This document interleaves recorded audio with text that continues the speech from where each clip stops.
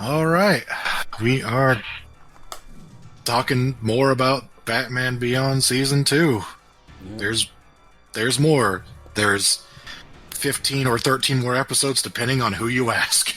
Right. Because in the beginning of the last video, you said that there were 15 more, and then there were 13 more that we watched, and then Yes.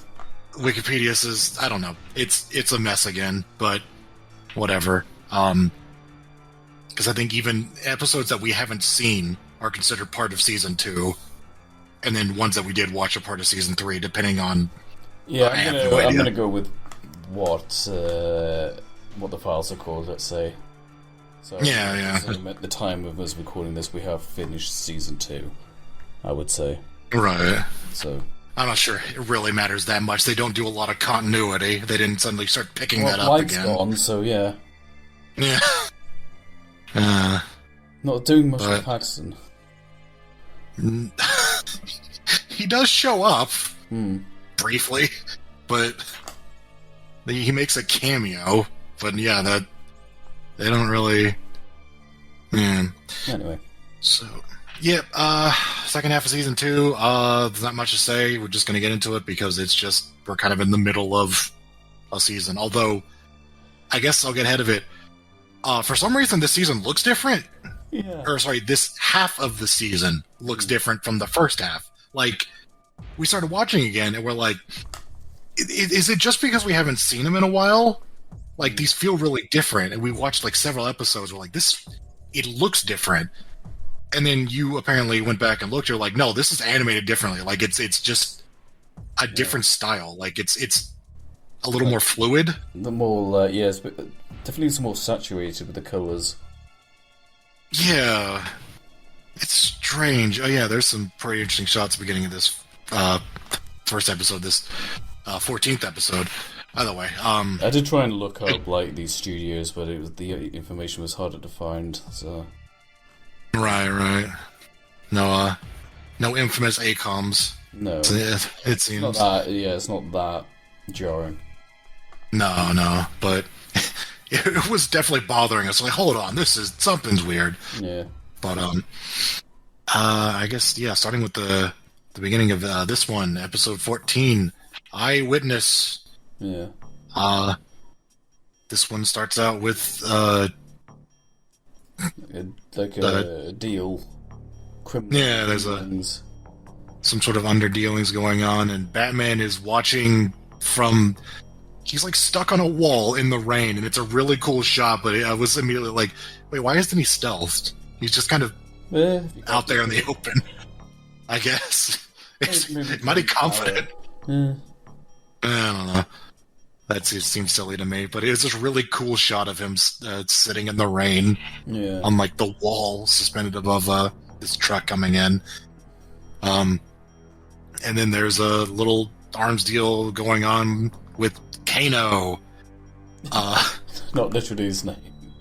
But... No. There's a guy with a cyborg eye, and it's Kano. It's Kano, and he's a criminal. Batman. So close enough. Yeah. They're doing some sort of deal, and the credits, blah blah blah. Batman shows up, and he's like, "I'm gonna get y'all," and they're like, "Slag it! It's the cops or whatever." And apparently, this I don't know what like the rate of inflation is. Either like inflation hits hard in the not too distant future, or this is one hell of a deal they were making, because it's like $700 million, and it isn't dollars, not credits, on the screen. Right.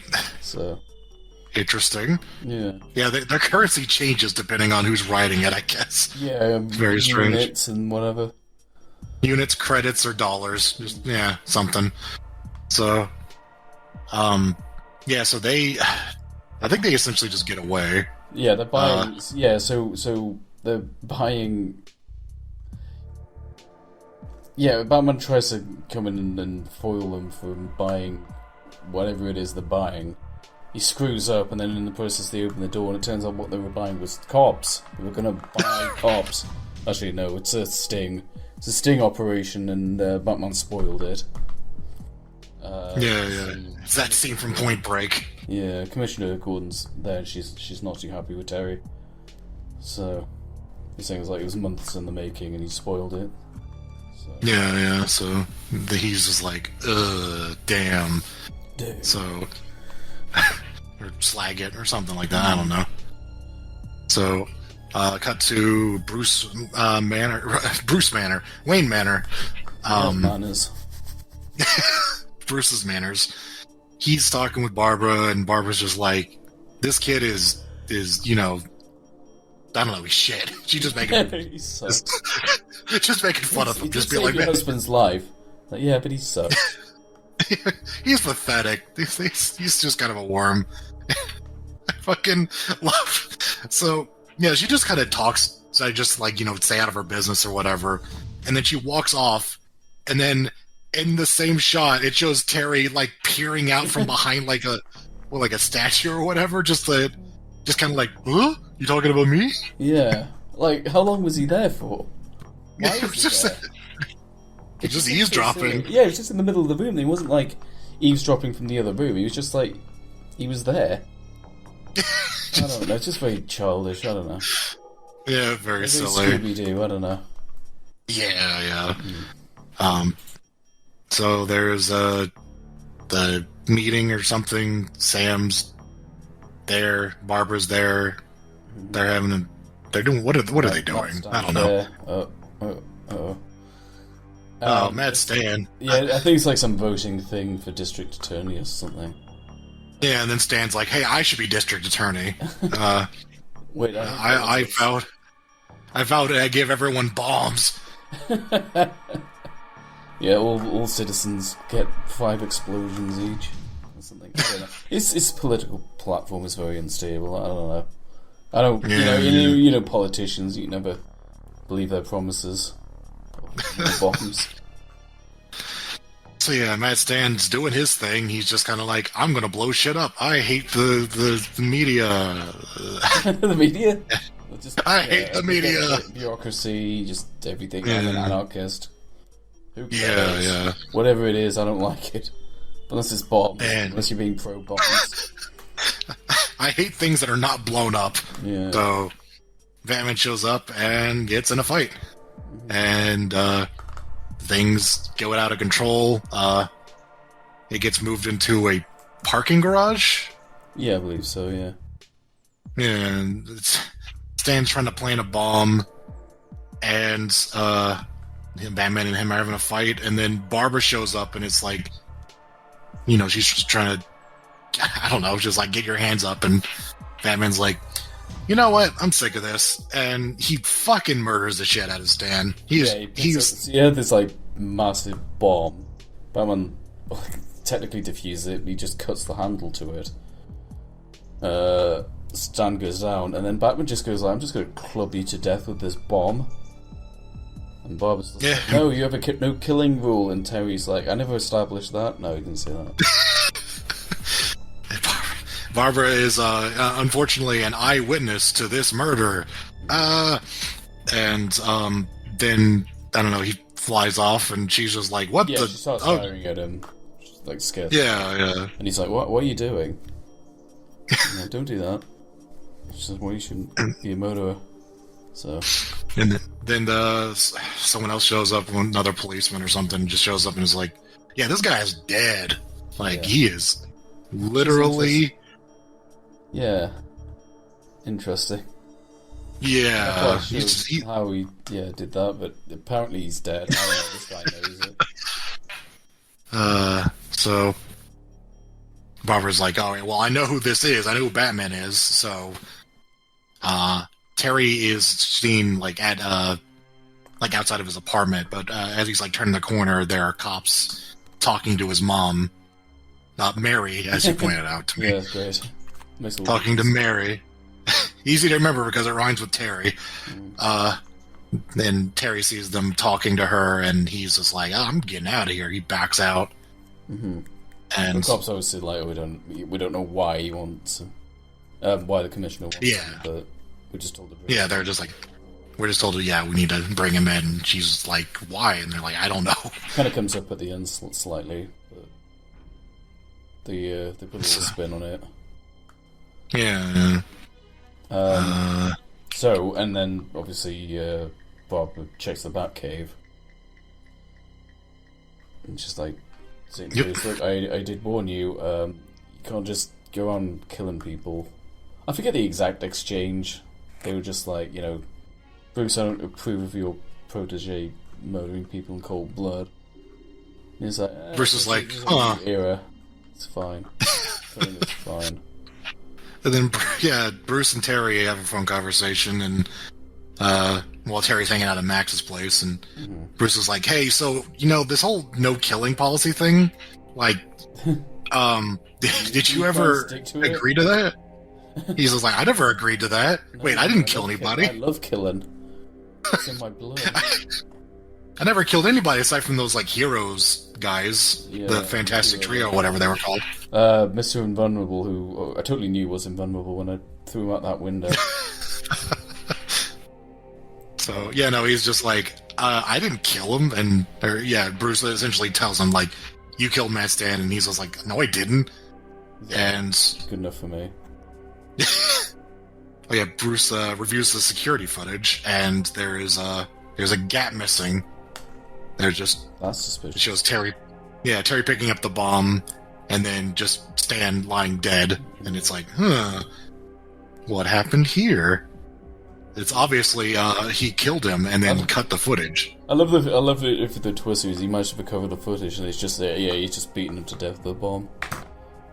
It's like, well, that's disappointing. Hey, Shit. solve the mystery. Now let's have a look at it. Oh. Oh, man. So, he's getting him informed. So, we'll check on the body. Oh, right, yeah. They're like, let's make sure that he's dead, I guess. But it's a good place to start. Oh, yeah, maybe there might be clues on the body if he's actually dead. But spoilers, he's not. Yeah. They go and open up the case he's in, and there's just nobody there. Mm-hmm. And then the alarm, there's like an alarm, like a pull alarm. Mm-hmm. The case opens up by itself, and then the alarm pulls itself, and Terry goes, "I must have tripped something." Yeah, that bit was a bit weird. Yeah, and the alarm goes off, he runs out. Was that out. Twist villain who did that, perhaps? Yeah, I'm pretty sure it would be. It's just that, it's like, I get why it did happen, it's just, it was weird that he was just like, "Wait, I must have tripped something." It's just like, no, it was right next to you. Yeah, you just saw it. So, there's a prolonged scene where Terry is outrunning the police, like Barbara shows up in some sort of, I always want to call it, it's like a futuristic helicopter, so it doesn't have blades, it's just it's like a VTOL thing. Yeah. So, he shows up, he jumps off, he avoids a bomb or something. I just know he jumps on their vehicle, and then they deploy a net that wraps around him on that very specific spot on that vehicle. Like, it seemed very specific. Mm. So, if I could just say, it was just to that bit, the reoccurring thing is also like everything Terry tries. Barbara has a counter to it, so he tries to smoke bombs, and then she's just like, "Deploy the fan." And then he just blows the smoke away, and then he's just standing there awkwardly, like, "Oh." And then he just looks at the camera and goes, "Well, that just happened." No. But yeah, the idea is that Barbara knows how to deal with a member of the Bat family, so she's kind of outsmarting him each turn, including having. I know he'll jump on this vehicle randomly, so have nets that will secure it if anyone tries to joyride it. I don't know. Yeah, it's very specifically that one spot. Like, it's built into that one area. It looked very weird. Yeah. I'm trying to think of a practical... I'm trying to defend it. I'm trying to think of a practical use for it. I don't know. Like, if you just fly upside down and then land on someone to throw them in the net. No, there's no reason for it. Terry steals one of the cop vehicles, and then Bruce wisely tells him, "Look, that's going to be tracked, so you need to dump that as soon as possible." and he says, "Oh, I know there's a good place to hide, the theater, cinema, whatever. It's in the screenshot, the Majestic 12. So he abandons it there, and then so he's just going into the alleyway, and then Barbara's already there, and she says maybe you should join the Majestic 12 in a body bag, and he so the running thing is that she's always one step ahead of him. He doesn't give up, obviously. While this is all going on, Bruce is recompiling the data. So, it shows confirmation that Terry just didn't murder him. Yeah, it actually shows him he tries to pick up the bomb to I don't get it out of there, and then something someone shoots at him or something, and he drops it. Yeah, he doesn't really do anything. He just disarms the bomb, and then Barbara starts shooting at him. So. Right, that's it. And then it causes him to that's why the bomb moves, is because he picks it up and then he drops it when he gets shot at. And given it's this big drum thing, it kind of rolls over. So it makes sense that it ends up near Stan's corpse. I think you probably have to take on that, to be fair. I'm more curious about the corpse. Well, I mean, it puts that together, so it's okay, that... Well, she just saw something different, yeah. Yeah. And then Bruce is why would she see something different? And then he does the old cliche kind of computer zoom and enhance. And there's someone standing behind him, but we don't see who exactly. There's a silhouette there, and figured it out pretty quickly.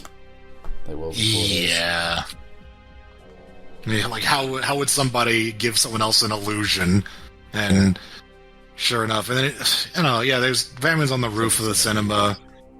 And he's having, a standoff. It was false face. I know we haven't met him yet. No, not yet. So he's just the lights. They're gonna shoot the lights or whatever. And then he knocks out one of the police lights, and then, I don't know, it makes it to where you can see fucking Spellbinders just... What he does is he throws the... No, he does the lights just to defend himself, and then he kind of apparently gives himself up. Barbara's this better not be a trick, and he says sorry, and then he throws it into the orb. Because he does right. Bruce tells him to do a frequency scan, detective vision, to see Spellbinder just standing there. I don't know why he's just standing there. Just to make sure it's going well, I suppose. He just likes to watch. I don't know. But he just at that point, I don't know. There. He's just standing there. I mean, the reality is he's doing it for pacing, because we don't have time to track him down and stuff. We just need to reveal him. But he's just standing there. Yeah, he's he's using his ability or his thing to hide his location, that for him to just stand there and watch it all happen. Yeah, he's not behind an illusion, but why is he even there? It's very strange. He's not interacting with anybody else in that scene. He's just hiding himself. It's very silly. We also never get a motivation for this. I guess it's just revenge, but yeah, he's got nothing from this. Yeah, he's really mad about having his drug racket stopped by... Well, it was actually stopped by Max. Yeah, I was going to say, his vendetta shouldn't be with Batman. It should be with Max. I don't know. She's the one who stops him. He's in that episode. After I get you, I'm gonna work my way up to the mastermind, Max. Yeah. Maybe, I don't know, maybe he knows more. Maybe knew Terry would hang out with her, and then that's how he'd track her down. I don't know. She was in this episode. There's also a thing where, after it gets revealed, it's just oh, okay, Spellbinder did it. So then Batman just kind of, Barbara just stops pursuing him. She's oh, okay, sorry. And it's okay, yeah, whatever. It's fine, but yeah, I know what you mean. Yeah, all's forgiven. Yeah, just we're I thought you would kill somebody, and I shot you several times, but yeah, Spellbinder's here. Well, that explains everything. Just immediately. Yeah. And then there's a silly ending scene where it's just so Matt Stan's alive. It's yep, he just got knocked out. And why did everyone think he was dead? So what's he doing now? Yeah, he got addicted to VR, and that's how they're keeping him under wraps. He's just like blowing shit up in a simulation, and he's content to do that. So, there's also a bit where the pretense for the cops going after Terry was getting an award from the commissioner. Like, oh, that's why they're trying to find me. Oh, I didn't even notice that. Yeah. That's silly. But yeah, it's an unusual episode. Yeah, it's very different to what we're used to. Like, it's very kind of, what's the word, like linear? There's not really much in the way of subplots or anything. Yeah. Like, it feels movie-like. I don't know. I don't particularly mean that as a compliment. I just mean, like, the set pieces and everything. There's a lot of set pieces. Yeah. I don't know, I feel weird about it. We wrote down C ? And there's a lot going on. Some of it's good and some of it's bad. Like, I still don't get what they do with his actual body was. Like, they faked his death, a cop went up to it and confirmed he's died, and then there was never a body in the morgue? Or there was a body and they took it away? Or that he was unconscious? I don't know. Like, and they put him in the morgue? I don't know. That bit was very unclear. Yeah, like, it gave, his Spellbinder give him an illusion that he was dead? Like, he had no pulse, and then... Yeah, well, the fact that it wasn't Barbara who checked his body... It was just some random... Yeah. Was the cop part of the illusion? I don't know. That's a good question. Like, was there anybody there, or was it... I don't know. It's just not explained. And it feels like kind of glossed over. It's just like, well, they thought he was dead, but he wasn't. And that's it. I'm guessing Stan was there, because, like, Batman was interacting with him, and he wasn't... Oh, Stan was there, yeah. They gave him a place in the morgue. Like, they gave him... one of those no, but what I mean cabinets. is, was the body? Did they ever take the body and put it in there? Well, yeah, I guess. They must have. I don't know. It's just very weird. It's very, very strange for like, they had an idea, and I think it's a neat idea, but then the execution is very confused. They just felt kind of fumbled. So, and then Spellbinder is just kind of around for some reason. Yeah, he's not doing a lot. He's thwarted just kind of randomly by just being there when he didn't need to be. It just felt like they had the concept and they just couldn't put it together in a coherent way. So long, yeah. Yeah. It's not bad though, but it's just kind of, the pacing is very unusual. It is, yeah. I think that's probably fine sitting in C. C's definitely interesting. Yeah. C's definitely getting kind of crowded. I think it's just by definition of being C, it's just kind of average. Yeah. Probably should be the most populated, I guess.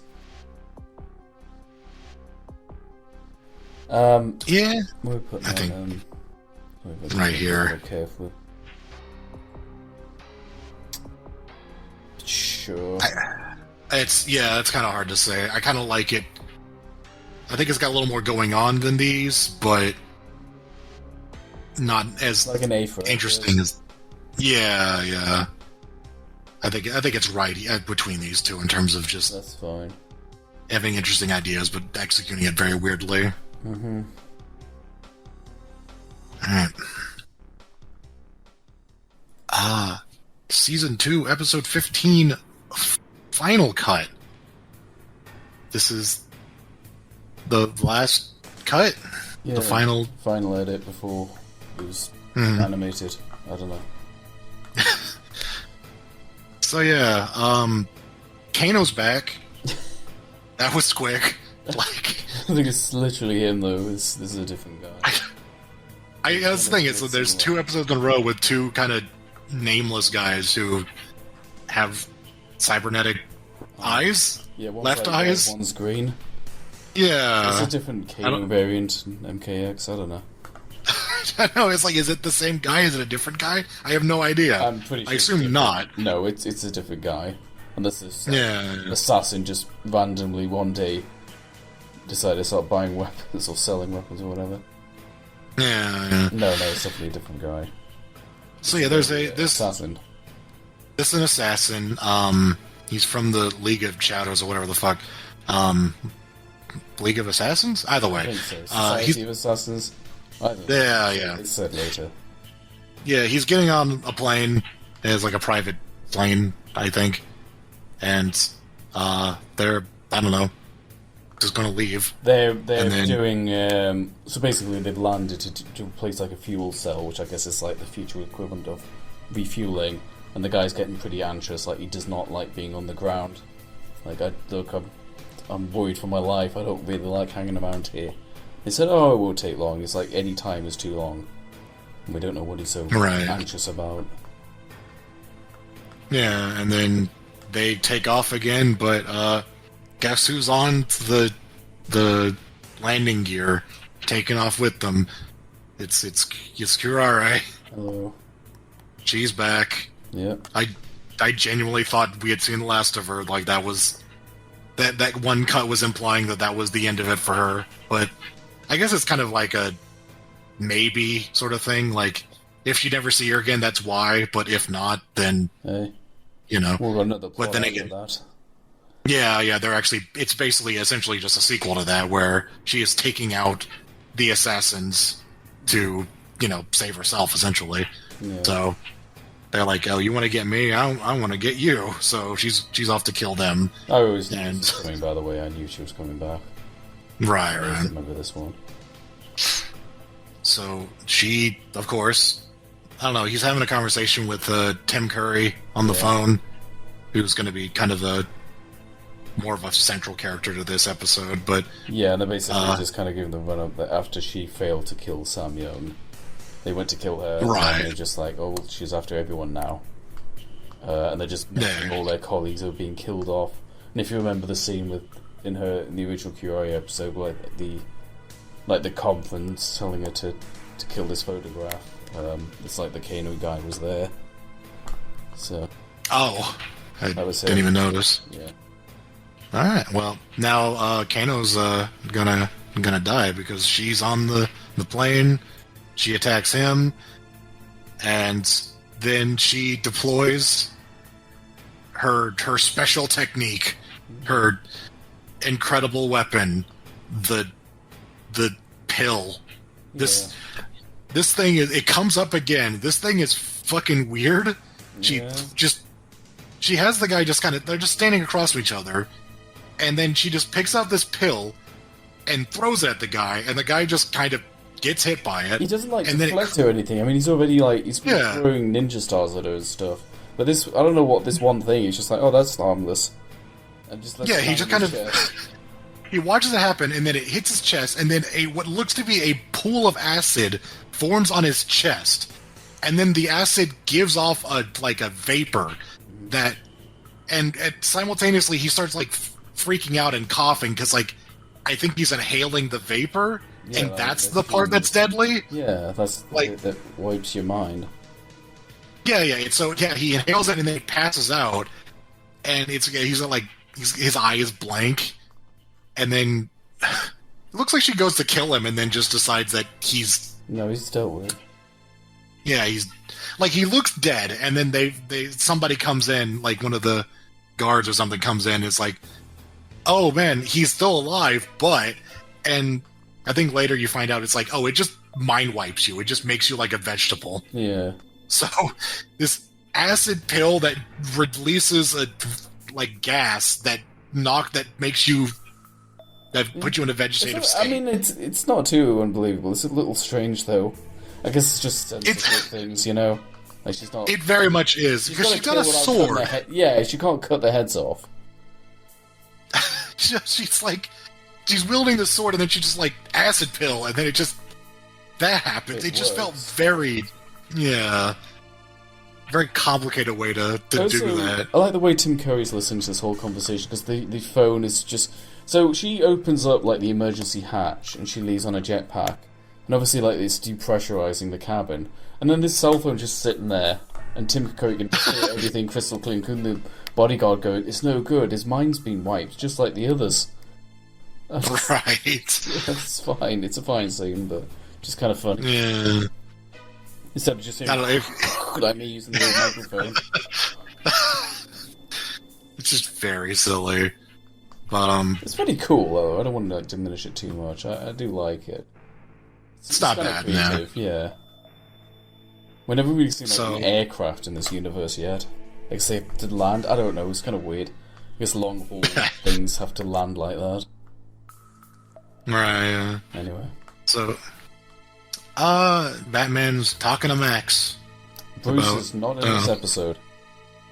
Oh, that's right. Yeah, this is the episode he's literally just not in it. Yep. At all. I made a big fuss about Tim like only having 3 words before, but it's just, there's no Kevin Conroy at all. He was having a vacation or something. I don't know. Yeah. So, yeah, I guess Max is the contact now for this episode. It's kind of weird. Yeah, but I feel like they couldn't have fit Bruce into this plot.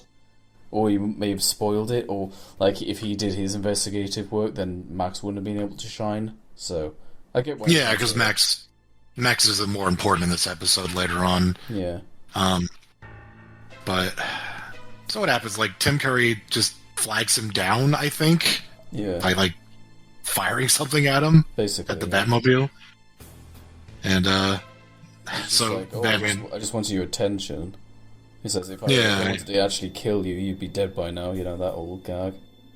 Right.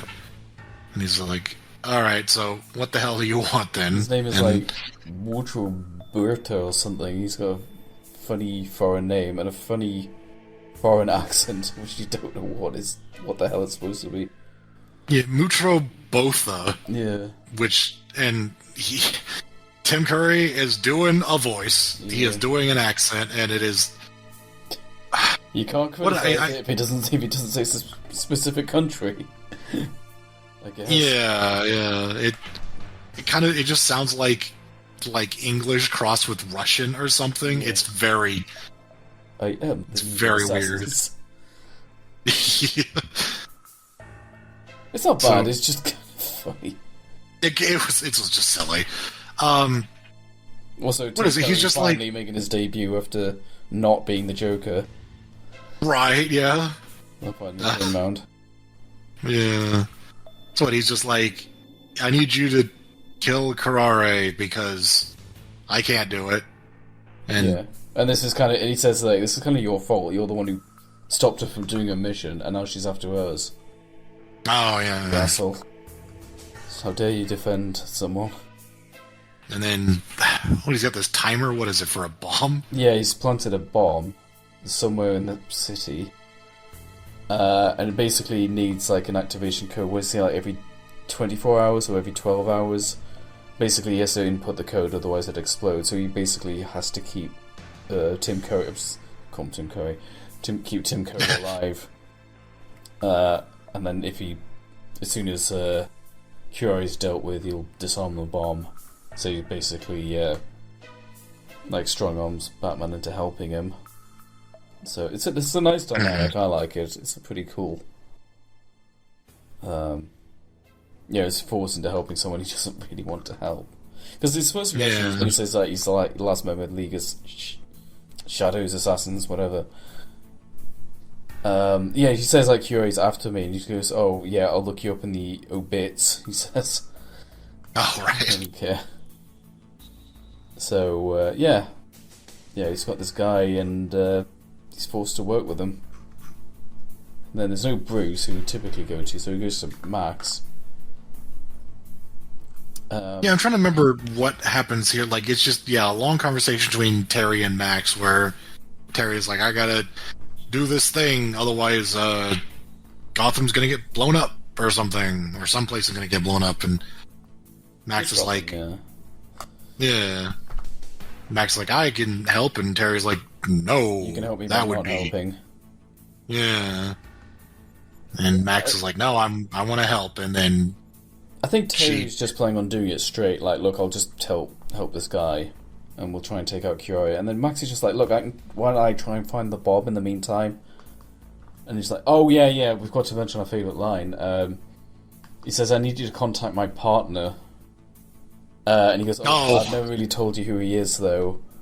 And she says very sarcastically, let me guess, is it Bruce Wayne? And he's like, I guess that's pretty obvious. And she says, it's only obvious when it's when I remember. Yeah, going back on that thing about her just kind of, I don't know who this is. I do love that was established in an episode where Bruce Wayne isn't in it, at all. Yeah. Yeah. Oh, well. So, I just remember, he really wants her to not get involved, because, it's dangerous. Mm-hmm. And she just does it anyway, so I believe she goes to, with Tim Curry's apartment? His hotel room, yeah. His hotel room, yeah. Pretending to be, like, his daughter or something. I left the key in here or something. Right, yeah. And then the bellboy gets his tip. Hooray. After that issue with the Stalker. That one Stalker guy was just very stingy. Yeah. So she starts tearing, and of course it's like she's at his hotel room, so guess who shows up to try to kill Tim Curry's character? Yeah. That's exactly.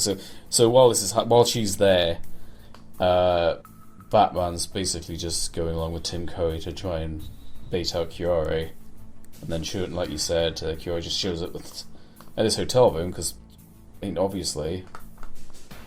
Yeah. And then Batman realizes that, like, Terry's just like, she calls him. She goes, I haven't really found anything yet, apart from like a credit card or whatever, or cred chip, whatever they call them. Right. So it's like, I really didn't want you to go there. And she's like, I'm fine. And then Kiori shows up. She goes, I'm not fine. So key point is Terry has to leave Tim Curry to go back to the hotel room. So that's kind of an issue because he's supposed to be guarding him. Right. It's all Max's fault. She hides in the shower, very reminiscent of Psycho. Batman rushes off to save her. And when he eventually gets her, apparently she just kind of saw Max and just kind of went whatever and left. Yeah, she's like, you don't have a stupid accent. I'm out of here. I'm getting out of here. This place sucks. Well, she got a good look at me backed off. It's like, really had to realise that's not Tim Curry. It took her a while, but... The girl with the pink hair. They're very similar looking. Hold on a second. So, Karari attacks Tim Curry while... Mutro Botha attacks him while he's in the park or something.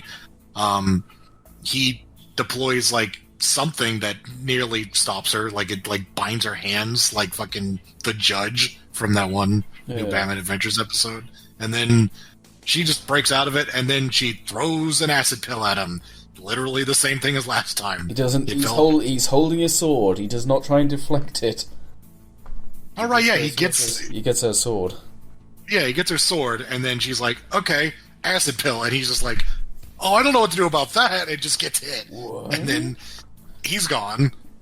So, whoops! Yeah, and the bomb thing kind of gets knocked aside, which Batman later comes back for. He's like, well, I don't know what to do with this.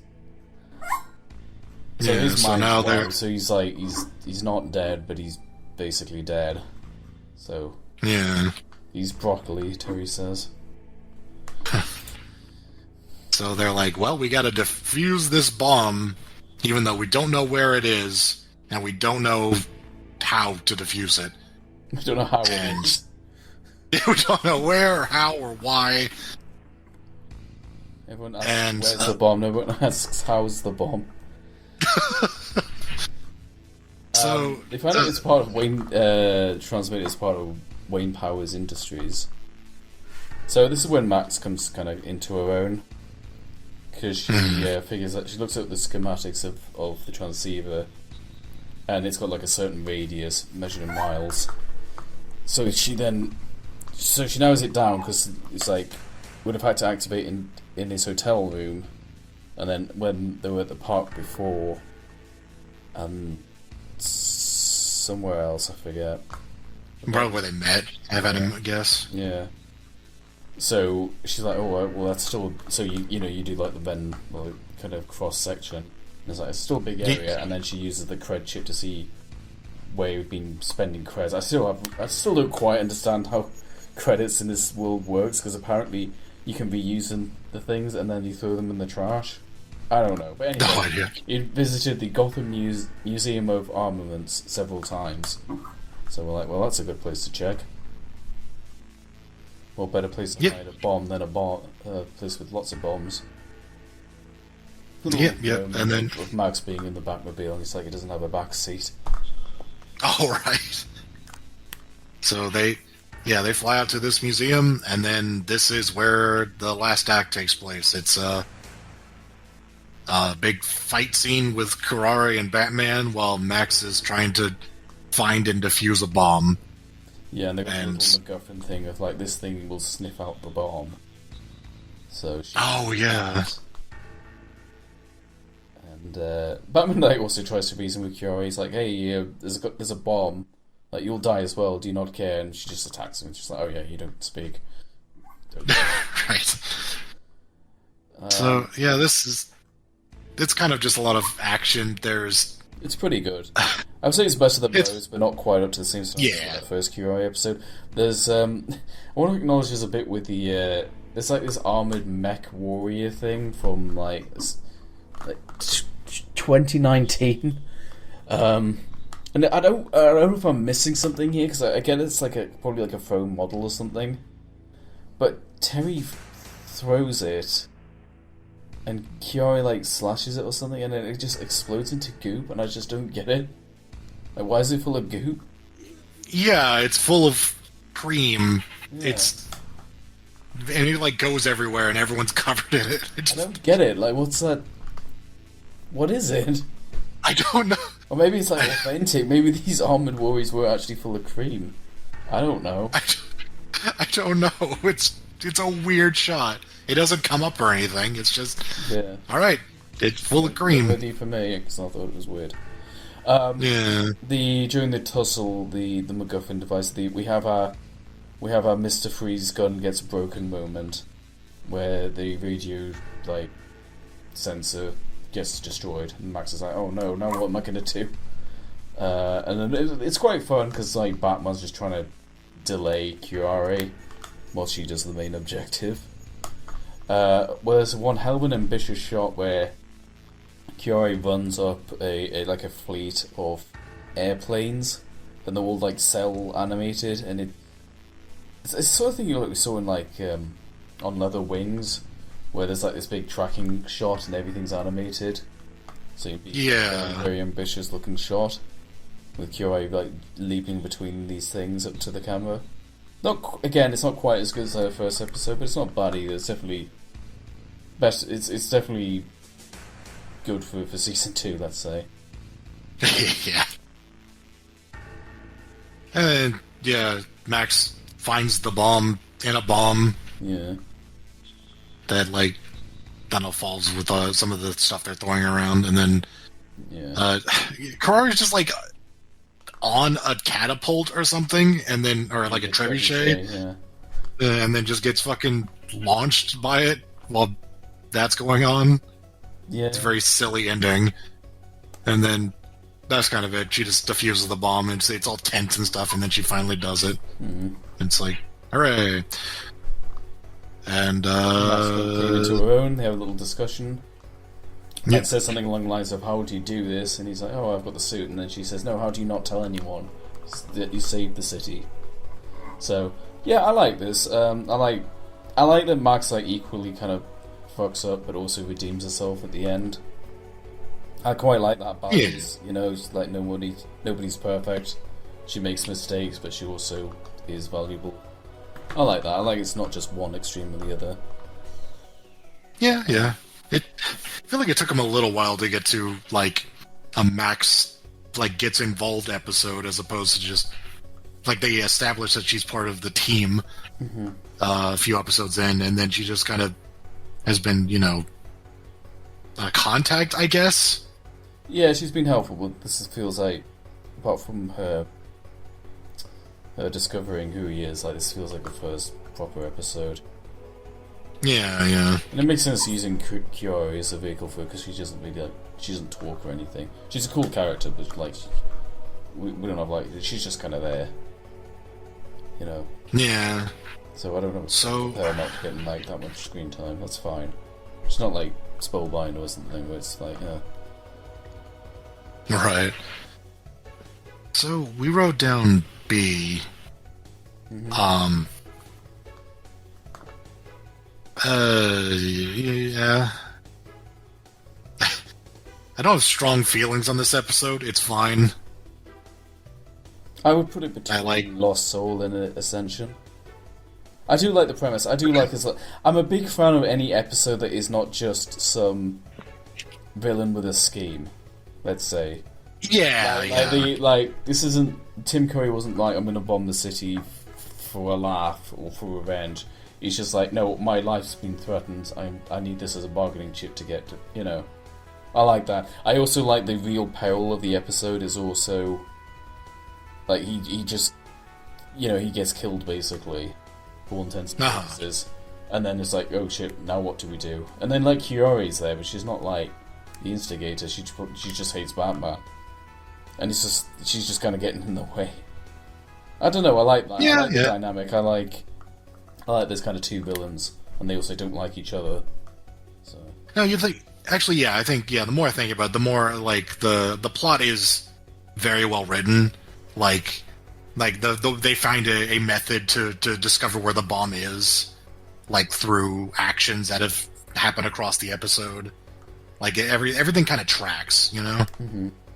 So I think it is. Yeah, it's one of the more well thought out episodes of season 2 for sure, and it carries continuity with the first season, which is nice. So yeah, I think there's a lot of stuff going on there. So I'm cool with that. Episode 16, The Last Resort.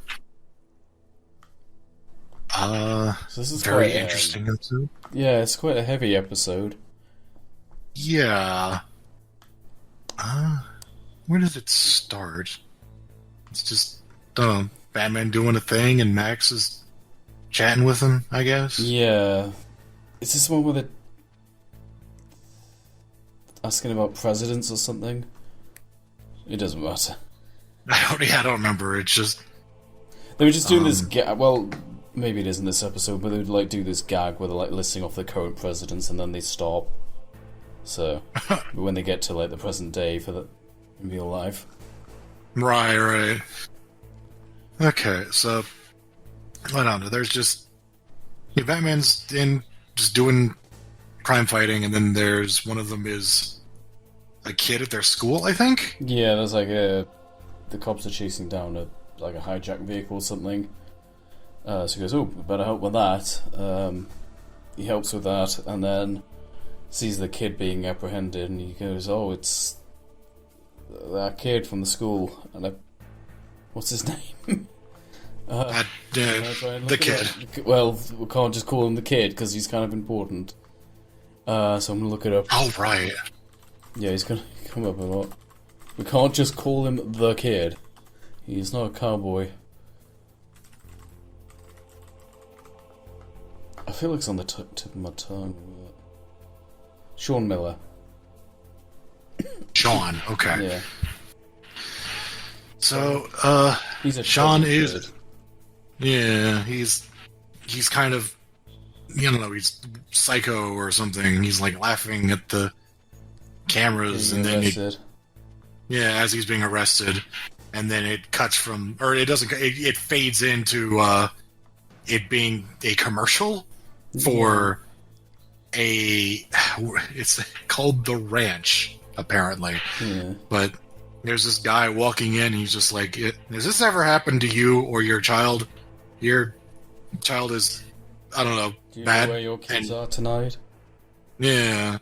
If you are having trouble with your children, you can send them down here. and we'll call that a get them. rehabilitation clinic. What they call it. Yeah, we'll rehabilitate them, and it'll cost way too much money, but it's gonna be worth it. Yeah, he says yes, it's expensive, but think about their future. It's like you don't just say it's expensive in the commercial. I don't care what it is. You can imply luxury through expense, but you don't say yes, it's expensive. Yeah. I don't know. That's kind of too honest. But... That was a little weird, but yeah, it's just like, all right, so they got this facility where all these juvenile kids go and straighten them up, or their parents, straighten them up, get them all sorted out, and and so we cut to the school, and Chelsea notices that, hey, everyone's like, God, like, everyone's been sent to that. Like, there's hardly anyone at school anymore. And they're like, oh, well, you know, like, kids like Sean, yeah, they probably need it. But then there was, like, the kid who was, like, an artist. And he went there, and they're like, why did they send him? They said, like, oh, sometimes he paints on other people's walls. And I'm like, oh, well, okay, right. I guess. So, you know.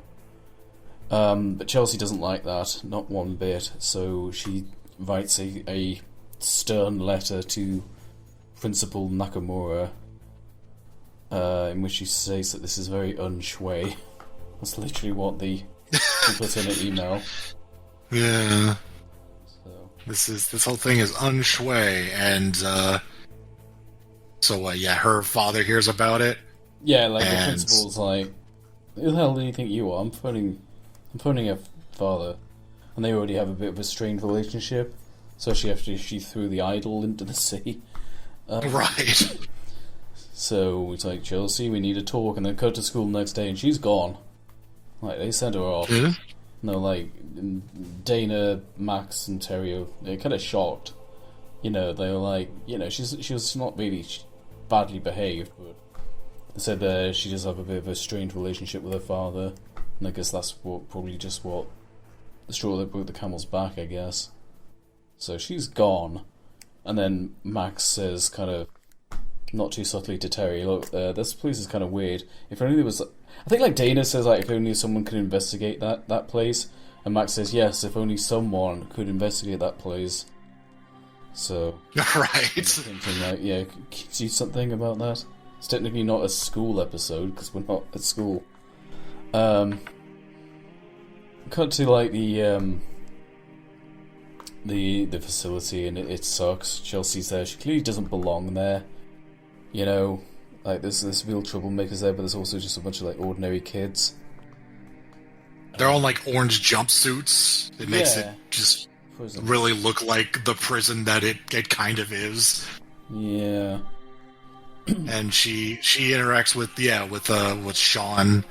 She's like, I don't belong here with you. You commit crimes. I'm just, I don't know, have a bad relationship with my father. I do like the way his character's handled, because he kind of reminds me of a lot of people I knew at school, where he's just like, you sort of talk to them, but a little bit, you got to watch what you say. Like, he sort of says to him, like, you're trying to be polite, and then he's just like, yeah, but you're always, like, talking about me behind your back, and then Chelsea, like, very much goes, like, I think I've seen someone, we'll talk to you later. Not like, shut up or no, just like, I'm going to change the conversation and leave. Yeah. I do like the way he's handled. He's pretty realistic, I would say. Yeah. Little kid. And then, she sees the artist guy who was mentioned earlier, and he's over there painting, and she's like, what are you painting? And he's very non-responsive, and it shows what he's painting, and it's absolutely nothing. He has a canvas, and it's completely blank, and he's rubbing, like, a dry brush against it, just kind of listlessly. Yeah. It's a pretty pretty abstract art. Nothing. It means a lot, I think, probably. So, he's doing great. I think the program's really working for him. He's no longer painting on walls because he's not paying anything. So, that's pretty good. So Batman shows up and does his his little like the finger mics or whatever. They do a lot, don't they? They do, yeah. And so he's listening in on the next room, and it's like this big like hall where the kids are just standing in like the line, like they're just standing there in this open room with big monitors, and the head of the building, I guess the guy in the commercial, Wheeler is just basically just berating them, like just telling them their shit, and just being like, you sacks of, you're crap, you're not worth the gum on my shoe or whatever, and everything is your fault, and blah blah blah, just really just talking down to him, and just That it's very, this whole telescreen thing's very Orwellian, you know. Yeah. It is there. He is just breaking them down, just destroying them essentially by just talking shit about it the whole time, and Batman's just like, what the fuck is with this? Yeah, I should say now, there's very little levity in this episode. It is quite a heavy episode. It is, yeah. There's not really much joking around in this one. Yeah, because then, this one of the kids steps forth and is just like, can I, like, go to the bathroom? We've been standing here for hours. And he's just like, nope, go to solitary... Wait, what do they call it? I think he wants to go to bed, and he's like, we've been up for hours, I'm so tired. He goes, no, you need to hear all this. Yeah, and then he goes like, oh, we'll send you to ISO. We don't know what that is at the minute, but he gets dragged off to ISO. Yeah, it seems very terrifying, whatever it is, because he is not thrilled about it. And then there's kind of a arbitrary action scene where Batman gets caught by all the security outside, because for some reason this place is like heavily guarded. Well, yeah. I mean, you're supposed to be guarded, although it's to the point of being like maximum security prison or something. But whatever, because Batman. Batman needs a threat, so. It's fine. Yeah. But I mean, there's a point to it, just being like, this is way too heavily guarded for what this is. Like, this is just like some kids who act up, and it's like, oh no, we need like weapons and shit, like armed guards. Like that seems a little. That's definitely helps raise suspicion about the place. Yeah, we've got a guy. Yeah, they get the I don't know what his specific title is. Vincent, who's like the head of security or something, head guard. And he has this like flying contraption that really gives Batman a run for his money.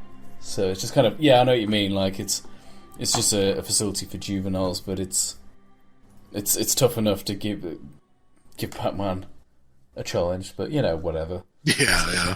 He gets chased through the woods as well. You're kind of reminded that this resort is kind of, it's on like the outskirts of the city, so we're not in Gotham normally. Right. Yeah.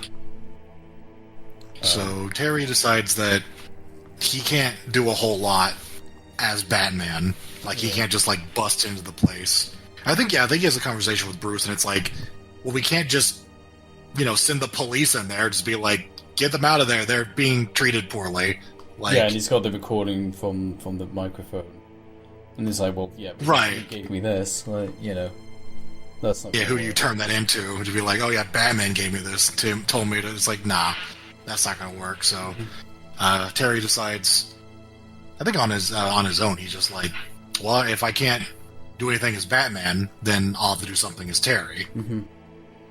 So he basically just checks himself in, if I remember correctly. No, he goes as a visitor. No, that's right. Yeah. And I think he has to sneak in because, like, the person he said he was going to visit, like, probably Chelsea, I think. Yeah, he gets there and he's like, oh, she cancelled. Like, what? Yeah, he's like, no. Like, we just booked it, so... Yeah, and so I just remember that, it involves him, like, sneaking in while no one's looking, essentially. And so he starts wandering the facility, like, looking for Chelsea, while, Kind of reminds me of the Slices episode where he goes in, as just, like, a civilian, and then just sneaks into the back. Right, yeah. So he ends up in like a vent system or something, and he happens upon Chelsea in the hall. and he's like just talking to her like through this grating or something. And he's like, "What? Why did you cancel?" And she's like, "No, he said that you canceled on me." Yeah. And she looks like just she looks like shit. She looks tired. Yeah. She's like big bags under her eyes and just kind of empty expression. Yeah. And so he pulls out a recording device and he's just like, "Tell me what's going on." And she's just like, "Yeah, they have us standing in place, just berating us just all day. They don't let us do anything." Yeah, we don't get to sleep. We don't get to sit down or just do anything other than just stand there. They just wear us down. And then if anybody acts up, they get put in ISO. Yeah, which is short for isolation, like solitary confinement. She says no sound, no light, nothing. It's like sensory deprivation. Basically, like I said earlier, it's basically what they use on prisoners of war, and they're doing it for kids. So she gives us, she's talking for a while, and I did put in the positives. This is one of the best vocal performances I've heard in this show so far. I'm not saying a lot. Like, you can just really feel her emotion. What I didn't realise was, I just kind of stumbled across this now while I was looking at character names.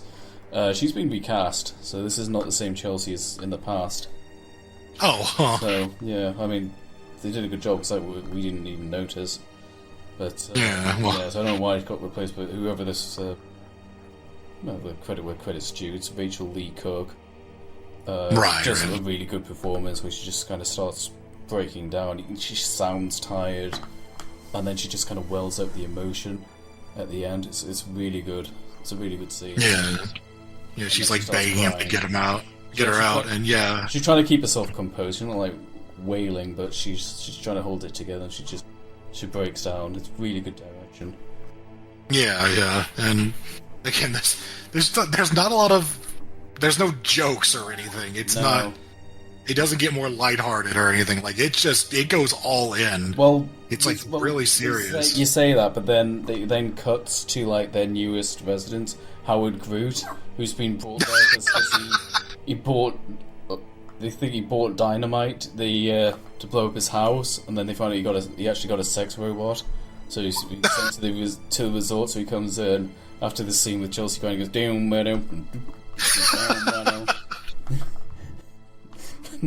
No, there's no Howard Groot in this episode.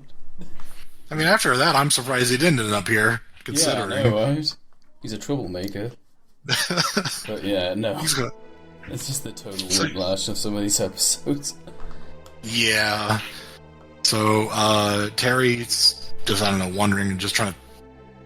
I guess he's just trying to get out now, because he's got his evidence. Yeah, he's got the recording now. And then he bumps into Sean, and... awkward. Yeah. Hey, Terry. You always making fun of me, weren't you, Terry? And Terry's like about to defend himself, just like, I don't have time for this, I need to go. And then starts a fight. Because, it's not bad, I think we probably need a little bit of action as well, because it's been a while since the scene with Batman. So he starts a fight, and then Wheeler and Vincent catch them. They're like, what's going on here? So Sean gets sent to ISO for starting a fight. Like, they try and play it off, like, oh, we're just talking, and he's got blood dripping from his mouth. Like, right. So he gets taken off to ISO, and obviously, like, Terry's not a patient here. But he's like, what were you doing here? And he's just like, oh, I was just looking for the bathroom or something. I was just trying to find a way out, and then I got jumped. And then, they're pretty suspicious, so they pat him down and find the recording of Chelsea. So, what they say they'll do is they'll stick him in a cell, and they just see if anyone shows up, basically. And if I think they say if someone does show up, be his word against mine. And if nobody shows up, he just says in a roundabout way, just make it look like he died in the forest on like a bike or something. Oh, right. So. I just remember that he's like, oh, we got this recording, what do we do with it? Well, if anyone shows up, destroy it. It's like, we'll destroy the evidence. Anyway. If only if somebody needs it. Yeah, it's not quite as bad as this, but it is kind of like one of those like one more shot and they'll be transformed things. You know, just get rid of it now. You know, you've got to have this sort of get out clause, but it's fine. It's not that bad. It's I don't know why they wouldn't just immediately delete it. But... It's a brief thing, but it did bother me. I was just like, that's silly, but whatever. It feels like if they said nothing, it would have made more sense than if them trying to explain, like, well, okay, well, we'll destroy it conditionally. It's like, whatever. It's fine. Mm-hmm. So, Terry and Sean are in cells that are, like, next to each other, and they're kind of chatting together. And I think Terry essentially just convinces him to help out. Yeah. Like... Yeah, they found out that they were going to ISO, because I think some kid overheard them. Must have passed it on. So, they found out they're both going to ISO, so, well, you know, we don't have to if we actually work together. So it kind of laughs it off. They get taken to ISO by Vincent, and then they both managed to fight him off. I think.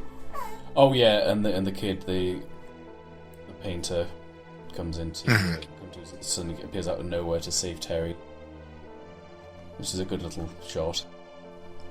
Yeah. They go on the run, and they get cornered. It's also surprisingly, it's actually Sean who actually picks up the key card, and then they get cornered, and then he uses the key card to just release all the kids, who then just storm after the security guards. Terry goes for the backpack. This is when the episode basically just kind of becomes a bit more traditional. There's all the build-up. Terry gets the bat suit, and they're like... So it's quite a triumphant moment when he gets the bat suit, because they can't really do much against Batman, and all the kids are cheering him. It's a nice moment. Yeah. And he fights them off. We then get Vincent, who's strangely powerful, but with this, like, taser lance thing, like a cattle prod. Yeah. It makes sense that they would have that, although it's kind of fucked up. So we beat the bad guy, or at least the Vincent. Then cut to Sean, who's... I don't know how they got up there, but he's threatening to throw Wheeler off the side of the building. Yeah, everyone's on the roof now for some reason. It's a little strange, yeah. I think he kind of behaves realistically, like Batman. Terry tries to talk him down, says you're a hero now, and he goes, a hero? And he throws him off anyway. So sometimes, like, you know, there are people who shouldn't have been there, but there are still kids there who need help, but actual help, not just being tortured. Right, so he throws him off the building, Terry saves Wheeler, and Sean gets carted away. And then you get a good scene of all the kids leaving. And, like, most of them are, like, reconciling with their parents, but then you get Chelsea, and, like, her father goes to hug her, and she just blanks him, and rightfully so. So I think that sort of mixed reactions there. It's like, you know, you sent me there. So, yeah, I know, I like that little moment. And then the episode ends with Terry overlooking the facility. Bruce shows up, and he just kind of gives an offhand thing, saying, like, I was starting to wonder where you were. I would have had to come looking for you. And Terry makes a joke like, would you bought a bat suit? And he says, you'll never know. And then there's just a good moment at the end where they see Miller specifically being carted off. And they say it's a shame we even need places like this. It's just like, maybe in the future things will improve. And that's it. That's not really, it's not a lot of shitposting. It's a very serious episode. I kind of put if the Forgotten was actually like somewhat believable, you know. Yeah. It's kind of similar to that, or the Sewer King. Yeah, I mean, boy, it's a good episode, honestly. Yeah. Like, it's not the most I don't know if it's a great episode, but yeah, no, I think it's powerful. It's good. It goes into subjects I've never really. Like, you get like the drug episodes, so it's pure. And you're like, yeah, okay. But then, this is like a subject you don't really see discussed in any kids or adult media. So I kind of like it. I like Terry. This is like, yet more Terry doing action stuff out of the Batsuit. I like that. I like he almost becomes a victim of this thing. Or he gets caught up in it. Like the plan doesn't work out. I don't know, I just really like it. But it's not really the episode to watch if you really just want to see superhero shit. Yeah, it is. It is a very different episode. Like, our only negative is that it's almost too serious for this silly kid show at the end of the day, when you break it down. This is canon with Joker's Millions. It's... Yeah? Oh my god. You know?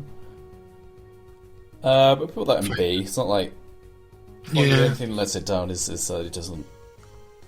It's not particularly superhero-y, but it is very good. And yeah, it is a bit too serious. Like, a little bit is a... I wouldn't say it's like a downer, but... You know what I mean. Yeah, it's just... It feels... Watch repeatedly. Yeah. It's a... It's certainly... It's not fun in the way that the show normally is, you know? I think fun's the word, yeah. How high up do you want to put it? We just wrote B. I don't know if there's any... Maybe 1 up. I do like Soul a lot for the action and the superhero stuff, but I do appreciate Last Resort, what it's trying to do. But at the end of the day, though, it's not like the most fun, though. That is going to hold it back, ultimately. I can't just give it a pass because it's heavy. Right, yeah. But no, I did appreciate it, at least. It's good use of, like, Terry being a teenager as well. Like, that was one of the best uses of a teen Batman beyond just high school shit. Yeah, it's like, it's centered around the kids, but in a way that's actually interesting. Yeah, it's not like high school drama. It's not Boy Meets World or whatever.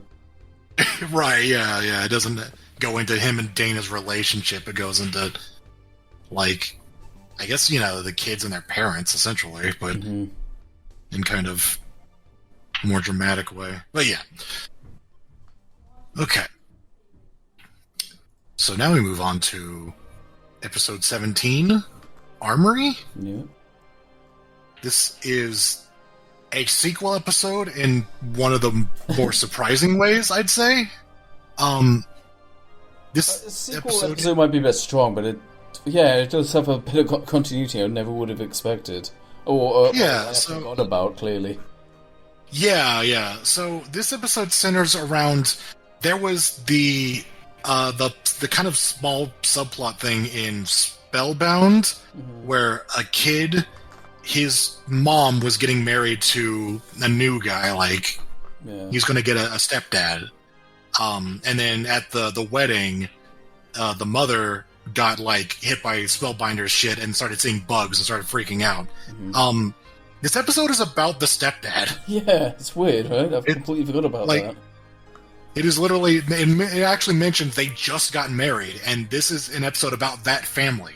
But more specifically, the father. Yeah. It's strange. So, I don't remember what happens in the very opening here. I think it's his birthday or something. We just re-established that the guy's rich.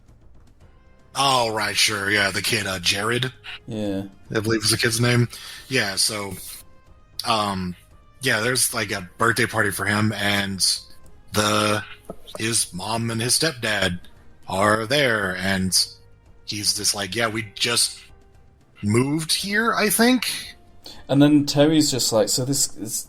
Oh, it's nice of your dad to get you his car. He's like, well, he's not actually my dad. And he's like, Terry's like, what? What do you mean? I don't understand. I don't understand. I kind of forgot about that, actually. I just realized that. They made such a big, stepdad. What? It's I'm pretty sure in season 1 they literally said, yeah, he's my stepdad. Now it's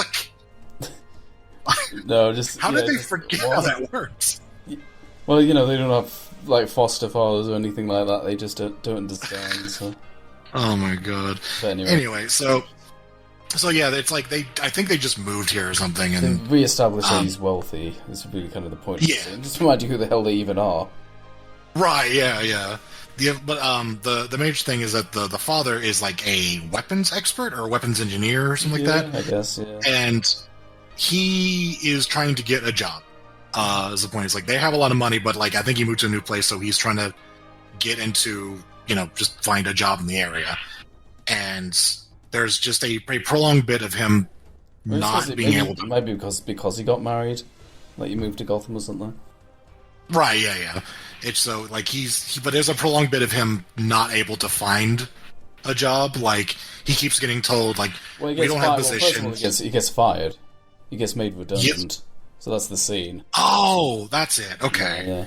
Like, yeah. He gets fired for. I think it's just redundancy. Oh, sure. But so he's just like, all right, you take 5 people to fill the slot I leave, and they're like, well, sorry, it's not in the budget. So he didn't do anything. Oh, yeah. Just unfortunate circumstances. Downsizing the company. Yeah, that's it. It's just the thing where like he's trying to get a job. He didn't lose his job because of any of his inadequacies. Just like he just lost the job, so he's trying to get another job. His family is rich, so they can kind of coast for a little bit, but he still needs a job. Yeah. And so he keeps getting turned down. Like he keeps getting like, we don't have an opening for you, or we can get you a job, but it's in 18 months. Yeah. Or it's like just stuff like that. And he eventually bumps into this guy. I don't know if he knows this guy prior. Yeah, I think he knows him previously. It's like you said, "Oh, you helped me in the past" or something. Yeah. He's his name is Big Jim Tate. Sure. That's the Jared's stepfather, I should say. His name is Big Jim Tate. Big Jim, okay. I'm just curious what the weapons dealer's name is. Arms dealer. Istvan Hedgedesh. So, alright, so the arms dealer. Corey Burton voices him.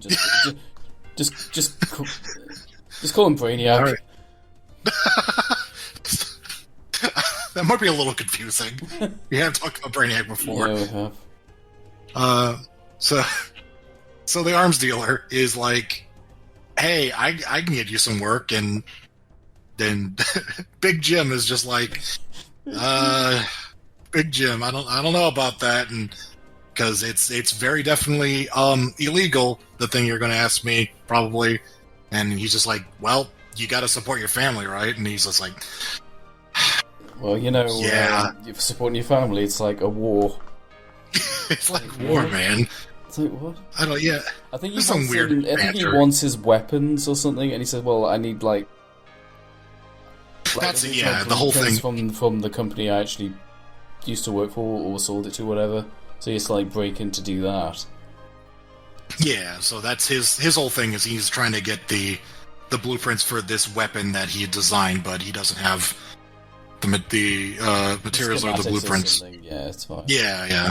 He has to get them in parts, and so he just becomes a character named Armory. Like this, he's just a big dude who looks like Lockup. Should have gone with Big Jim. That's a much better. Might have been a little obvious who it is, though. Well, Jameses in the world. Big Jim. So yeah, he's dressed up in this fucking get-up, and he's Armory now. I don't know if they ever actually officially say it, but I think what's his face says, "Oh, you're like a walking armory." Yeah, something like that. Yeah. It's the episode title, so that's assumed to be his name. He's Armory. Mm. And his whole thing is that he's got a bunch of weapons. He's kind of, I guess, an evil Batman or something. I don't know how you want to look at it. He's a guy with a bunch of weapons, like a bunch of weird tech. Specifically, yeah. Right, yeah. So I think you said, like, this episode isn't very personal. Well, it's personal to Bruce Wayne because he's being robbed. I said low stakes because there's not... Yeah, I know what you mean. There's nobody, like... You're just stealing from a company, but no one's really dying or anything. Yeah, when you see the weapon, it seems like it kind of increases the stakes a bit, but, like, up until then, it's just this guy breaks into Wayne Tech and steals some stuff, and then he's got like a big armored vehicle, and he gets in a fight with Batman and uses a lot of cool tech, like this taser gun thing. Yeah, they're pretty cool. Yeah, he's got some interesting things. They probably had fun designing these on the show, I mean. Yeah. Oh yeah, the foam thing. You like... Yeah, like something about Galactic. It says it's a weapon. Yeah. He is that engineer. Oh right, and then so he gets Batman gets stuck to the wall with his foam gun, and he gets away, and then he presses like a button and it instantly changes the color of his armored car to like it's like fucking GTA tech. That's what I compared it to. Yeah, they use paint spray. Yeah, it just paints over it, and it's like, oh, now he got away. He's scot-free. So, Batman... This is the beginning of what I would like to call Terry's Bad Week. Yeah. Where, Batman does... just keep track of Batman's, record in terms of dealing with villain. Yeah. It doesn't go great for him, I think. Because the Armory just gets away. And that's then... a loss, yeah. Yeah, that's a loss. And so he's talking to his family, and they're just trying to like going about their lives, and he's obviously very stressed, so like he ends up yelling at them. He makes a quip about saying, I told them they should bump up security when he's watching it on the news. Oh, right. Yeah. But yeah, he gets all emotional at some point. He's like kind of stressed out about this whole thing. And then he apologizes, and then it just, cut to the next scene. Jared is hanging out with, or he bumps into Max and Terry at the record store, the music store. I don't know. It's not records, but... Remember music on physical media? Yeah, they still got CDs, of course. So, as you do in the late future. But Max keeps giving them shit for some reason. Yeah, and he like calls him rich boy and things like that. Yeah, he's also kind of stressed, so he kind of bites back a little bit, and it's very clear like there's some sort of like tension in his family, so he's kind of upset about something as well, and Terry makes note of this. And then is this... Oh, isn't there a clue or something? Like Terry cottons on to like these things might be connected through Jared somehow. Wasn't his dad like a weapons manufacturer? Wasn't his dad a walking armory or something? I don't know. There's something like, It's just another one of those, like, this isn't a big complaint, not enough for, like, to put it as a negative for the whole episode, but it's just like, how small is this world? Where, like, just happens to, everyone knows everyone. I mean, Gotham's a pretty big place, right? This isn't some tiny village. Just like, oh yeah, Armory's, stepson. Whatever. Small critique. It's a show. This is kind of, from what I remember, just a repeat of the last encounter. Like, Batman, Armory robs something, Batman shows up, they have some back and forth, some barrels get lit on fire, and so, like, a big fire breaks out. And then Batman... It's like we were like wondering like what kind of tech is he going to use to fight this fire, and he just runs off and like steals a dump truck full of dirt and just pours the dirt over the fire. Yeah, it's like it's also another running theme to keep track of is Terry fighting fires. We'll get back to that. Creative ways. But yeah, like that happens, and Armory's long gone, so he's 0 for 2 right now. Batman having to deal with a fire is just kind of number one excuse for why did the supervillain get away, Yeah. Is to deal with something that's a bigger threat, or to like a threat to people more immediately. Like there's some cops there that he think he saves or something, but it goes to the guy's garage, Big Jim's garage. And Jared sneaking in, and he's like... He found a code for the door. Oh, yeah. Yeah, he finds a code looking around in his room. And then he sneaks into the garage and then sees this...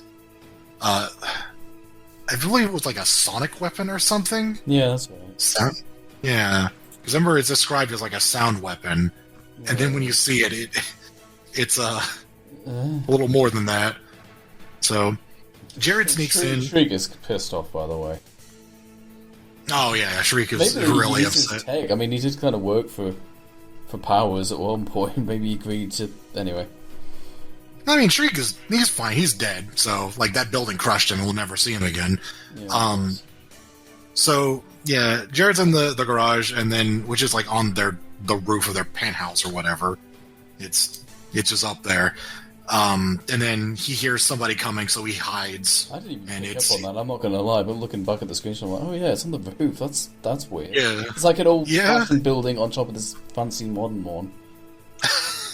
Yeah, it's weird, but yeah. So Big Jim and the arms dealer wander in, and they start talking and basically just give away that like, oh, they're doing shady shit, and probably gave away. Armory. You did a great job walking Armory man who stole stuff with your armory of weapons. Then they find that Jared's in there, and then the mother wanders in as well, so everybody's aware of what's going on. And then Batman shows up, and then the arms dealer grabs the sonic weapon, which shoots giant lasers that eviscerate stuff. Yeah. Just melt stuff, and it's like, okay, that's a sound weapon, sure. So, Batman gets in a fight with the arms dealer, and then I'm pretty sure Batman fucking loses again. Yeah, he loses, and then Big Jim is the one that takes him down. Oh yeah, It's a funny bit where he beats the bad guy with the foam gun. And he's like, it's over, we lost. And then the guy just starts like clubbing with the foam hand. Yeah, clubbing him with the foam, which is a very weird visual. And this guy is like way smaller. I mean, they call him Big Jim for a reason, you know? Yeah. So it's kind of a funny image, and it's just trying to give Batman something to do, because he then just fires like a bowler or something to get him. Yeah. So, but I'm still not calling that a Batman winner, because he was like, he would have died if it wasn't. Yeah, he's 0-3. He fucking lost. Yeah. That is not a good thing for him. And then it cuts to the school and it implies that Jared and Max might have a thing. Sure. Why not? Which doesn't come up again. So really, I don't even know why they had the subplot of them not liking each other, but I don't know, just to have subplots. This you know, he's like a season 1 OG. Max just casually showed up in season 2, and he's like, what the hell? Why she? Just season 2 newcomer. Why she get so much shit? Well, I think it was just to give this plot something else, because holy shit, this was boring. This was really fucking just whatever. It wasn't even like particularly bad. It's just that is absolutely an episode I completely forgot even existed, even though I had seen it.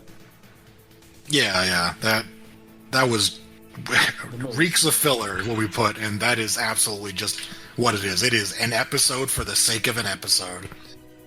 Yeah. So we wrote low C. What's up? Just kind of stumbled on the wiki while I'm like clicking around. We didn't notice that Bruce wasn't in. So Bruce wasn't in this episode. Bruce was not in Hidden Agenda. We just did not pick up on that with all the shit with Max. Oh yeah. I completely forgot about that. Yeah. So. Strange. But yeah, so it was. But yeah, this is another episode that Bruce is just not in it. Yep. Yeah. Even though there was a robbery at his company. Yeah. But whatever, I guess. You know, you think he was the one who'd bring it up to Terry? Like, it's been a robbery at my company. Well, he probably did. It just didn't show it, but it's just kind of funny that way. But you think he would be the one who brings it up, you know, like characters. So, and apparently, just sorry, I know it's a little slightly off. Yeah, apparently, the third of 5 episodes where he's absent. So see if we spot the other, the other two. All right. But yeah, we wrote low C. It's not particularly bad. I can't put it in D. No. Like, the stuff with Patrick was stupid. At least, Armory, we know what he's about, and he has motives and stuff like that. So it's definitely not a D. It's very forgettable and just kind of fillery, but I can't write D's reserved for things that are actually bad. I can't find specific faults with this, apart from like Batman jobbing and the actual main villain being kind of lame or just kind of weird.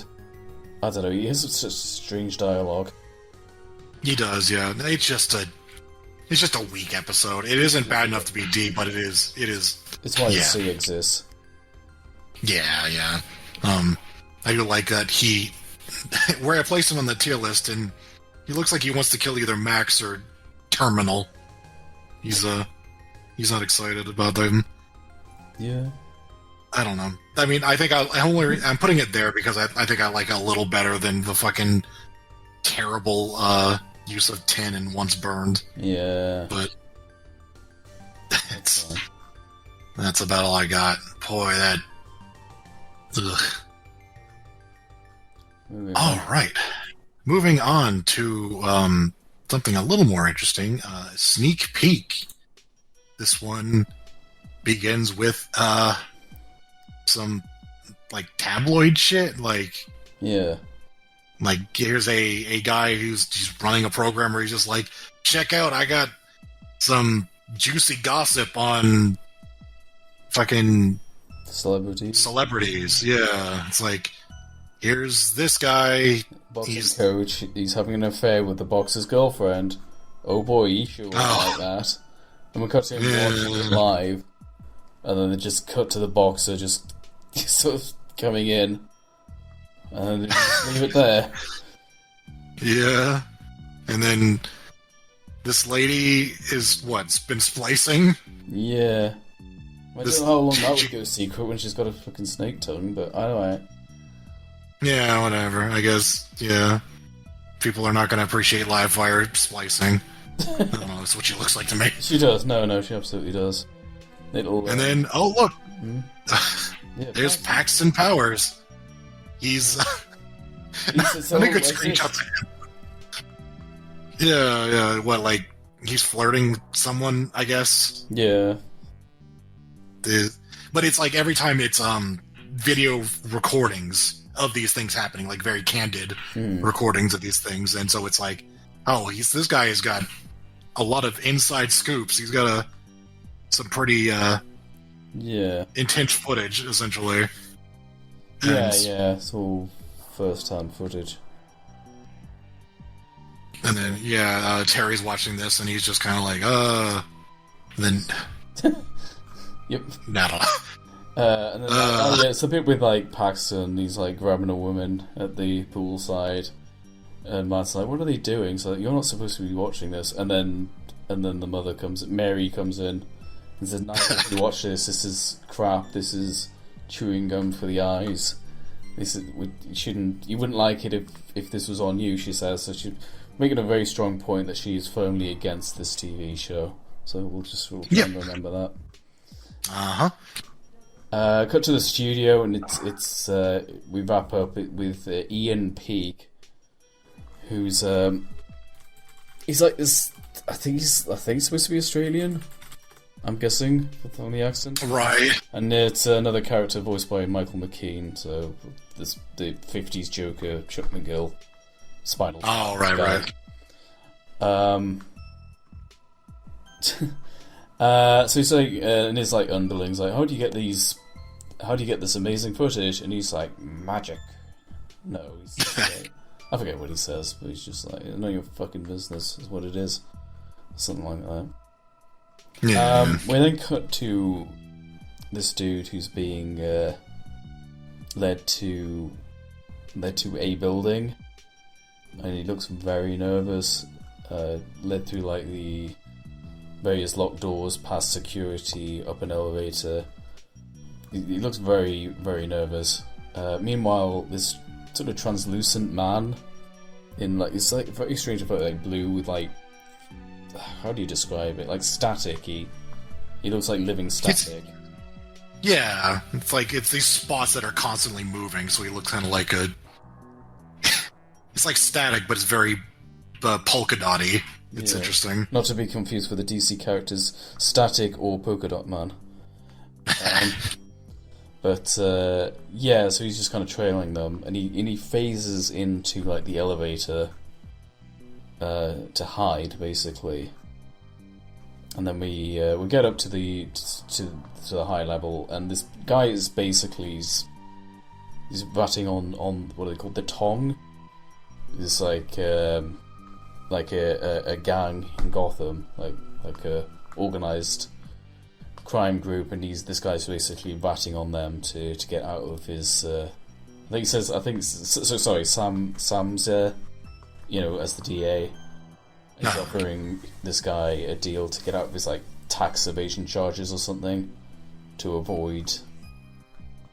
Says if you snitch on the mob, I'll drop some of these charges or whatever.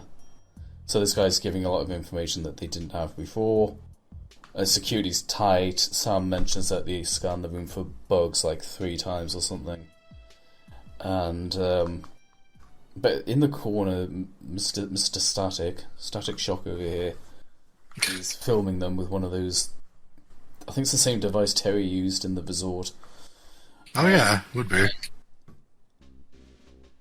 You made a good point where they probably should have seen him. He's like behind a plant or something, and then I didn't notice that until looking at these shots. Like, okay, he's hiding behind a plant, so that's something. Yeah. I wasn't really clear, but yeah, like I think he's supposed to be harder to see, but he's still pretty visible as far as I'm aware. It's hard to see as we see him on screen, just not terribly clear. Yeah. But Sam notices something weird. He goes over to investigate, and he just slips through the wall. So he's got this recording, and then a guard stumbles across him. So the alarm gets raised. I think Terry goes there. Bruce makes this unusual joke about politicians. I kind of feel like he was making that, because City Hall. I think he was kind of holding on to that joke until Terry had to interact with City Hall. You never had to deal with politicians. That was a good one. Yeah, Yeah. I don't know. I don't think there's a lot of really of note here other than like Batman shows up to investigate. He sees the Ghost Man running around, and then he tries to tackle him, then phases through him, and the guy it's intangible. Yeah. Touch no evil. Yes. So there's just an action scene, and then eventually the guy creates just a big fire. He breaks open a pipe, some liquid's pouring out, and then he just pulls out a match and just lights it on fire. Yeah. And Batman has to, or does he even do anything? It just shows. Yeah, I think the Translucent Man just kind of walks through it. He's not affected, and Batman doesn't stop to put it out. He just cuts off his escape. Yeah. He can't follow the guy anymore, so. Yeah. And then they reveal that he adjusts something on his belt, and it was Ian Peake. If we didn't know that already, if we couldn't guess that already. Right. He's doing the recording himself, and he's got some sort of device that makes him intangible. When they go to school, and Terry's babysitting a wait during a physics lecture, but then something piques his interest. And he's like, the teacher's talking about how atoms are mostly empty space. And he's saying, well, everything mostly empty space between the nuclei and the electrons, doesn't that mean most of reality is, just empty space? And he's saying, well, nuclear physics stop things from passing through each other, but there was one scientist who disagreed with that. And then we cut to from the school to Bruce Wayne. He's like, oh yeah, it was a Wayne Tech employee who believed that there was it's possible for two objects to pass through each other. But Bruce also mentions that he died in a fire quite a while ago. But that's a good lead. So, Taco was his name. He'll come up again. I find it kind of interesting that Terry learnt that from a school teacher rather than just from Bruce himself, but I don't know. It added a bit of colour to it, I suppose. Made it slightly more interesting. I just find it interesting. You could have just had Terry talking to Bruce saying, "Oh, he's intangible," and he said, "Oh, I had a scientist as part of my company who believed you could do that." But a school teacher. But I think the teacher's even like, "I'm surprised that you're even paying attention." I suppose it's good to have the teacher explain how atoms work. Gives a bit of credibility to his power. It's more effort than a lot of episodes give, I suppose. Yeah. A little science lesson for the kids. The footage that was recorded gets aired, and what is it? The guy shows up with the fucking bazooka. Yeah, I was like, he was going after the mob, so... Yeah. Oh, yeah, and Ian has a line saying, Batman drops in on him first. He says, I'm untouchable. And I do like that, because it works in more than one sense, especially when we get further into the episode. He becomes untouchable, which is a little bit confusing, because that's the name of a future episode that has nothing to do with this. But, anyway... At least I think it's an episode name, Untouchable. Mr. Snitch shows up. He's like, "Hey, I don't like you snitching on me about snitching." So, yeah, the notable bit is that he chases him into a closet. He blows up the closet, but then Peake's not there. So that's what kind of tips Terry off to being like, "Oh, yeah, it must be him." Terry's fighting with the mob guy, and meanwhile, Peake does a penguin, and he just goes, "Ooh, the Batmobile," and we don't see what exactly, but he does something. He interacts with it. Let's say. That's kind of it. The actual scene ends, and Terry flies the Batmobile back. We have an update. So Terry says, "Oh, it must be Peake because he managed to vanish." But oh no, who's watching this? It's Ian. He's watching on a camera, and he planted a camera on the Batmobile, which I kind of feel like I'm kind of surprised hasn't shown up yet. Like such an obvious thing to do, but I guess the gag is that how would anyone even do that? He saw an opportunity and he took it, I guess. Yeah. And so Terry's woken up, and it's a big thing on TV. Matt wakes him up. He's like, "Whoa, this is amazing! The inside peak. It's the most amazing story." He's like, "What is it?" "It's Batman. Batman's on TV." And he's like, "What?" And then he's just like, "I don't care." He's like, "It's Batman." He's like, Uh-huh. He just pops out of bed. He's like, Ian Peake's Batman? What? I do like the voice performance, by the way. He just sounds really sleazy. I'm guessing the Australian thing might just be a reference to Rupert Murdoch, if I had to guess, just being like a media baron, basically. That's my only kind of logic I see in that. Sure. But it works. I do like his performance. He does sound very sleazy. Also, I feel like you wouldn't guess that that's the 50s Joker. It's a good actor. Right. Yeah, so he's saying we've got footage of this inside this mysterious cave, and is he all like? Is he get a good shot of the Riddler costume? We're like, yay, Riddler! Yeah. The giant dinosaur, of course. Yeah.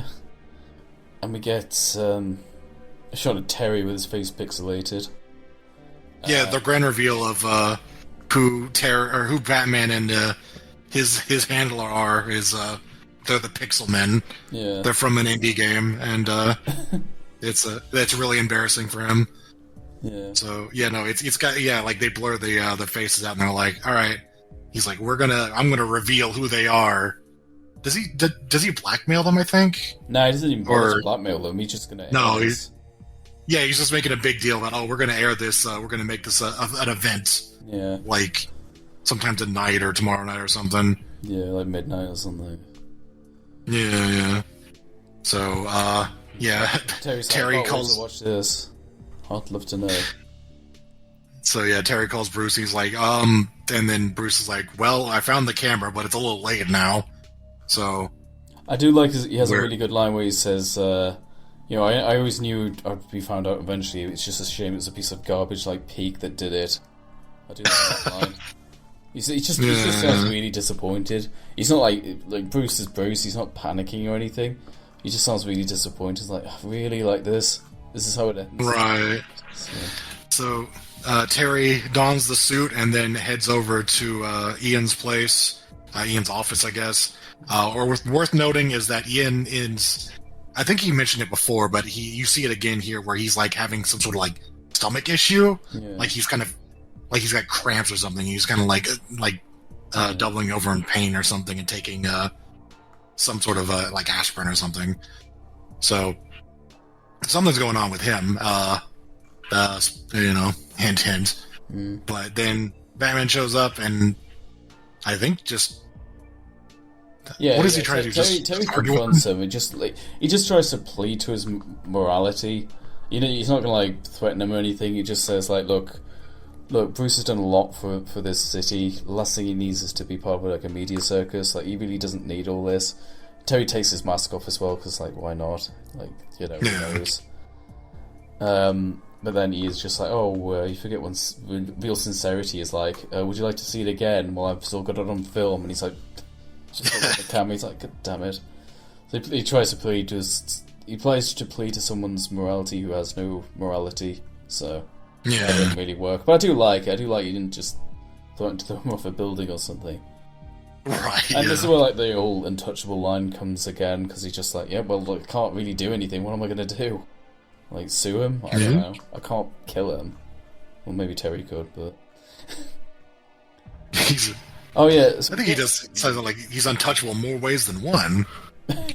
That's me saying that. That's not the show is not that. Oh, No, that's me saying that. I don't think the show said that. Maybe. But so he gets home and Mary's like making popcorn, and it's time for her favourite show, The Inside Peak, because we all know how much she loves that show. It's just great entertainment. It's just it's just a good laugh. And Terry's like, I thought you didn't like that show, and she goes, yeah, but what do I know?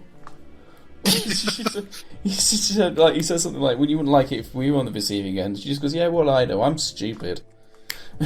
Yeah, but I'm an idiot, don't listen to me. I don't know, it's just kind of funny. She just does a complete 180. And then they do acknowledge it, but then she just goes, whatever. Yeah, fuck it. Yeah.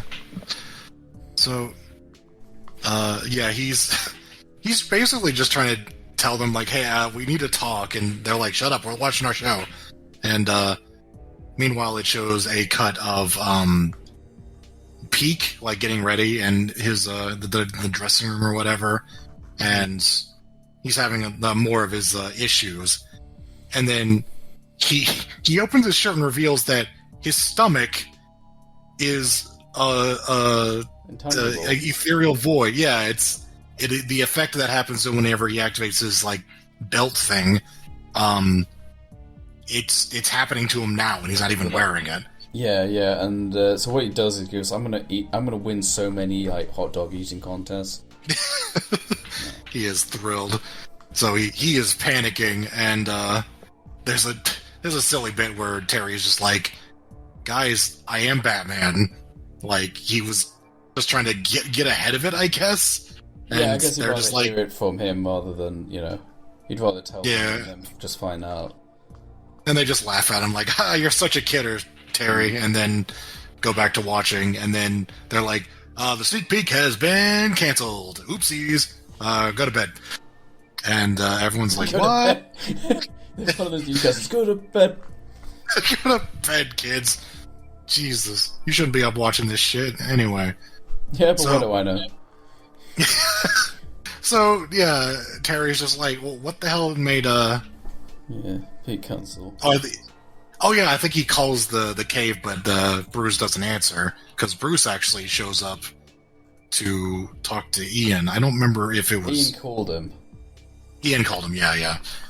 And so he shows up, and Ian's there, and that hole in his stomach is just getting bigger.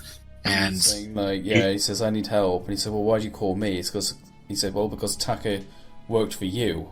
And he's like, Taka, what does he have to do with this?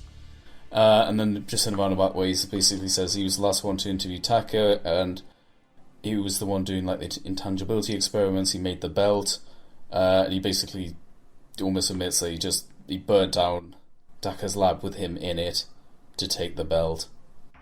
So yeah, and there's a good line where he says like Taka would have never spoken to you, and he says, "Oh, you'd be surprised how I forget what he says, like trustworthy I can be when I want to be." Oh yeah, unscrupulous. Something like that, yeah. Yeah, so it's a good reason to get Bruce there, and he does sort of that. This is when he does kind of try to blackmail him because like I know your secret, but then like Bruce doesn't care, and he literally throws the disc at the back of Bruce, and he just ignores it, which is a good moment. Yeah, and it's like it's progressively the translucency thing is like progressively just taking over more and more of his body to the point like it's entirely like he's become entirely intangible by the end of the scene, and he gets into a fight with Bruce. He attacks Bruce. There's a good line where he says, "You're losing your head," as he loses his head. Oh right, yeah. So it's quite a good scene because Batman comes in to save him. I guess he doesn't. He doesn't have to do the whole "you don't know me" thing in front of Pete. Yeah. This is another episode where I don't mind it here because it is set up well and it's a good scene. But Batman doesn't really do anything. He saves Bruce, but he doesn't really win the day because this ending is wild, honestly. Yeah. So like by this point, the Ian is just entirely within the ethereal effect, I guess. Yeah, he doesn't have he's holding the belt. a gun at them, and then the gun just phases through his hand like Cold War. Yeah, he just drops it, and then he starts sinking into the floor, and so it's interesting where it's like with the belt, he was able to control it to where he was able to walk on stuff, even though he was it's like willpower. Yeah, but whenever he's not in control of it, suddenly he can't stop himself from just falling through the floor. And so what proceeds is a very long segment of him like falling through various floors, of Batman flying around, seeing him, and then trying to catch him, and then just watching him fall to the floor, and then going down to the next floor to try to catch him there. It's like he's like running downstairs, and you see Ian like fall through someone's room, and they're just like, "What the fuck was that?" Yeah. So eventually he gets to the point where like Batman actually catches him and then has him by the arms and is trying to pull him back. Yeah, you need to focus. You can sort of control the tangibility through like willpower. It's like you've got to stay solid, and he sort of manages to will himself out for a little bit, but then he just and then I guess he panics. He just panics, so he can't really keep focusing. He falls through the ground, and the episode ends just implying that he is going to keep falling until he reaches the Earth's core. Yeah. And that's it. It just ends there. Yeah. Like, which, honestly, I don't think I mentioned this to you. I think it's really funny. The idea is like, this guy is going to give away Batman's identity, and then the show gets canceled because he literally fell off the face of the earth. It's like, I wonder if anybody is like... body, are they? No, but they're also like, I wonder if anyone's like, Batman fucking killed that guy. That's a good point, yeah. That guy's like, dead as shit. Don't fuck with Batman. Yeah, right? Like, Bob was like, okay, I've got to know, like, that media piece of shit, did you kill him? I'm like, no. Like, no, he fell through the earth. It's just like... What? Yeah, I guess I didn't really think of that, but it's pretty funny. Yeah, it's not that making like a plot hole or anything. It's just a funny observation. Yeah. But just a hell of a way for a guy to go down is that he falls through the earth. Like that's one of the more memorable deaths in the show, I think. One of the more memorable fates, I'd say. Like, holy shit, that guy is just gone. Yeah. So, the show has a lot of very good endings. I'm realizing Curare. It's an episode we haven't gotten to reviewing yet. Just a lot of good endings. yeah. Oh, yeah. So yeah, that was a bit different, but in a good way. We wrote down B. Let me have a look at this too, the tier list, because I really like that episode.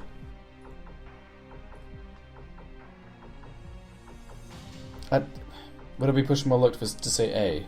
Like, only just? I think so. I don't think there was a lot. Batman doesn't have enough agency is the problem. Yeah. It just sort of happens to them is the negative thing. I suppose so, yeah. Like, Bruce doesn't... Like, Bruce stands his ground, which is a pretty good bit, but, like, Terry's just like, please don't, and he's just like, no, I'm going to. And then he falls to the earth and goes missing. Fair enough. So... But I do really like the episode. It's just... I don't think it's as strong as our A's, but... Fair enough. It is definitely good enough to be a top of B, I'll say. Alright. Alright. Oh boy, it's time for episode 19, The Eggbaby. Well, if the clue's right there, stick it in baby, man. It is Eggbaby, mad. No, it's fine. Let's review. Let's review. This is... I feel like just the title alone, you're just like, is this going to be just a joke episode? And it's a comedy episode. It is, yeah. It is a very silly episode. So, this one starts out with the plot of the film Mother's Day, where there is... What is her... Mother Dearest? What is her name? Oh, Christ. It's like a tabloid... Ma Mayhem. Yeah. Ma Mayhem? Yeah. Okay. That's not a joke from me. That's literally... No, yeah. I believe there's a scene later on where like Terry has the same reaction you just did. It's like Ma Mayhem. It's like, yeah, it's tabloids called it that. It was the golden age of alliteration, I think he says. And her sons are Carl and Slim. Carl and Slim, yeah. So yeah, this large lady who is, I guess, the mastermind of this criminal group, I guess, which is just her sons, and they just rob shit, I guess. There's not a There's kind of like a family thing, and she's like she's how do I describe it? Like I don't know what the word is. It's just very kind of... I don't know. She's very tough on the boys. Yeah. She's kind of reminds me of... I think you said this first, actually, like Granny Goodness. Just kind of like an intimidating large woman. Yeah. Like she's dressed up like she's wearing a pink dress, like a sun hat, and she's like dressed up very kind of girly, but she's got the strength of like 10 men, you know? Yeah, she's like burly like and... a motherly figure, but she's not motherly in the slightest.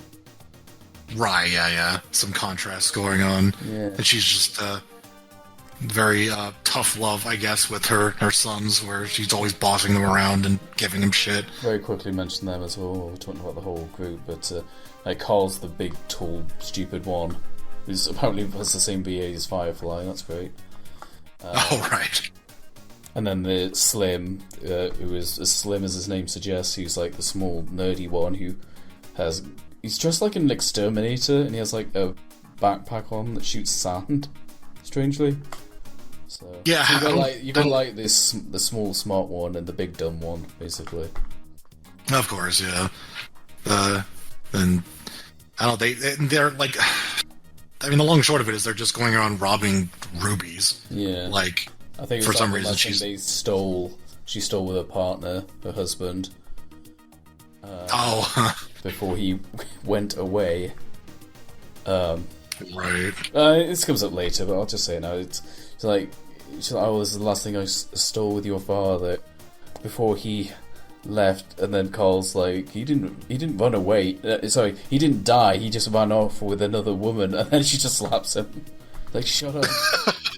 So yeah, she's just gathering the things that she'd stolen previously that had been given back to the original owners, basically. Oh, right. So yeah, they break into this mansion. They come across like the butler, I think. That's right. And they hold him up, and they're like, "Get us into the safe." And he resists. He eventually gets them into the safe. They steal the rubies, or a ruby or something, and everything else is left there. And the butler calls for the police and is like, "They stole a ruby," and he sees all these like the credits cards on the ground, and he's just like, "And $10,000 in credits." Yeah. Implying he's just going to take him for himself, which is just a good gag. Yeah. So, I also like him just not giving a shit because he just works there. Like, they don't pay you enough, do they? He goes, Oh yeah. So that's just kind of establishing what they're about, and then we get kind of the main plot of the episode where they're in a family studies class, and Terry makes some jokes to Bruce about it. Just like, I need to pass this class. Like this is really important. I do not need to do this again. This is also where Bruce makes a reference to the Wizard of Oz, and Terry's like, "What the hell are you talking about?" Oh, right. Unlike certain movies that we'll get to.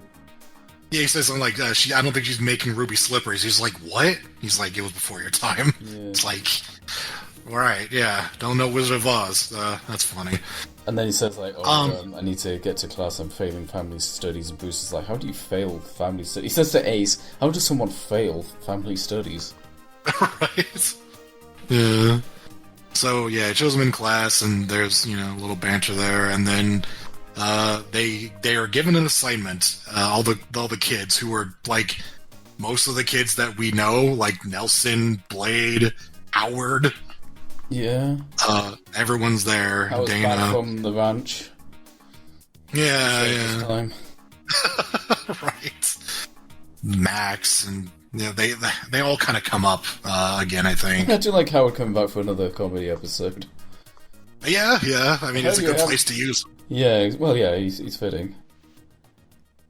He's not too bad in this episode either. He gets some I like Howard. Yeah. So the thing is that they're like, all right, we're gonna get you kids in pairs, and you have to take care of this little egg baby. It's like a little animatronic egg that has like a face that morphs somehow. Yeah, and like a 3D Tamagotchi kind of thing. Yeah, and it's it basically it acts like a baby, I guess, and that you have to care for it, and it'll keep track of what you do. Like, it keeps a record of what you do, and so your grade is based on how well you take care of this baby. Like, you and I guess they pair male kids and female kids together. Yeah, and there's like, you gotta take care of it like you're a family. And Terry gets teamed up with Blade, who doesn't really this episode makes her out to be kind of bad. So she's just like, I don't give a fuck. And she's Dana gonna and plants Howard. It down on his face. Oh yeah, and it nearly falls, and Terry catches it because he's actually very serious about this. Passing a class, yeah. And Howard's with Dana. And Howard's he's like way too protective. He's just like, oh, careful, you need to support its head. And Dana says, Howard, it literally is just a head. Right. It's very silly. So, I think Nelson's with Max. That'll come up later. Oh, sure. Oh yeah, and they make a point saying so. First of all, you can't just turn it off. You can't just put it in standby mode. Terry says, how do you turn it off? And the teacher says, you can't. And then Nelson asks, well, what happens if you drop it? And she just says, it breaks, instant fail. So, right. That's important. I mean, it is an egg. So. Yep. So, Terry's basically, he just at his room making a sandwich or whatever, and then Blade shows up and it's like, hey, you should take this. I'm gonna go hang out with my boyfriend or whatever. And Terry's like, I've been taking care of it for days, and she's like, don't care, bye. So, yeah, he's stuck with this egg, which, like, again, he really wants to pass, so he's gotta take care of it, but he's Batman, so he's gotta carry an egg with him while fighting crime. I think the funniest part is where he doesn't tell Bruce about it. So, so he's in the Batmobile and then it giggles, and he's like, what was that?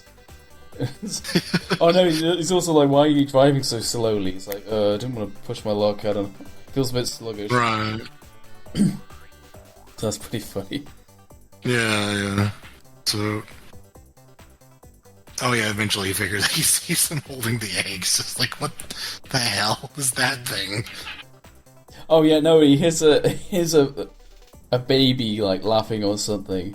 And Bruce is over, like, the audio, because he just has audio for now. He was like, is that a baby? Did you bring a baby? And he's like, no, it's not a real baby. Turn on your vid link. And then he shows him, see, it's not a real baby. He's like, why am I not believed? It's a good bit as well, minor from the screenshot, where Terry holds up the egg to show Bruce, and then the baby reacts to Carl behind him. Oh, right. You're like, huh? And then, yeah, so he gets into a fight with them. He hides the egg in a dumpster. Well, there's a bit where he gets, like, held at gunpoint, but thankfully there's an ad break, so Terry can kill time, so he escapes. Yeah, like in the screenshots too, it's just Terry with a gun pointed right at his head, blank screen, and then just Terry on the other side of the roof. Like, okay, I'm glad he was able to get out of that somehow. Yeah. But yeah, he has him in the dumpster. Yeah, hides in a dumpster, goes to deal with that, doesn't get very far apparently, and then he has to jump in onto the dumpster while like a garbage truck is coming to take it away. And he's like, I need that. And then the guys in the truck are just like, is that Batman dumpster diving? It's like, guys gotta eat. Yeah. It is funny, yeah. It is, yeah. We'll cut to the screen. Yeah, some more shenanigans with the kids and how they're taking care of the eggs. Yeah. Oh yeah, and I was just like, I heard it call me Papa, and the others were just staring at him like, what the hell? Oh, and Nelson and Max do this kind of husband and wife thing, where Max is the breadwinner, and Nelson just spends the whole time looking after the Eggbaby. And it's like, yeah, this is a good one. Right, yeah. That was funny, yeah. That was being overprotective. Blade refers to it as, how was our little A+ doing? Terry says, I want a divorce. Oh, yeah. God, I'm amazing how much I just remember the lines looking at the screenshot. Yeah. A lot of good lines in this, so... And then we have to kind of rationalize why can't Bruce just look like why does Terry have to bring it as Batman? So we kind of, there's a little bit where he's just going through every possibility. Mary says she's too young to be a grandmother. Matt was no good, he's firing rubber bands at it. And then he goes, and then he says to Bruce, well, maybe you could. And he just stares him down. He's like, maybe not.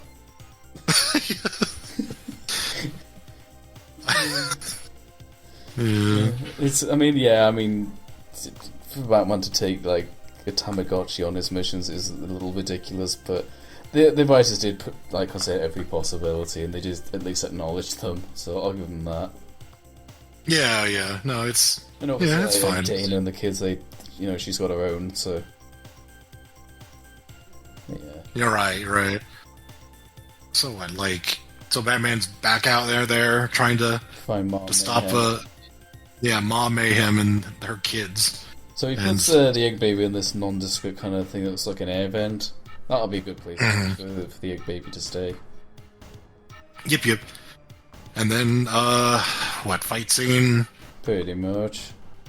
Yeah, they're in like a jewelry shop or something, because there's like mannequins wearing jewelry. And they're getting the rubies, obviously. I'm going to see how quotable this episode is, because Mom Mayhem says, Batman, this is getting old, and he goes, look who's talking. Right. Jesus. Yeah, that was just... I thought Batman doesn't kill, but...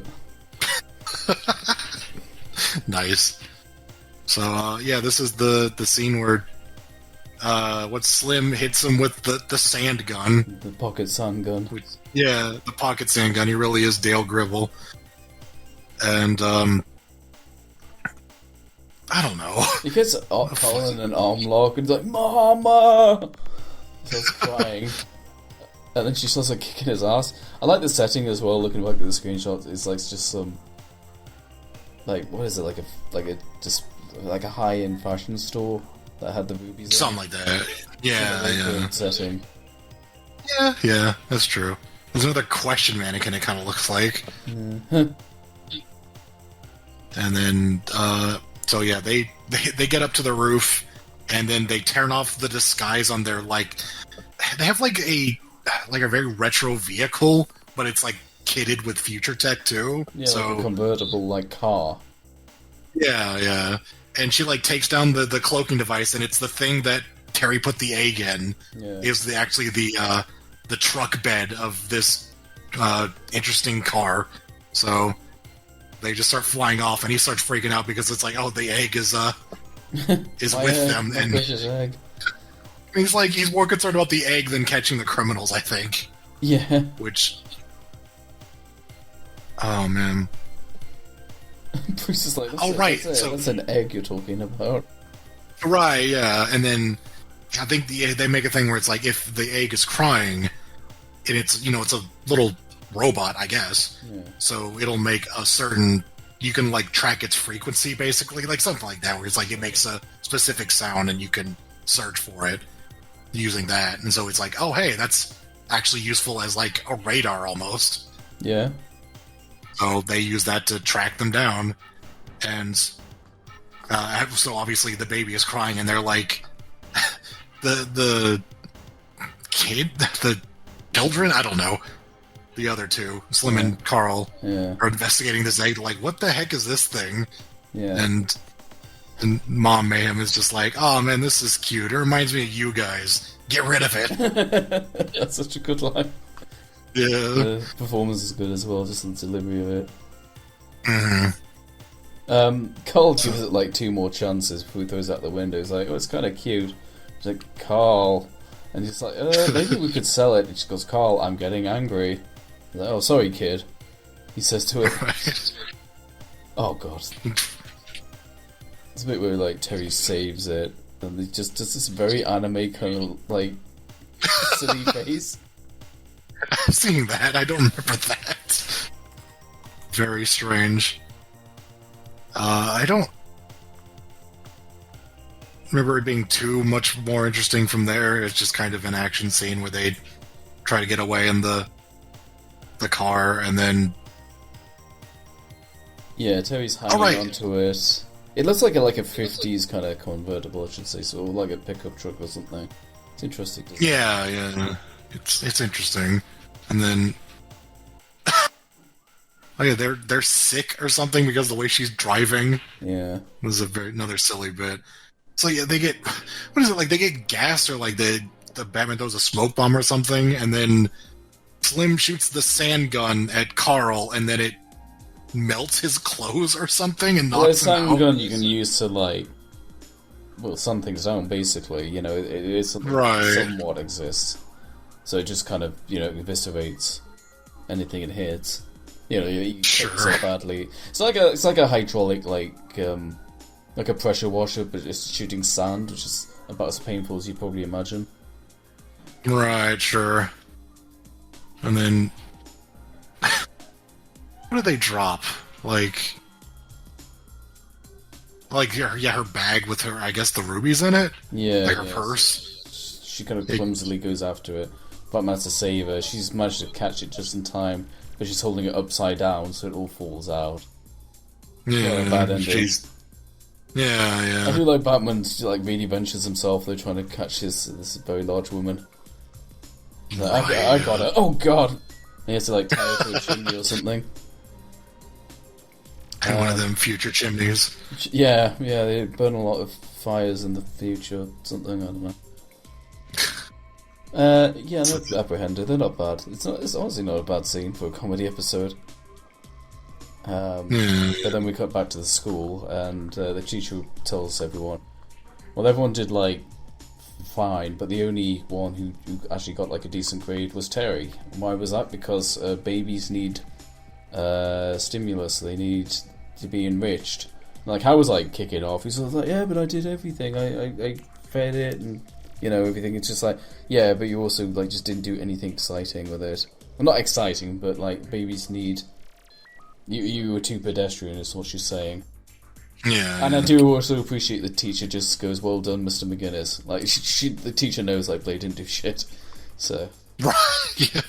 And then, I don't think she, says something that makes all the... Or was it just... All the girls were just Dana, I think, was just like, oh man, you'd be a great father, and he's just like, gulp, and then that's just how it ends. Yeah. It's like, kind of silly. Yeah. Well, the whole episode is silly. And that episode won an Emmy. That's not a joke. I'm saying for the sake of the recording, that is not a joke. That is true. It won an Emmy. All the episodes, that's the one that won an Emmy. I'm partially disappointed I didn't get my fresh reaction to that recorded, because I just remember you said that to me, and I'm like, fuck, what? Yeah, I wasn't sure if I'd tell you now or when we were watching. I told you at the very end. So. Yeah, and like after that, like if you had told me before, it wouldn't have been nearly as funny as at the end of it just being all like, after that was an Emmy-winning episode. That was on par with fucking Heart of Ice. Yeah. Like, what? It wasn't a bad episode, but what the fuck? Yeah. Why? But yeah, that's another comedy episode. Very, very silly. Pretty amusing, honestly. I would say B. I would say B too. We wrote high C, low B. I feel like that might be putting it down a bit too much. Oh, now we'll get the real debate though. Is that better or worse than the other comedy one? I mean, it won an Emmy, so it probably should be better. Yeah, I guess so. I mean, genuinely, I did like it a lot more than Terry's I'm Friend gonna be Dates a daring. Robot. I'm gonna put it higher than Babel or Babel. That's fine, yeah. I'm okay with that. Yeah. That one had Simlish, but this one has, I don't know, Eggbaby. Yeah, I don't know, yeah. It's very silly, but it was just very amusing, and it was well made. It was funny. Yeah. It went for comedy, and it was fun. And I you know, like stuff like Joker's Millions was just too stupid. This one I'm fine with. It still feels like it's within the realm of Batman Beyond. Like, it doesn't feel too tonally weird. Like, yeah, okay, going from, like, if you watch that back to back with The Last Resort, it'd be kind of jarring, but I still believe them existing in the same reality, though, you know? Whereas Joker's Millions didn't even feel like the same show. Yeah. Or what's it called? Not Freakazoid. You know. Oh, Creeper, yeah. No. Yeah, no, this one works.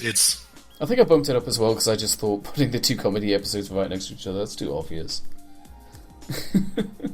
But in a way, I mean, they also... I prefer to Babel anyway. Yeah, no, I agree. I think it's a little better than... it's definitely better than C. I don't know why we wrote that. I guess we were just kind of like, well, it's a joke episode, so we can't take it too seriously. But no, it was fun. It was entertaining. I enjoyed it. You watch at the end of the day. Yeah, absolutely. Okay. Episode 20. Zeta. Just get right into it, or... I guess so. This is... Well, it's technically not a crossover. Let's just not beat around it. This is a pilot for a different show that they put in Batman Beyond. This is them testing the waters for a spin-off show that did get greenlit. Let's just say that from the offset, because... This is a show that happened, and all I know about it as of right now is that the Brain Trust, those like psychic guys from fucking, what was it called, Mind Games, they're also in that show. Are they? So Okay. it's yeah. There's an episode where they're the villains. So yeah. Alright. I'll have to watch that now, I guess. Yeah, I'm kind of curious about it. We do have Terry Batman does show up in an episode of the Zeta Project. I've never seen the Zeta Project. All I know is that it's more of I'll say it's more kid oriented than this, is what I know. Or that's the impression I've gotten, but it is in the same universe.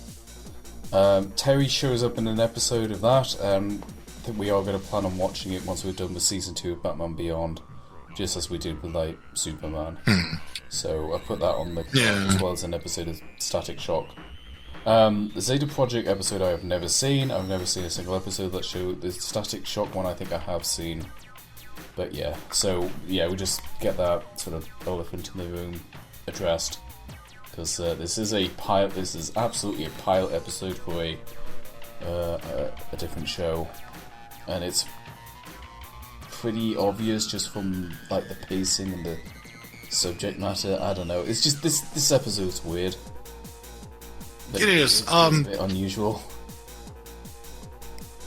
Yeah. So It's alright. the episode starts out with a very strange lecture given by a teacher at Terry's school, where it was something like She's reading, like he asks her a question and she's just like reading out the text, like verbatim from the encyclopedia or whatever. Like Terry notices that she's just saying it word for word, which is a bit weird. Oh yeah. In ChatGPT teacher or something, I don't know. It's like something's up with this lady, and so Terry and Max are talking about after school, and then they see her They're leaving the school. leaving school. Hill H. Yeah, good old. Oh my God, it's there. Yeah. Jesus. Yeah. So then there are these. I don't know, like some sort of security Unless you thing. find out they're agents, but Yeah, these agents. we don't know what these uniforms are. Let's be honest. These future uniforms, it could be fucking plumbers. Right? Yeah. Yeah. It's like they're just kind of doing something, trying to look non-suspicious, and they scan. They're like scanning stuff, and they scan the teacher, and then the scanners start going like whoop whoop. Oh, something's up with this lady, and so they pull their guns on her, and they're like, freeze. We're taking you in, and then she hauls ass and just steals a car and just gets out of there. And Terry's like, well, that seems weird. I'm gonna go get in my Batman suit and stop them from catching her. For some reason. I mean, she could have been a fucking serial killer for all we know, but... Yeah, he's for some reason... This is my teacher, and I trust her. He's like, I'm on her side. So she... Yeah, like the car crashes. She tears out the roof, apparently, and jumps out. And just a bunch of stuff happens, but it's implying that like Batman's trying to save her for some reason. She reaches into her torso and pulls out a gun. And Terry's like, "Oh yeah." If he even sees it, he's in there as Batman, and he's doing some dumb quip like, "Where's your respect for teachers?" or something. It's just like, Terry, why are you even getting involved? You don't know what's going on here. Yeah, it seems kind of weird. And then we need an action scene for this show. Yeah.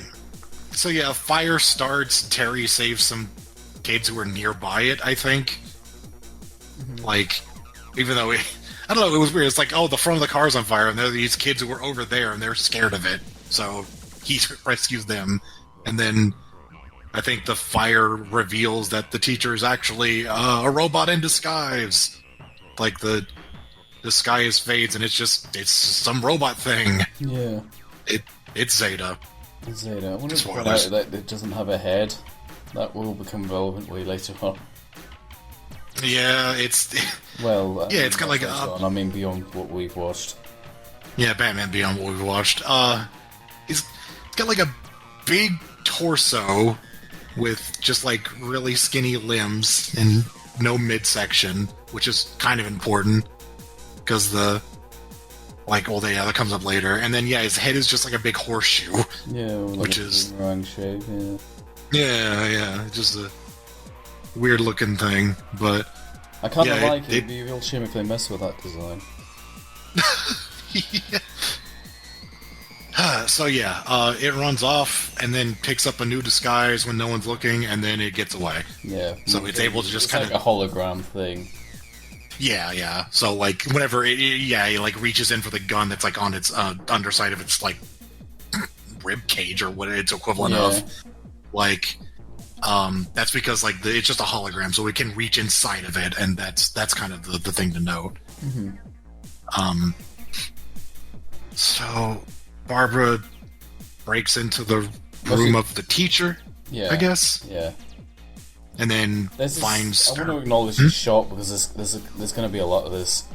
There's like you see there's a panning shot of her like looking at a door, but then but you can clearly see it on the other side of this wall. It doesn't go anywhere.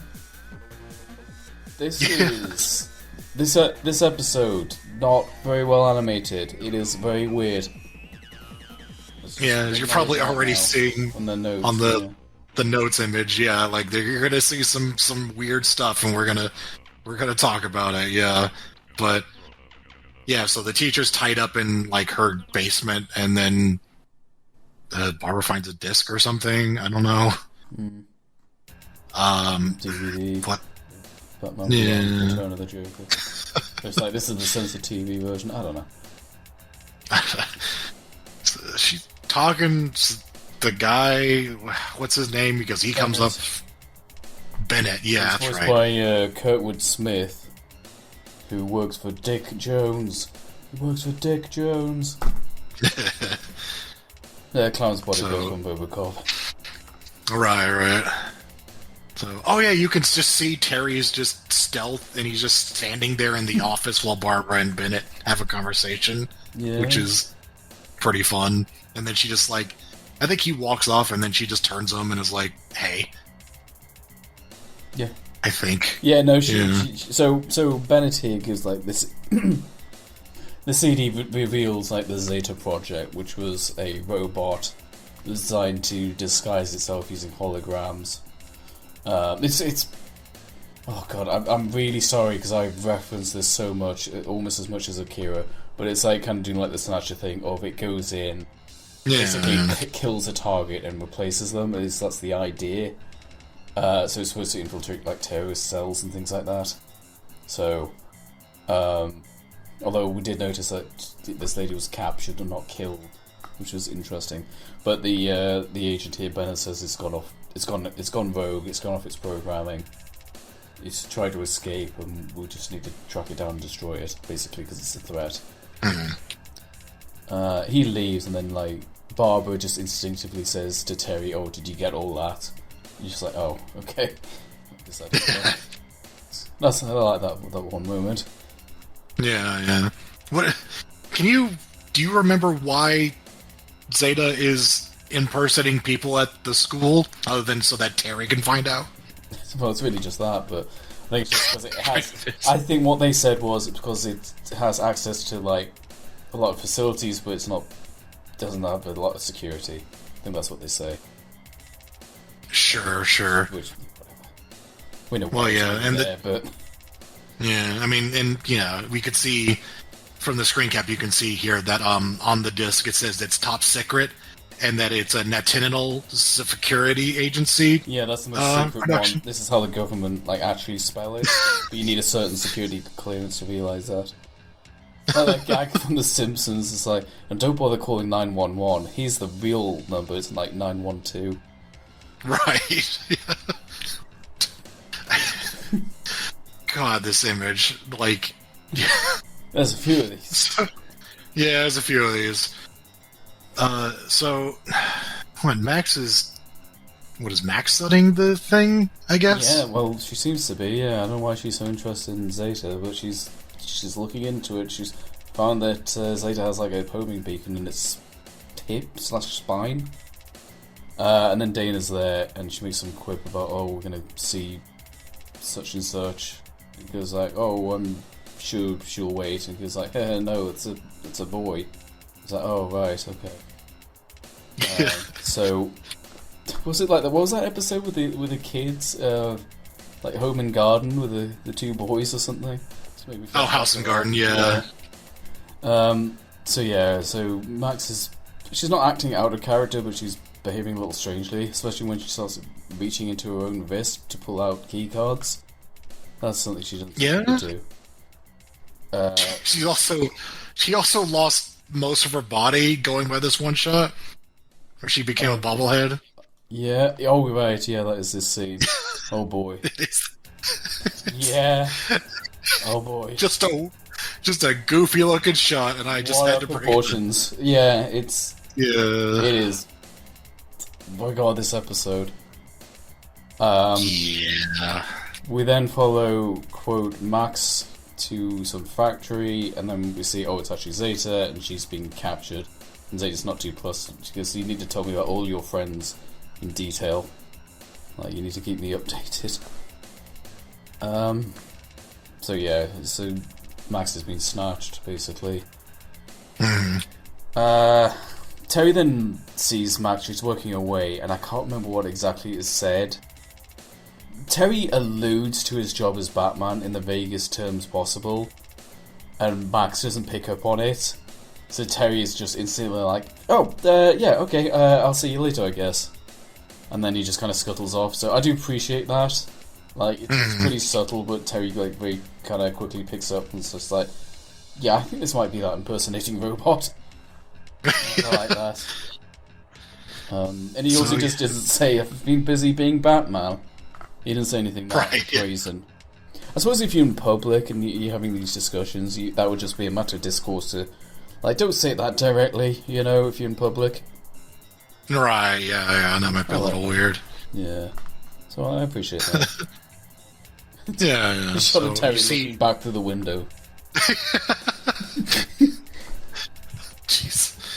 So, yeah, you see a shot of her leaving the, hill Heisk. And then another shot, it's the Inn Hill. The hill Heisk. Yeah, like... It seems to be this thing about, like, I don't know what it's like, the masking of the episode. It feels like the especially the backgrounds were not finished in frame. Yeah. Like, they thought that when they drew this that they wouldn't actually see these ends of the frames, like, or they wouldn't be shown, so they didn't finish writing everything. And that comes up even later, like, more even later. It's very strange that these edges of the screen appear to be a void that they just didn't account for. Yeah. So this episode's a mess. It's been a while since we've seen animation this bad. Yeah. This is the worst looking episode so far, which is not to say that it's, like, comically bad, but it's got some shots. It's not as bad as, like, the earliest days, but yeah. You don't expect it this late on. Yeah. God, what? We then get like Zeta being nice to Max, and you realise that he's just doing this out of necessity. He doesn't like kidnapping people. He's not trying to make her suffer. He's just doing this because he wants to be free. So he's a friendly robot. Which he brings her a sandwich. I yeah. think he explains, like, what his deal is, where he was made to kill people and take over their positions, but he doesn't want to do that. So there wasn't some quip about him, like, he lived with the family and then he realised he gained sympathy for the family or something. Or something like that. He's like impersonated terrorists, and it turns out they weren't a terrorist at all. Something like that. Some sub-story.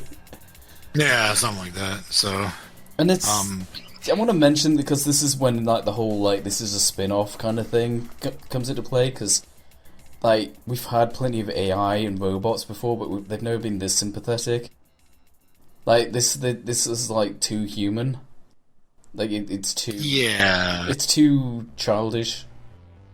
You know, even like the Batman robot, like it was kind of hardwired not to take a life. It didn't really have morality though. It just had a conflict. No. This is we're watching this and just like, yep, this is definitely a time for like a kids show, like a real kind of kids show. Because like Batman Beyond mostly is watchable as an adult. Otherwise, we wouldn't be doing this. But the reason I wouldn't want to watch Zeta Project or when I understand like Static Shock, like they're too childish, you know. And this definitely feels like Italian ones that are just a bit too like, yeah, this is just a kid show. Like why am I watching this? And that's what the character Zeta feels like to me. It's just too simple. Too like, oh, I think the poor robot. It's like Short Circuit or something. I want to emphasize, it's not like I'm like against watching things that are made for kids. It's that but there's a point where there's like a line though. There's a point where it's just like, yeah, why am I watching this?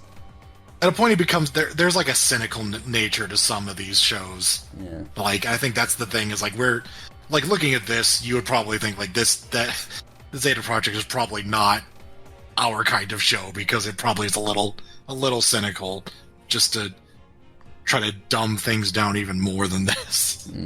Like this show is at the very least, especially like season 1, it actually cares a bit about trying to make something that works for, I'd say, all ages. At the very least, like, you know, comic book fans will enjoy it, kids will enjoy it, so it works in that. But Zeta Project, I don't imagine has that kind of reach. I guess we'll find out when we watch that one episode. Yeah, or maybe 2. Yeah, I kind of want to see the Brain Trust episode, but we'll see. We'll see what happens. I guess that's enough of a tie-in, but yeah, we'll see. Yeah. So Max is just like, well, you should give up your weapons, get rid of your guns, and Zeta's like, okay, and then puts his guns in a thing that crushes them or something. I don't know. Yeah, and it's like his wood guns, which is, I guess I quite like that design.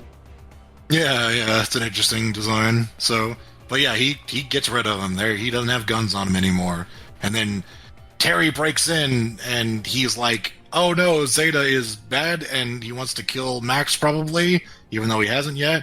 I'm gonna beat him up. And Max is like, no, don't. And then Batman nearly gets... What is it, like, there's this machine like making like computer chips or something. Sure. And dropping like the really hot goo on them, circuit goo. Yeah, circuit goo, and pressing them and stuff like that, and he keeps like it's like threatening to kill him basically, and every time something like that happens, Max is like, no, Zeta, don't, and then that's true. Eventually, the last third of this episode is a lot of that. This chunk I remember especially is just a lot of like, no, Zeta, don't do that, and then Zeta's like, I am robot, I have emotions, I will not do this.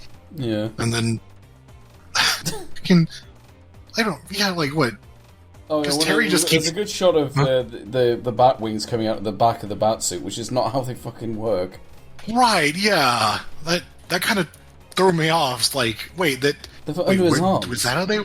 No, it's like, no, they're always under his arms. Like, they're wings. They're not... Like, they're bat wings, not, like, fairy wings. Yeah. So... It's like a back and forth who's just like, oh, he's a good robot. It's like, sure. Yeah. And they... Oh, and then, so Bennett and his... I just love this zoom in on Zeta's head, on his face, quote unquote. Yeah, like, there's an emotional moment and they do like the crash zoom. But there's just nothing there. He doesn't have a face. Not yet, at least. He's just like a fucking horseshoe head, and it's just like, oh. So, fucking Bennett shows up and his goons, and they start firing. And so Zeta takes one of the things on the production line. Just I want to get this in just while you're recording the notes. Sure. Oh. So yeah, like, and then he pulls, I don't know what the hell it is, part of the assembly line, but and then he just connects it to his body and turns it into like a fucking proton cannon. Yeah, like, he starts firing lasers out of it. Yeah. And Here's Max is my like, no, Zeta, don't! And he's just like, Infinity! I just remember hearing Max say that over and over again, and it was really annoying. Mm-hmm. Like, it's like, no, don't shoot them, no! So, I don't know, they get out of there. Max is repairing Zeta. Sure. Oh, I should quick mention that, like, he impersonated her because she's quite techie, and he wouldn't draw much suspicion, like, hiding in the, like, just spending all evening in the computer labs. That's why he impersonated her specifically, so... Right, yeah. So... and he's like, so, yeah, she's repairing. It's just like, well, why do you have to, like, snatch the person you're impersonating? It's just like, well, you know, you can't just find them walking around. And she says, why don't you, like...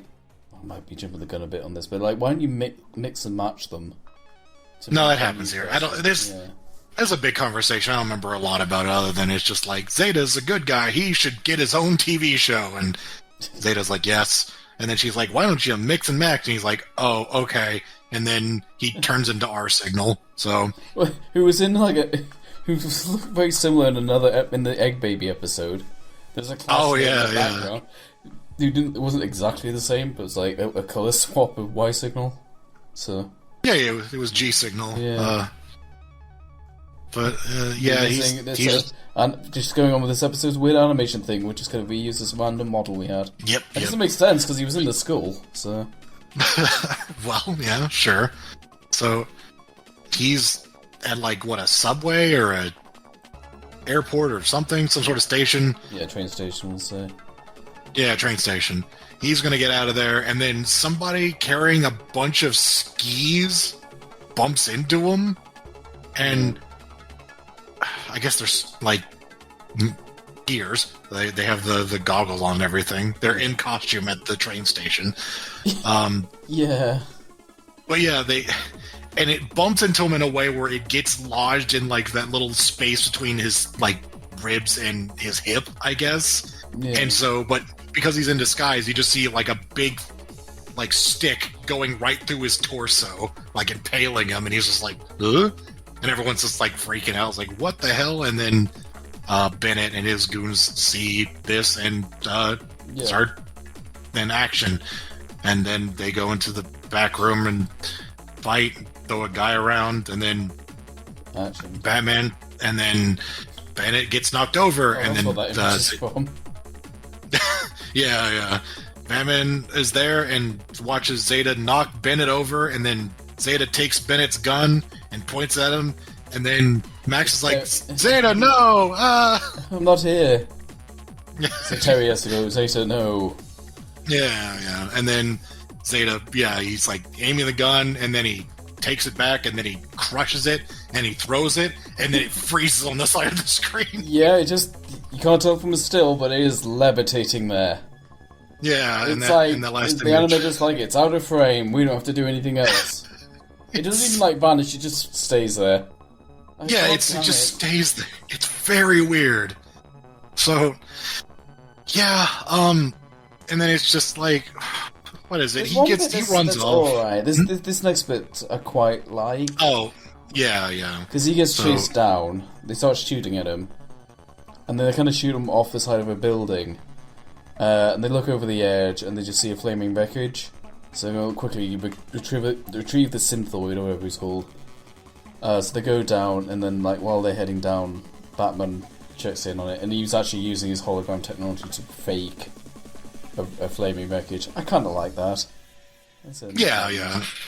And then Batman, he turns to another disguise and runs off. Batman throws a bomb down and flies off, and kind of gives him an excuse to be like, it exploded, and they don't even know if there's anything left. So they have to start digging through it, so it gives Zeta more time than he would have had otherwise. Yeah, and then that's it. On the train, really. And he leaves. Bye, Zeta. Yep. Bye, Zeta. We'll see you in your other show that didn't sound like it was that great. to be honest. Yeah, we'll definitely see Zeta again. More than once. Yeah. Oh boy.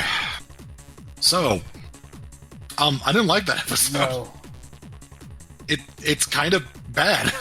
Yeah. It's not baby mad, but it's bad. No. But it's baby bad. It makes it so much worse. It looks terrible for an episode of this show. Like, it's no ACOM, but boy, it is a mess.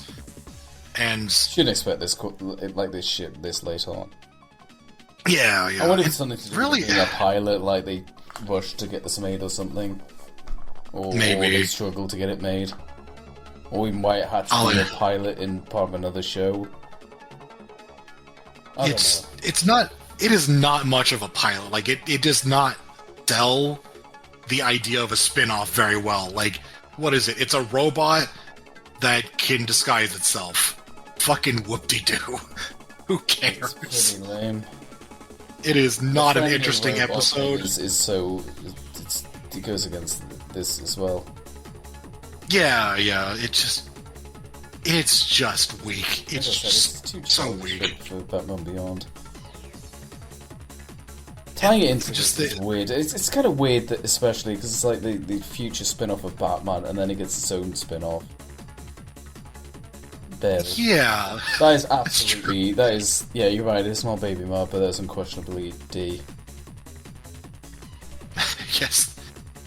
Yeah, its only contender is Rats. I feel like I would give the edge to Rats just because at least that felt like the show. And it wasn't. The animation wasn't all fucked up. It is not much of a boon, but yeah, it felt like more of this show than fucking Zeta did. That was just Max telling Zeta to stop killing people over and over, and then I just feel cynical just because like you're just pushing something else here. You know? Yeah. It just doesn't fit. Takes me out of it. Yeah.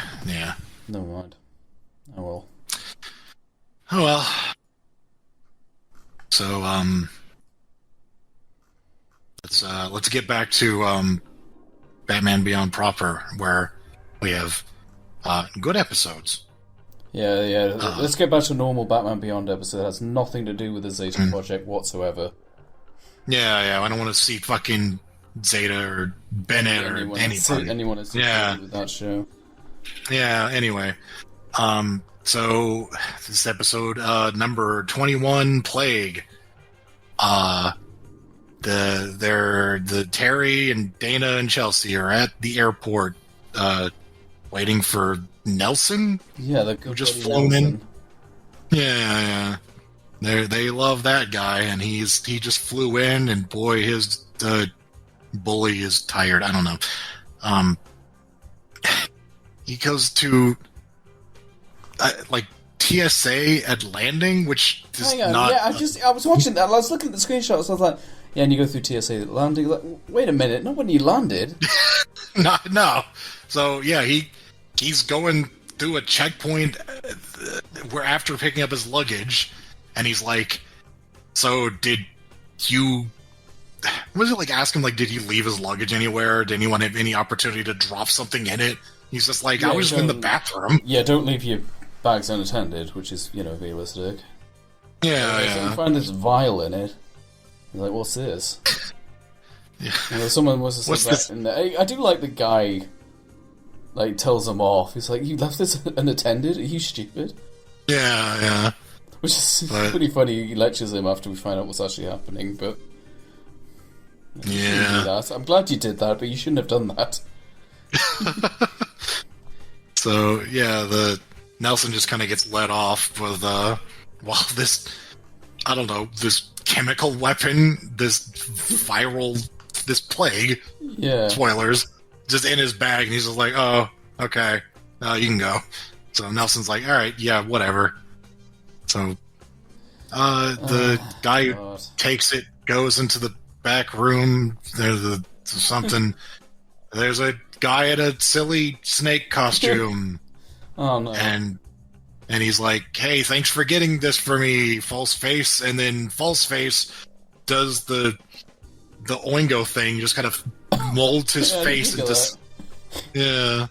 Kind of molds his face into another face, and it's like, that's false face. He has a false face. He can disguise himself with this false face. And he's talking to the leader of Cobra, who are a bunch of snake-themed guys. Villains. So. They're the idiots of this episode, which are snake-themed. They apparently show up again. That sucks. Yeah. So, Nelson is just like, I don't know, he gives a line like, oh, this guy gave me hassle, but I showed him or something. Yeah. So, Nelson goes to get in their car and leave. Yeah. And then, who would show up but Stalker? We thought you were going to say Willie Ward. Oh, right, yeah. He got a new car. Yeah, where's Blade? Yeah, I think I did saw a wiki thing that says she's not showing up again. Oh, okay. It's Stalker. Hey. Yeah, and then Stalker attacks Nelson at what is apparently the National A port? Yeah. Yeah, the AI port. Yeah, okay. Yeah, gotcha. All the normal human pilots are going to get fired. They get replaced with AI ports. Gotcha. Did not notice that when we were watching it, but it was staring me right in the face in these screenshots. Al's AI port. Yeah. Stalker captures Nelson and takes him up to the top of the building, I guess, to from this side the fall wouldn't kill me or some shit. And he's just like, where's the thing? And Nelson's like, I don't know what you're talking about. And he's like, there was a green MacGuffin, plague. I need it. And Nelson's like, the guy took it. And he's just like, you idiot. And so he, drops him or something. Yeah, into his car. Yeah, so he's just whatever. He survived. Terry didn't save him or anything, he just happened to survive. No, I mean, Terry's worried about people getting suspicious over, Batman carrying so much protecting Nelson. Yeah. I was like, maybe I should let the guy die, keep my cover. So Batman goes after... it's a really good screenshot of just Batman's soul. Just kicking the camera. Oh. Yeah. He's like, hey, Stalker, I thought you got hit by a train. What are you doing? Stop hurting my good buddy Nelson Nash. Stalker also finds, the guy who was supposed to be at the weird-ass landing TSA, bound and gagged in the what do you call it? It's the back of the airport where the luggage is. Yeah, luggage room. Yeah. So, him and Stalker have a fight, and then before Stalker can, do anything about the guy who's tied up. Stop fighting me, and Batman's like, never! So... And then, a character who we haven't seen in quite a while, Bennett, shows up, and he's like, hey, what are you doing? Remember me? Yeah, remember me? And we're like, I don't recognize you without your green shades. Yeah, his glasses are gone now. I guess they got broken. They just didn't come back. Yeah. So, he's like, so, we found Stalker lying in a heap of fucking blood after he got hit by that train, probably. And, I don't know what this other thing is about. So there's a biological weapon. I guess this kind of overlaps a bit with the nerve gas from the pilot episode. And it's just some biological MacGuffin. And if it gets out, it would destroy the world. It's like some government-made thing. And it's like Cobra. I think they say Cobra got their hands on it. We need to track it down so we hide the best stalker in the world. Stalker. We found him, I guess we imprisoned him after he died in a train accident. Yeah, it's just like, so you gotta team up with Stalker to find the bad guys. And I hate to say this because I didn't notice it while we were watching. I didn't notice it until I was writing afterwards, but damn it, is this a Reform episode for Stalker? No, he's kind of reluctant. Yeah, he's he wasn't. He has to team up with him. He has to work with the good guy, but he's not like a criminal. He attacked Batman, obviously. Well, I don't know. He did kidnap a child. Well, yes, but he's not like a petty thief or something. He's not just a guy who goes to jail for robbery. He's a hunter, and he just, I don't know. He's stupid. I don't care. This show did not make me. Poaching's illegal, but that's fine. That's sure. I get whatever. what you mean. He's not doing it. Well, he's just doing an agreement. Yeah. He's just like, you gotta do this, and he's like, okay. Tired, yeah. And they find the Cobra facility. It's literally just Bruce says, "Oh, this is a known Cobra hotspot." Like, good enough, I guess. Yeah. And then I don't know. Stalker's like, "I'm going to stab it," and then Batman's like, "No, let me do my technology thing," and breaks into the door keypad. Then they go to a Cobra facility, and there's a bunch of Cobra guys there, and Cobra with the K, and I don't know. Batman's like, "Hey, just wait here for a second. I'll deal with this." And then he like stealths in, and then Stalker's like, "This is stupid," and then he just runs in and starts fighting people. Pretty much. So, I guess I want to mention this now, because we're at the headquarters. I said this to you live as we were watching it, and it's not really a secret. I think Cobra are fucking lame. Cobra sucks. So I think the role of Cobra, and I'm guessing they kind of feel like there's something from the comics. I'm guessing, or maybe not. You've got the Jokers, who are like the street level gang, who are basically designed to be pathetic, but then you get more serious plots like this, where you kind of need like a more organized gang. And they're also kind of like, almost like kind of your Ra's al Ghul, like they're kind of more international, and they're more super villainy. So they fulfill that role. I just wish they didn't choose just a bunch of dudes dressed as snakes, because that is Saturday morning cartoon as hell. And I know we've said this before, especially with the last episode, but like, you know, like, we're not against. Ultimately, we are watching something that's mostly aimed at kids, but you know, it's still enjoyable as an adult. And I think this is another. I think Cobra are another thing that just tip it into the too childish realm. Like, they just come across as something from G.I. Joe or something. Like, they're just stupid. Yeah. Looking. They're stupid looking.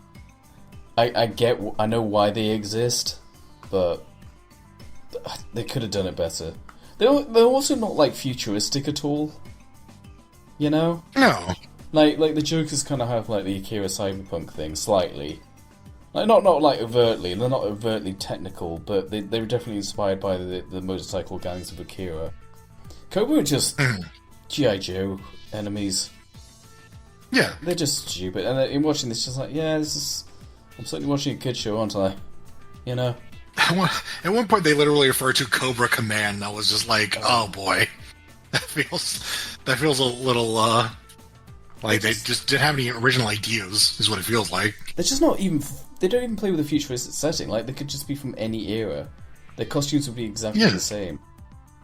Yeah, they don't, and I don't know anything about them other than just they're a villain organization. Like, they didn't leave any impression on me at all, other than just they're villains. Yeah. They're bad. Okay. So what? Like, Stalker knocks them all out, and Terry's just like, well, now we can't interrogate them, and they find it. You just apologize. Yeah.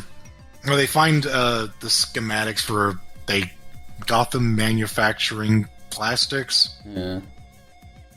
On one of the guys. Where they make creds. Yeah. And then, fucking Funny Face impersonates a guard. This is a surprising amount of... From the stun gun. Oh, yeah. This is important. They get a surprising amount of overlap with the last episode, where there's people disguised as other people, and also Bennett. Yeah. Yep. And this is airing by the way. Yeah.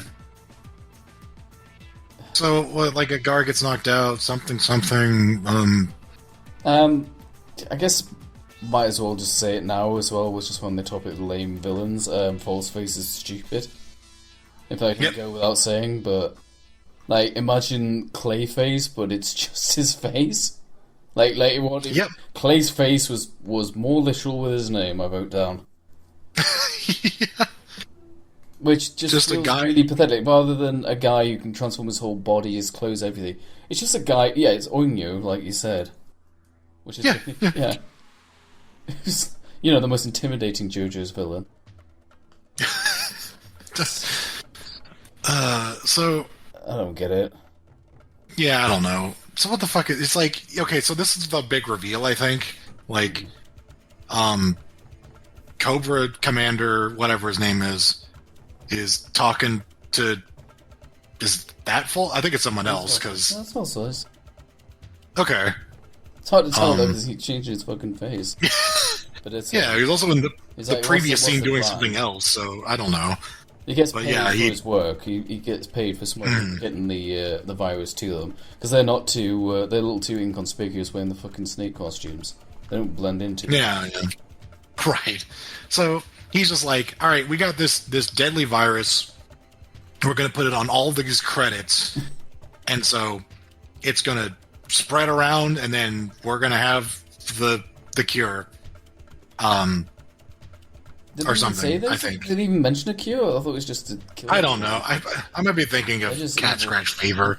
Of course. Yeah, it's something to the virus on the credits and something everyone's going to get infected. They might have a ransom. I can't remember. I was really kind of checked out by this point. Yeah. We'll hold this city ransom. They'll give us all these. We want 5 million credits. You mean these credits that are infected with the virus? Like, oh shit. Wait, oh fuck. So there's a fight. Batman and Storm show up. Batman gets buried under those credits, which I can't imagine too heavy, but Storm has to dig him out. Then he has to let Falseface go. Who I think Terry's got the virus. So that's what's important. He's got the vial, and he's got the vial with the virus in it. He's not infected. No, yeah. That's what I meant. He's got. With Stalker uses that flashbang thing that we saw from his previous appearance. We'll get back to that. Yeah. And then, so he's managed to save the vial, and he gets Cobra Commander. Terry's like, yay, we won. And Cobra Commander's like, did you? And Terry's like, yes, we won. And Stalker's like, no, we didn't. You haven't told us everything. What are you hiding? And he does this pretty cool interrogation sequence. I still like Stalker in spite of all this. I do think Carl Lindley does a good performance. And he's like, you need to tell us the truth, what's actually happening. And the infected Falseface. So in case the plan didn't work out, which it hasn't, he's just going to run around and just spread the virus to him. And he's a carrier, they say. So they now need to find Falseface, which is kind of difficult because he has a false face. Although, then we get a funny bit where Stalker's like explaining he got him with the phosphorus grenade or whatever it is, like the one that highlights him, the one we used as a title card for his first appearance. And he has to explain it to Terry. It's like, how can you see him? He's like, hit him with a phosphorus grenade. He's like, what? How does that work? It's like, Terry, what? You already know about that. You literally had to have a shower to wash it off you. Do you not remember? Yep. Like, you gave your jacket away entirely to thwart it. Like, you had to wash your shame from letting your brother get kidnapped. I also like Stalker, like, I guess kind of knows at least what Terry looks like out of his costume, but I also suspect he doesn't care. So right. Stalker then stalks Falseface. He also has this line that I don't know why stuck with me, where he just goes, "You have the sickness." Which I always thought was a funny line because he's not even explained. doesn't explain. He just goes up to him because you have this sickness. Like, just tell him that he's a carrier. Why are you talking in viddles? Viddler 2.0, I don't know.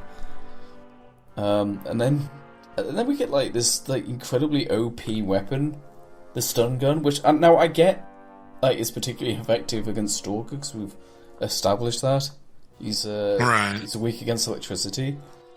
But this thing just gives Batman a hell of a time later on. So Stalker's out the picture. Terry's looking for him. There's an amusing bit where he sees Nelson wandering around, and he's just like, "What the hell? What's Nelson doing here?" So he obviously picks up on him, like, "Oh, that's one of his previous disguises." We get the reveal of False Face's real face, I guess. Yeah, he's like discount Jonah Hex. I don't know. Yeah. This guy, so he has like no physical powers besides from disguising his face, yet he is kicking the shit out of Batman. Like, yep. Batman cannot handle him in his high-tech bat-suit and his taser. He's got a taser. They go to a laundromat, which is an interesting location. I think it's a laundromat, something that deals with clothes. He sets his laundry basket on fire and just starts burning down this whole building. He legitimately beats Terry in the fight. Yeah, like he knocks him down and then like a vent or something like falls off the roof and crushes him. Yeah. And he has to be saved by Stalker while Falseface gets away. By Big Jim. And okay. So, yeah, Falseface just runs off. I think he's starting to feel the effects because he's like hunched over. And Stalker comes in to save him at the last second, and then they get out of there and they find Falseface's in the back alley, like just passed out, or like he's like sweating, he's like on the floor, and they're like, "Yeah, you got the virus, dude." And he's just like, "What?"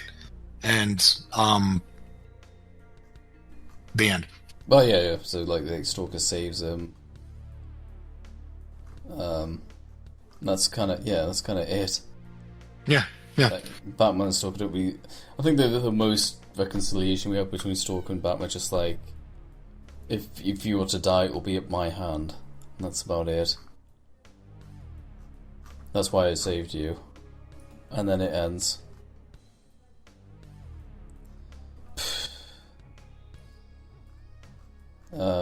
Yeah. Yeah, so that's an episode. That was an episode. We wrote down D again. We wrote I'm not gonna argue with that. I don't even know. That episode was a mess. That was, yeah. Just I guess it's higher? I put it in the middle there. I think even Vats I prefer to that. At least it that's a hard thing. All three of these episodes suck, and I just don't want to watch them. But yeah, I feel bad for Stalker. I feel like he deserves. Yeah. But that's not the way. It just suck. Like the villains suck. The plot is kind of dumb. No Bruce in it, I think. Oh yeah, another no Bruce episode, I think. Out of what, 5? Oh no, Bruce is here, I guess. I don't know what that means. I don't know. Did he make an appearance? I don't know. I can't even remember. Oh yeah, you did. He's the one who said Cobra's here. Sorry, yeah. Oh right. He just doesn't do much. Yeah. Oh, sorry, yeah, what my note was, if I actually bothered to read the notes, is that, like I said it would have been better if he said it out, though, because there's just too many characters. Right, yeah. It's not like a lot is going on, but there's just a lot of characters to keep track of. It just feels like it's just a half-assed plot. Like, it's just sort of written. I think it comes down to Cobra and Falseface both being lame. Yeah. Alright. Stalker doesn't really do anything in this episode either. Like, he saves Terry, but really, other than that, yeah, he kind of screws things up, and that's really about it. It doesn't do him much service at all. Nope. So that was just, that kind of sucked. Yep. Moving on. Moving on. So, episode 22, April Moon. It's one of those episodes we didn't write a lot of notes about, but I think it's one we're just mostly enjoying. Yeah. I remember this one being alright. There's not many jokes to make, honestly. This one begins with a very Power Rangers-esque group of dudes, in that they're all like color-coded for some reason. Yeah. That doesn't really come up at all. They just, for some reason, have primary colors, the four of them. They're going to rob, just a bank, I think? There's just a vault. Yeah. Oh, and, yeah. They're like, Blue, you guard the door. They have actual names, I don't remember them. I can't remember. I remember Bullwhip, and that's about it. Yeah. So they're like, Blue. Juggernaut. Yeah. Mm-hmm. Sock and Boppers. Yeah. Boppers. Yeah, like, Blue, watch the door. We're gonna go in there and give him hell. And then, so it's like the big guy in red has this like Colossus suit. Like, he just covers himself in metal. Yeah. Green has this Omega Red style like coil iron whip thing. Yeah, he's like the leader. Yeah. Yellow has like mechanical stuff in his one. Yeah, he's got like chainsaws in his knees and elbows, I think. Yeah. So like he's got they're all like kitted out in like not just metallic, like it's android, cyborg, I don't know. They're cyborgs. They're if you're combining robotics with human, that's a cyborg. Sure, yeah. So they're cyborgs, and then you find out later that Blue has these like metal fists or something. And sometimes they like sock 'em like hands without fingers, and other times they're like Hulk hands, which I think is a move. Yeah, it's weird. But yeah, they break in. They start stealing stuff. Batman shows up, and Batman has a hell of a fight with these guys, where they use all their cool toys to basically win. Yeah. So if you're keeping track of Terry's record, nothing lost for him. He just gets his ass kicked, and they wander off. So what is it? They cut to this older guy who's pretty restless. There's a shot of a picture of a woman who I seriously thought was Blade. Yeah. But like it was going to be her father or something, but no, it's you'll find out later it's somebody else. And then the criminals come knocking, and they're like, "Hey, you got to fix up our boy Yellow, because his saw blades got like he fell on them or something during the fight, and they just shattered." So they're like, "Yeah, you got to fix him up. He's in a bad way." Yeah, this guy, Dr. Corso, he's not too willing. He doesn't he seems kind of hesitant. So, but he does fix them up, and yeah. So he fixes them up. Meanwhile, because when the knees broke his chainsaw, like one of the servo motors just fell onto the floor. So Bruce and Terry looking at that as evidence, and they're saying, "Oh yeah, these are like made for prosthetics for people who've lost limbs, and they're made by a Dr. Peter Corso." So that gives them their lead as to who this guy is. Green, or Bullwhip, I should say, offers some jewels that they stole, and he's just like, "No, I don't want that. You know what I want." It's like, "Well, keep working for us, and we'll see about helping you." He looks out at the sky, he looks at the moon, and then Batman's there, asking him, like, "Hey, where's one of your servo motors at this crime scene?" And he says, "Oh, you wouldn't understand." And then there's just this civilian just managed to trank Batman and knock him out. Whoops. Yeah, but he's just like walk up to him and just trank him, and he's just like, and just passes out, and it's like, oh, I guess he was holding that in the earlier scene when he was working on the other guy. So I guess, but holding something that could be used as a weapon. But yeah, it's kind of funny though.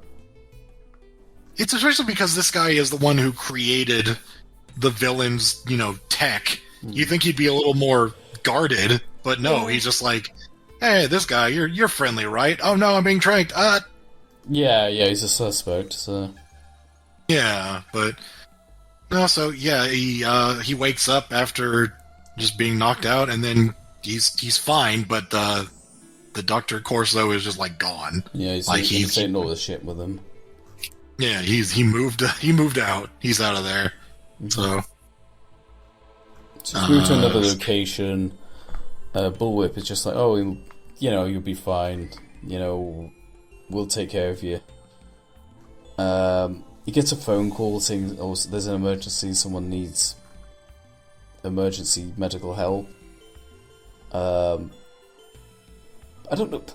I mean, you wouldn't really fit someone with prosthetics at the scene of an accident, but I'm overthinking this. So he goes to attend I don't know what his duties are, so he goes to attend what he thinks is an emergency in an abandoned building, and then he goes to the... He says something like, oh, we've lost both legs or something, and then Batman's like, joke's on you, I didn't lose any legs at all. And let's say he'd be like being tranked. He didn't trank him. So he gives him a story. He says, oh, I'm not... So Corso tells him that he's doing this, like, not willingly. They've captured his wife? Yeah, his wife, because they got married. Who was this nurse. He was quite a bit younger than him. After 2 weeks, he decided to marry her. This new nurse, which is not quite as fast as that one episode, but still pretty quick. And then one day meets Bullwhip. I can't remember what his real name was. And he's just like, hey, he's giving him like a medical procedure, and he's just like, oh, with all this tech, someone could do some real damage with some of these prosthetics. And of course, he's just like, dude, I'm a doctor. I am a surgeon and a doctor. I am earning enough money. I'm fine. I am living quite comfortably. Thank you very much. I'm not interested. Then Bullwhip's gang captured. He gets home one day, and April, his wife, has been captured, kidnapped, and basically the gist of it is just like, you're going to fit us up with all this, with everything we want, otherwise you'll never see April again. So yeah, that's the apprehension. That's why he's a bit apprehensive about helping him. So I just distracted by that. Oh god, what the fuck? I think there's like a wobbling like transition. Oh, he just kind of caught him at a bad spot. It becomes it becomes the new Clayface or something. I don't know. He finds out he's Clayface's offspring. He's Falseface. Oh no. And then Batman's looking at this picture with her with the moon in the background, and just like, oh, April Moon, and Batman says, oh yeah, just like that song. So yeah, so that's that flashback over, and then the guys break in and just like, hey, Doc, you're not very street smart, are you? We've come to save you. Of course, it very quickly says, oh, thank God you're here. You lured me into a trap, which I quite like. Yeah. I want to very quickly mention as well, Corso's voice has the same VO as Charlie Collins way back in Joker's Fate. Oh, right. So this guy can't get a break. Another fight scene, it's fine. And then like Terry like throws a smoke bomb, and he actually like jumps out of the window, which we later find out was actually part of his plan. He wasn't just fleeing, he was I think he attached a track. He started following their vehicle. Oh, right. Oh, God, I forgot to mention like the most important thing. So, at the end of the flashback, he says, Corso says, like, Balance says, can you do anything about it? And Corso's just like, yeah, actually I can. I've put a fail-safe device in each one of them, like a self-destruct circuit. And as soon as I know April's safe, I'm going to activate it. So he's just like, oh, well, how do you activate it? And he says, I'm not telling you, I don't want you to risk April's life. So, yeah, that's kind of important. So I should mention it is, yeah. Bruce is investigating the circuitry while Terry's following them back to the hideout, and Bruce has realised that the weird bit of circuitry is actually voice-activated. So they say it would be like words of special significance that wouldn't come up in everyday conversation. So Corso is also there. He also followed them. And we basically kind of watch them, and we see April come out, who then starts making out with Bullwhip. And it's like, oh, yeah. Right, okay. Corso starts freaking out, he makes a commotion, Terry hides him in a cellar, and obviously with all this noise going on, the guys hear him, and they come out for a fight scene. And they're still kicking Terry's ass. Like, he hasn't really won yet. Yep.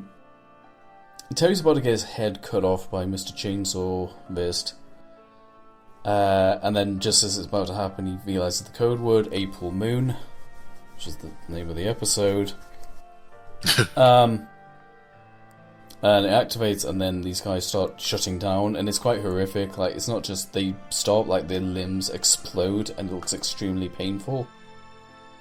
Right. I forgot to mention this. Throughout this whole episode, there's this like really good jazz score. I don't know why they chose jazz for this specifically, but it does elevate the whole episode. I guess it's easy to forget just looking at stills, but no, this episode has a hell of a soundtrack. Like, it does, yeah. It's just adds so much character, especially with the flashback as well. Yeah, they get defeated, but Bullwhip manages to slip away. So they sort of save, but Corso and Bullwhip are both vanished. And Terry's like recapping with Bruce, and Bruce says something along the lines of like, "Oh, they'll be back. They're always back." And he said, "By the way, does Bullwhip know that Corso saw him with April?" And he says, "No. Like, Corso was already gone by then." And Bruce says very ominously, "Oh, maybe we won't see him again." And Terry's like, "Why?" And then we cut to Bullwhip, who's going for another procedure, and he's like, "Okay, I need to be... Okay, I've still got April, and I want you to make me stronger, and I want you to make me more powerful than ever before, and I don't want you to hold back at all." And of course, just kind of, yeah, okay, yeah, sure. And then he says, like, no holding back, and then it just this POV of him with a drill bringing it down on his head, and then the episode cuts.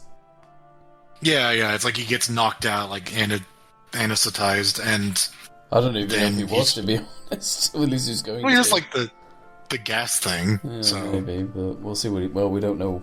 But gosh, I think it was implied like he was knocked out, and then the guy's just like, "All right, I have free reign to do whatever," and it just shows the drill coming down, and that's it. And it's a very intense ending. It is, yeah. It ranks up there with like the Curari ending. Yeah. Just a really nice final shot to cap this one off. That episode was alright. I like that one quite a bit. I was always for that one. The music does. I should emphasize the music is like really nice. Like, it really does help elevate it. It's a little bit like a Bullet for Bullock in that it's not quite as good, but it does help make the episode feel interesting. Mm-hmm.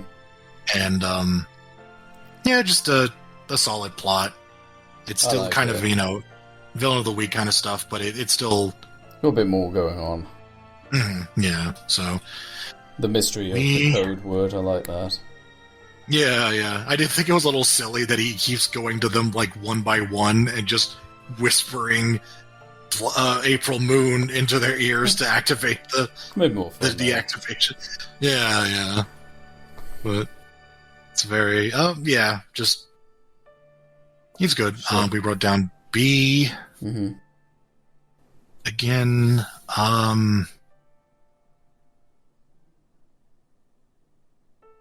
Yeah, that looks good to me. Okay. Yeah, sure. It's funny how populated B got. They're just Ascension before the powers going, I'm alone. Yeah. I love how diverse B is as well. From the last it is, yeah. Batman with a baby. Yeah, no kidding. Alright. Yeah. Episode 23, Centuries of the Last Cosmos. That's a good name, yeah. Yeah, I love Sentinels of the Multiverse. It's a good old parody of a good old card game that came like a decade later. Yeah. So, oh god. This episode starts off with a prolonged, like, VR segment. I mean, Not that long. I think they're doing a little bit of fun, trying to like suggest it's not VR, but like, come on, we're not good at space. Yeah, I mean, yeah, you look at it, it's like, yeah, this is some sort of shenanigan. They're doing some sort of VR game, which is heavily Star Wars parody. Like, the music is distinctly Star Wars-esque. The music is like, I mean, like, they don't really look too much like Star Wars. No. But the music is, as someone who's played like enough Star Wars games to hear like the background music, you know, sort of in isolation, not part of a score. Yeah, no, it is. Man, the legal department must have been sweating. I don't know. It's so close. Yeah. Not like the Star Wars theme, like just some of the incidental John Williams music. That's why I mentioned, like, I recognize it more from games than the actual movies. Right. It's kind of funny. See, what is it? They're just, yeah, Max, Terry, and New kid, who's, I don't know. There's a bunch of kids in this episode who I don't care about, but they'll be important for this episode. Yeah. New kid is like the best. He has like the highest score at this Star Wars, not Star Wars. I don't know. They're like flying hoverboard things with like flame swords or whatever. Yeah. But, and those come up again. But yeah, he's the king of. His name's Corey. I thought we better look that up. Yeah, Corey. He's the king of the arcade, and yeah. He also gives him some shit though, because he's like rude to him or something, and it's just like, yo, you're good in the game, but like, what are you gonna do? Hit me with a flaming sword? Get out of here, nerd. That'll never happen. So they're also in Freddy Fazbear's Pizzeria or whatever. Oh yeah. In, Bloodsport, which is I think they prepared like the tubes from earlier. Oh yeah, from Stalker. Yeah, and then we see like there's some IRL Century of the Last Cosmos watching using the same recording device Terry snuck into that resort. Oh yeah. A lot of that going around. Yeah, just get paying attention to Mr. King of the Arcade. And then something like, it's like Max and Corey at the school, and Corey's like hacking the game or something. I forget what the hell he's doing. No, he gets an email from the creator, the alleged creator, right, Simon Harper. So he's like, he calls him the Wise One. Oh yeah. So he says, "Oh yeah, we've noticed you, and we want you to come visit us at my home, basically." Yeah. This big old mansion that no one ever goes to, and he gets invited, so he's all excited. He gets to meet the creator of his favorite thing ever. Yeah, this is like this is a game. Yeah. So he goes there, and it's like all security, and goes inside, and then there's the bunch. There's a bit with a camera, which I think is, well, for this episode at least, is a more subtle Star Wars reference. With it, I think it's the bit with the. I can't remember. I'm not a big Star Wars guy, but there's a bit with it. Like, I think it's like Jabba's camera's like looking a guy over, and I think it's a reference to that. It's as subtle as it gets with this one. Yeah, sure. There's a lot of Star Wars in this, which is funny considering what apparently it's based on. But yeah, yeah, he gets in, and then there's a bunch of other kids there who are also like great at the game, I guess. And then they meet there was like a hologram of the guy is like, yeah, hey, step on in if you're Jedi. I mean, Sentry. If you're a bad enough dude to save the cosmos. Yeah, and then so this dude's Simon Harper. He's dressed as a fucking Jedi. He is. They're still getting around that. And he says like, oh, what does he say? Some nonsense about like, oh, it's basically the plot of, well, the plot he gives, not really the plot of the episode, but the story he gives. It's a did I write it down? No, the Last Starfighter? That's yeah. It's a reference to. It's basically that. He basically says I use the game to recruit people to fight in an actual intergalactic war, which, from what I understand, is that movie. Right. And it says now you get to be a real sentry of the last cosmos or whatever. Yeah. Which is great. And there's also like 2 he's already recruited, so I think there's like 5 in total. Mm-hmm. Yeah, so this like guy dressed as a Jedi recruits some nerds who are good at a game. That's your plot, and I guess by extension, these are our villains for the episode. Or adversaries. Yeah. Yeah, I've heard they're like half as terrifying as a terrible trio, but 3 times more terrifying than two faces. I don't know. We're gonna start keeping track of this. Oh my god. I don't know. The Batman power levels. I almost wanted. I don't know. Maybe not for this, but I always want to do one of those just as a joke. Like who could take who canonically? But anyway, I don't want to start promising things because then I'll have to deliver them.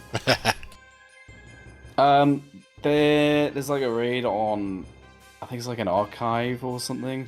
I think it's like an archive because we find out later why they're doing this.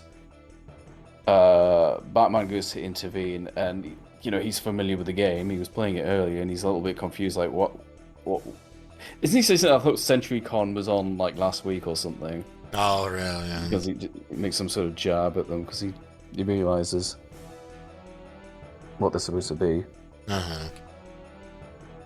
And then he jobs. Yeah. He as I was mentioning, Terry's bad week. It continues here. They just kick his ass and leave. Yeah, good job, Terry. He got beat by a bunch of high school nerds who play video games. So I guess being in VR game, there's like a bit more skill transference, but yeah, no, that's a weak defense. It's very silly. I'm saying within like the realm of the episode and the plot, like he's recruiting them because they're good on these silly hover things, I guess. Yeah. But still kind of pathetic. It's just silly. It's very silly. Yeah. So they get away. Max and Terry are talking about it after school, and this is the part. I don't even remember how it comes up, but what was it? She was like, hey, are you going to, do you think he has something to do with it? And he was just like, he does like does bear shit in the woods sort of response, but is Jar Jar lame? It's like, yeah, that line is terrible. It's one thing to reference something. It's another thing to to just name drop a character, especially one that's just like a jab at it as well. It's also incredibly dated. Mm-hmm. Like, I don't know, it just makes me think of something like Spaced, which went on a tangent about episode 1 being disappointing, and it's just like... Well, it's not, but here's the thing, right? At least like Spaced, like that, they'd watch the movie and they're nerds and they would discuss it. Then just bring it up in Batman is absolutely bizarre to me. It's weird that this whole thing is a parody of Star Wars, and then they just directly reference Star Wars. Like, everything what else could that mean? Like, there's not really much ambiguity with that line. Is Jar Jar lame? Like, who else is he referring to? Yeah, it's not like what they said, like the Phantom Menace or something earlier in another episode. It's like, okay, I get you. That's a reference to that title, but this one's literally but they're not saying it. Yeah, they're just name dropping a character, like literally. It's not even like oh, they did like a parody, like, oh, remember when they added that character everyone hated to Centuries? Yeah. It's like, no, they just say Jar Jar. Like, just shy of saying Jar Jar Binks. That's it. Part of me feels bad for putting this much emphasis on just a single line, like a single little gag, but it was... Oh no, it really got me. It really took me out of the episode. Yeah, I made a big point of it. Yeah, it genuinely was just like, oh my god, guys, come on. What the fuck? So, it's... I don't know. And it's also just that pettiness as well. I think the fact that it is like a kind of a petty jab at the new movie is also annoying. Like, yeah. I don't like episode 1. It sucks. Jar Jar is lame, but just to put that in here, just like... what I wrote down, I still think this is funny, is it's like, oh, he has no idea what Wizard of Oz is, but he's still referencing episode 1 repeatedly. Like... I mean, by the time this is set, there'd be like 30 Star Wars movies. I mean, we're almost there now. Yeah. Jesus. Making one every other week. Let's try and move on from that. So, yeah, I don't know. Corey's there, and I don't know. He basically gives Terry a lead, I guess, probably. By being, I don't know, like, oh, you guys are lame. I'm going back to my Sentries convention at what's-his-face's house. Yeah, sure. The wise one. Yeah, the wise one. But, like, I guess he's meant... It would kind of seem like he's supposed to be like the George Lucas, because he's like the creator of this stuff, but he's not. Like, there's a very different way they're handling this. So... no, the George Lucas, the comparison doesn't really work for a few reasons. Yeah.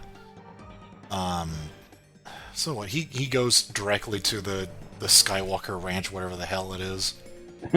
Yeah.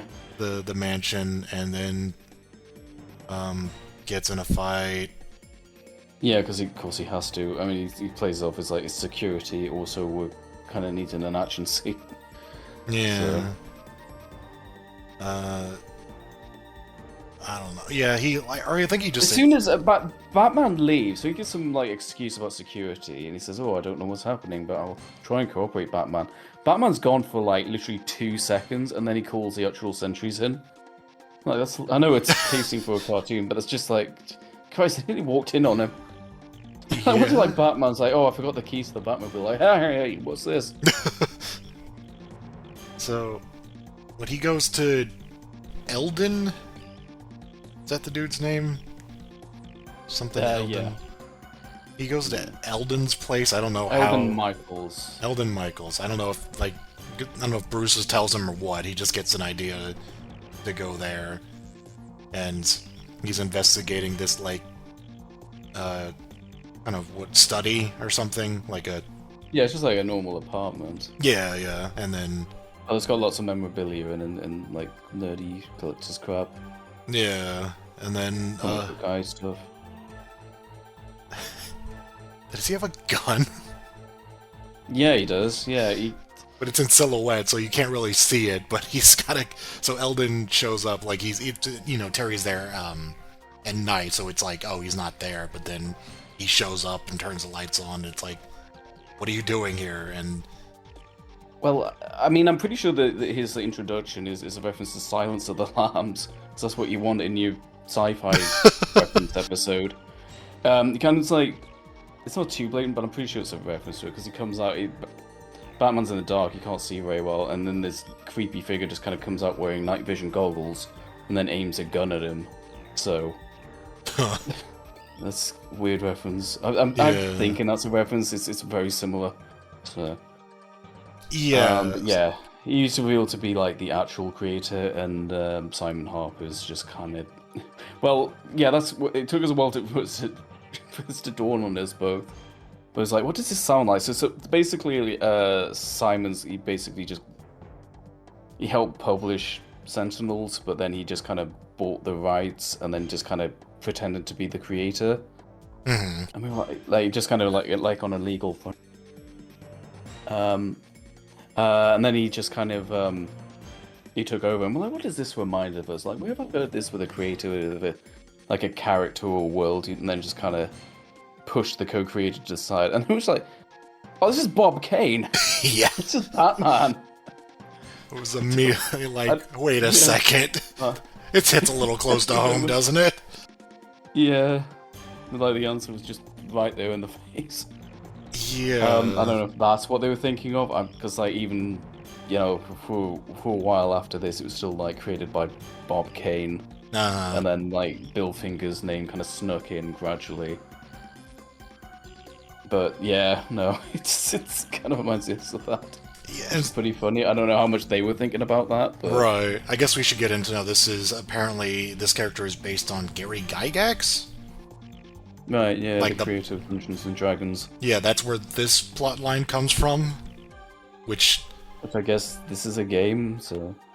I guess, yeah, but it's just sort of weird. Everything is like a Star Wars parody up until now, and then like the main plot is based on like the creator of Dungeons and Dragons. It's very out of left field. But... Yeah. Mitch and Mash, I suppose. I mean, we want to reference this a bunch, but also we have a story to tell, so... You lift things from different sources, I suppose. I guess, yeah. It just felt... The music, like, the thing about it is, like, this episode has felt from beginning to end, like, we just really like Star Wars, and we just want to make an episode about it. But then it's like, the main plot is like, oh, it's actually about something else?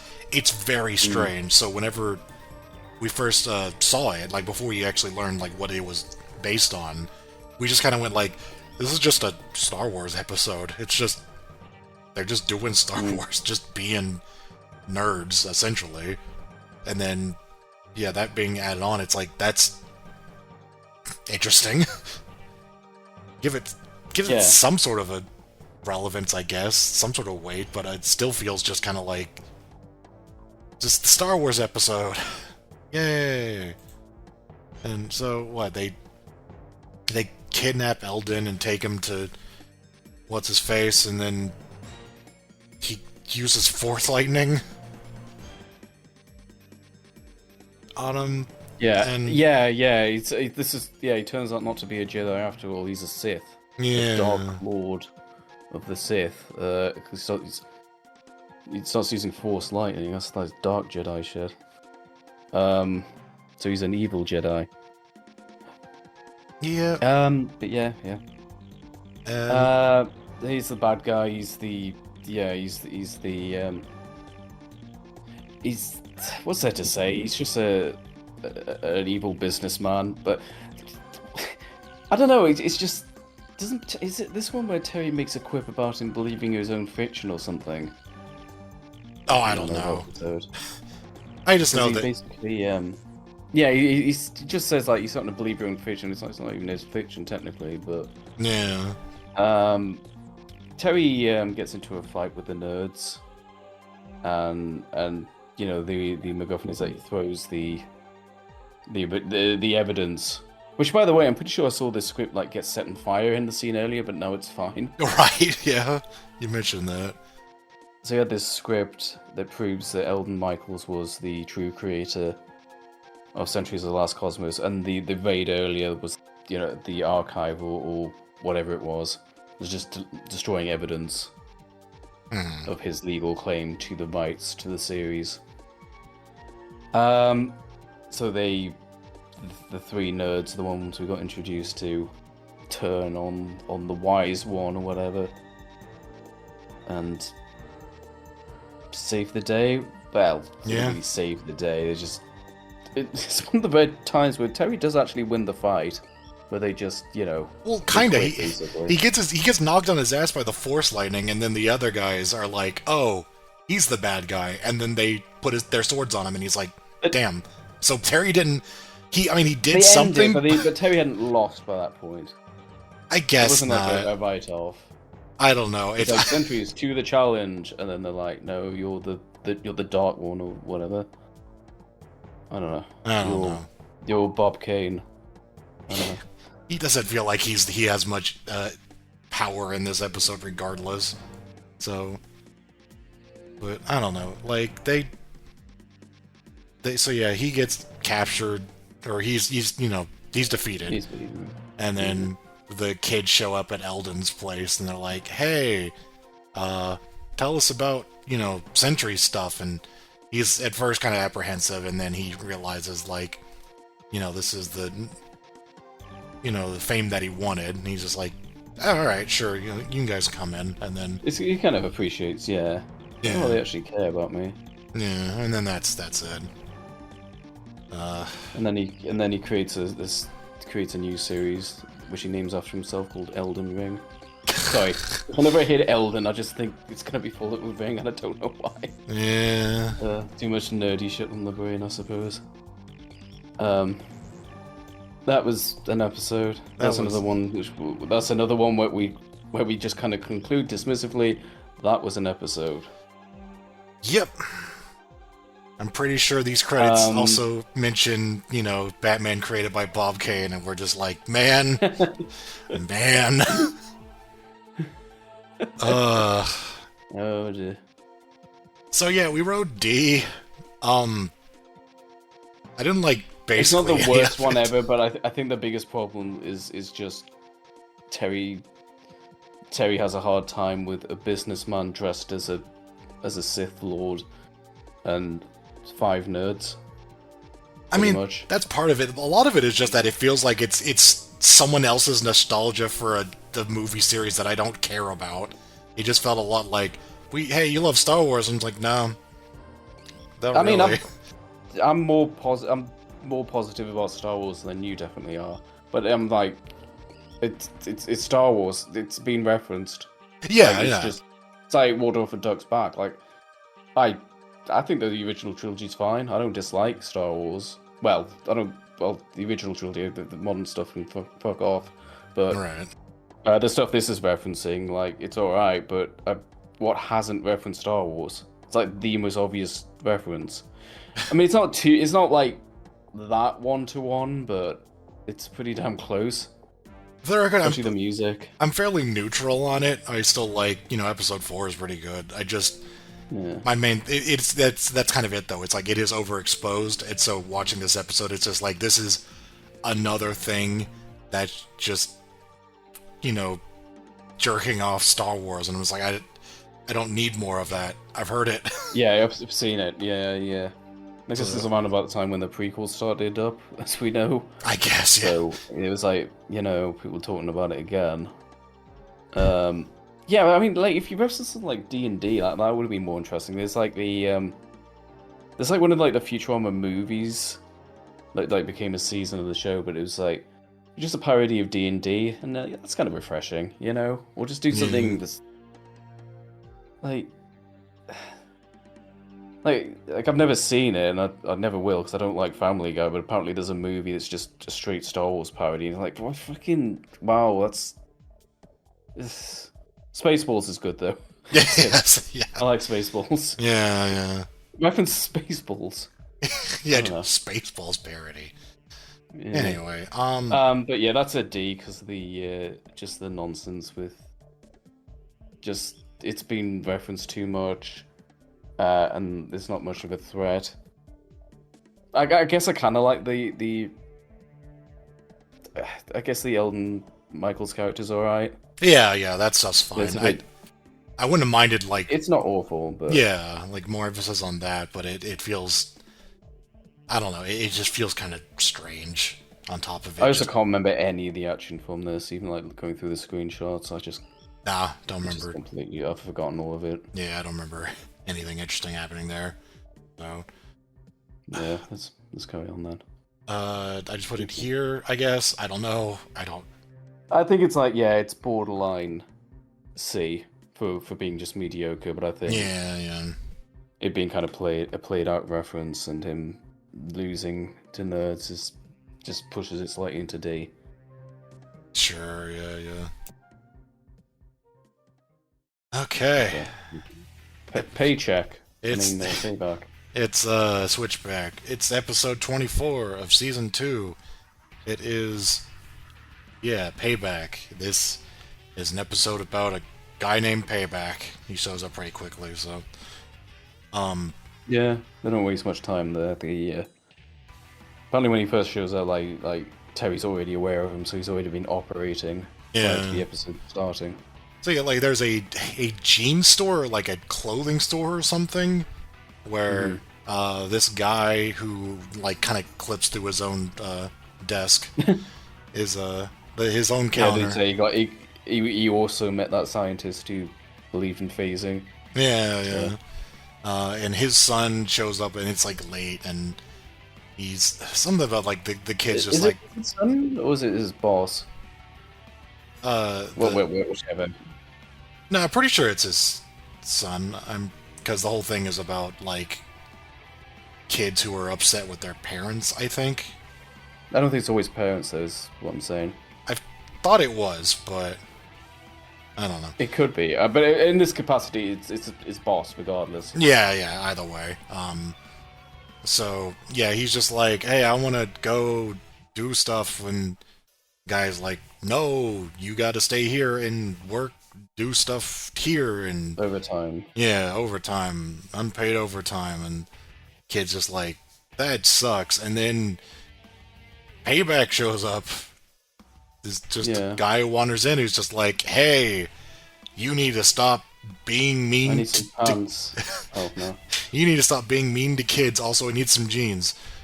But, oh, you are right. Yeah, it is. Looking at this, finally caught up with the screenshots. Jeans age, just jeans. Okay. Yeah. I don't know, because which they decorate with a hanging car. Yeah, there's part of one of the set pieces here is a hanging car. Like I don't know if it just because it's retro. I have no idea, but it's very strange. So what I think the guy tries to give him money, and he's just like, I'm not here for money. I'm here to make you, be nice to... I don't want to be paid back. I believe in paid back. Yes. So he's just like, I want to punish you for being mean to kids. And I guess I should say, I know we've got the power of video reviews, but just kind of looks like Discount Phantasm. He does, yeah. Not terrible, but it looks very evocative of the Phantasm. I was thinking that, yeah. I like this design. It's simple, but it works. It's alright, yeah. He's got this electric whip thing, which is pretty cool. Or fire whip. I don't know, it's a whip. It's a super future whip. And Terry shows up as, Batman, and he's just like, hey, I recognize you, you're Payback. And we're like, okay, I guess he knows him. And Payback says like, oh yes, I'm your latest ally. He's like, what? He's like, I do what you do. I punish the wicked. He's like, Batman's like, no, I don't really like beat up shopkeepers. He's like, damn. All right, in that case, I don't like you. And they fight. Yep. There's something with the car. That's just action scene, whatever. Payback. I guess it is a car as well, not like a future vehicle. Yeah. I think it's just a retro thing. It just kind of seems silly though. By the way, Payback fucks off. What the hell was this? The guy says, "Why did you couldn't have fought him outside?" Right. Oh right, yeah. The guy's just like, "Hey, my business." Ah. And then he phases through a wall to leave. If you excuse me, I've got people to go spy on. Yeah. I'm gonna get a nice. I'm gonna go replace that Ian guy who recently went missing. I wonder whatever happened to that guy. I don't know why I'm putting on an accent. I don't remember what he sounds like. Anyway. Yeah, see? I have no idea. So... I remember him actually having a fairly high-pitched voice. I don't think you're far off. Right.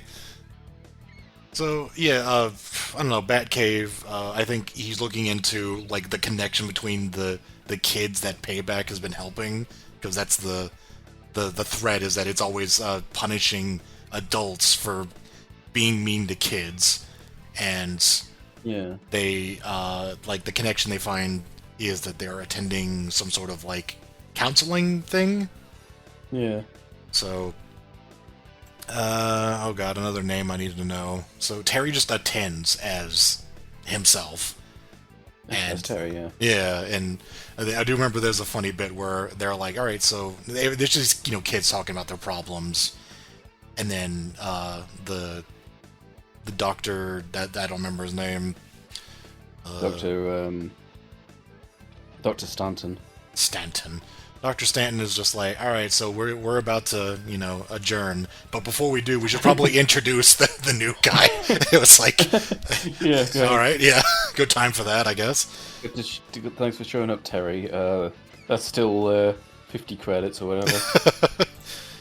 So yeah, Terry's just like, he's like, what's going on with you, Terry? And I don't remember. I think he vaguely gets into like, kind of mentioning Bruce, like secondhand, like just kind of being like, has something to talk about. It kind of starts as a cover story, but then it kind of gets a little real. Yeah, which yeah. is a good element to this episode.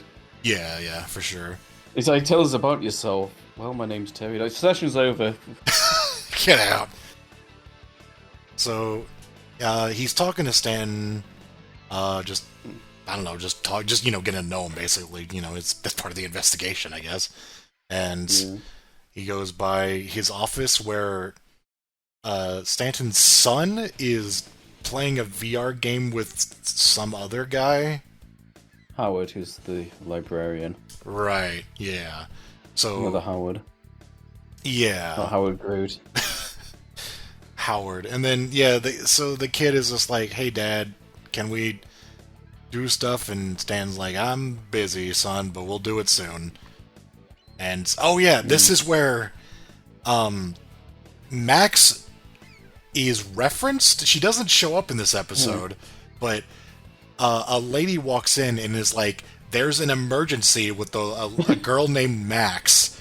And we're like, this dude is like a counselor. What kind of emergency, like a psychologist sort of dude? Like, what kind of emergency is he going to attend to? So, but it's She's like... lost both legs. No, you want the other doctor, the one that does prosthetics. There's like fake medical emergencies in this season. Yeah, actually. But yeah, what's the psychologist gonna do? Like, she's having like a panic attack or something? I don't know. I don't know. Yeah, it's very strange, but it is very weird that Max helps out, but she's in reference only. Like, she doesn't show up. VA doesn't get paid this episode. Yeah, very strange. But that's how they get Terry alone so that he can look into like his computer or whatever. They wrote Max into this episode, and then they're like, "Shit, we didn't."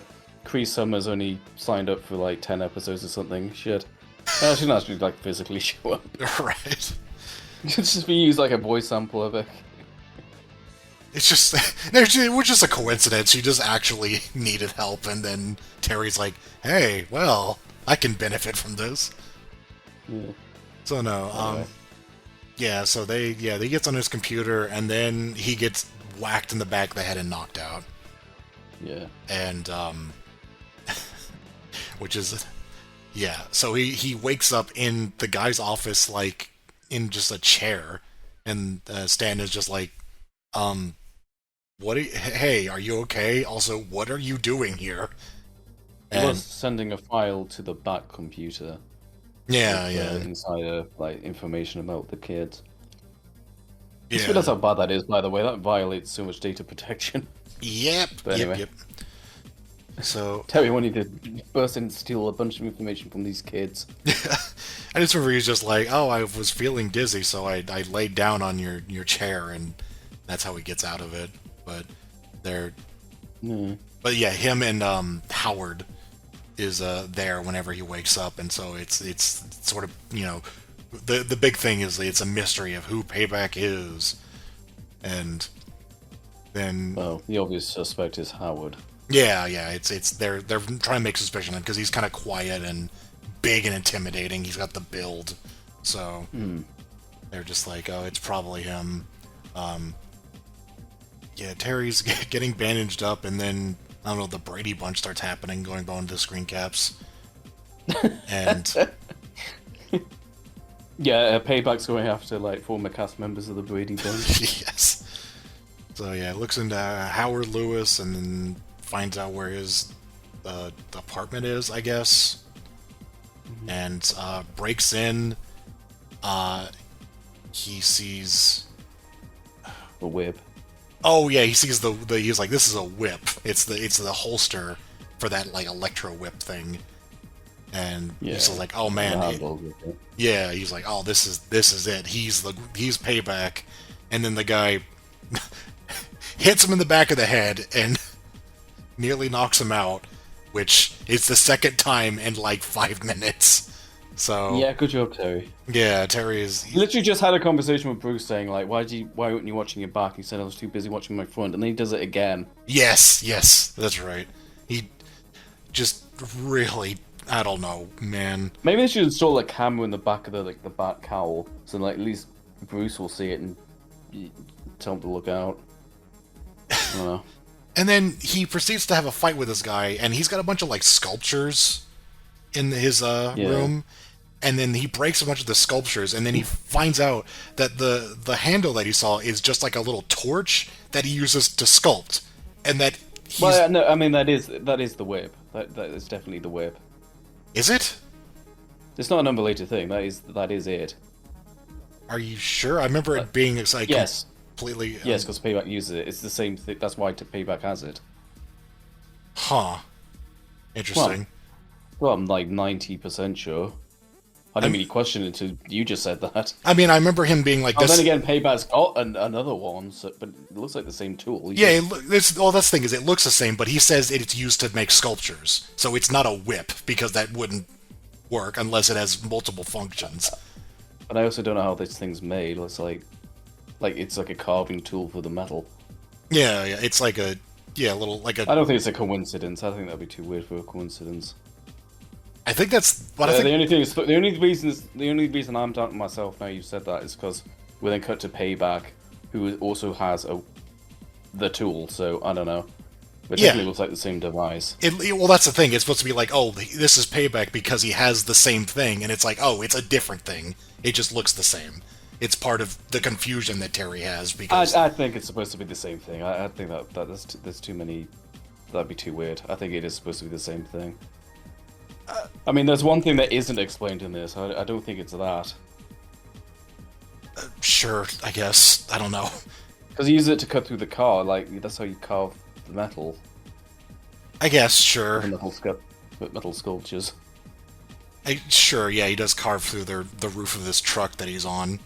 Which, yeah, Terry sees it on the news, and it's like, oh, he's not Payback. Howard isn't Payback because Payback is there. So,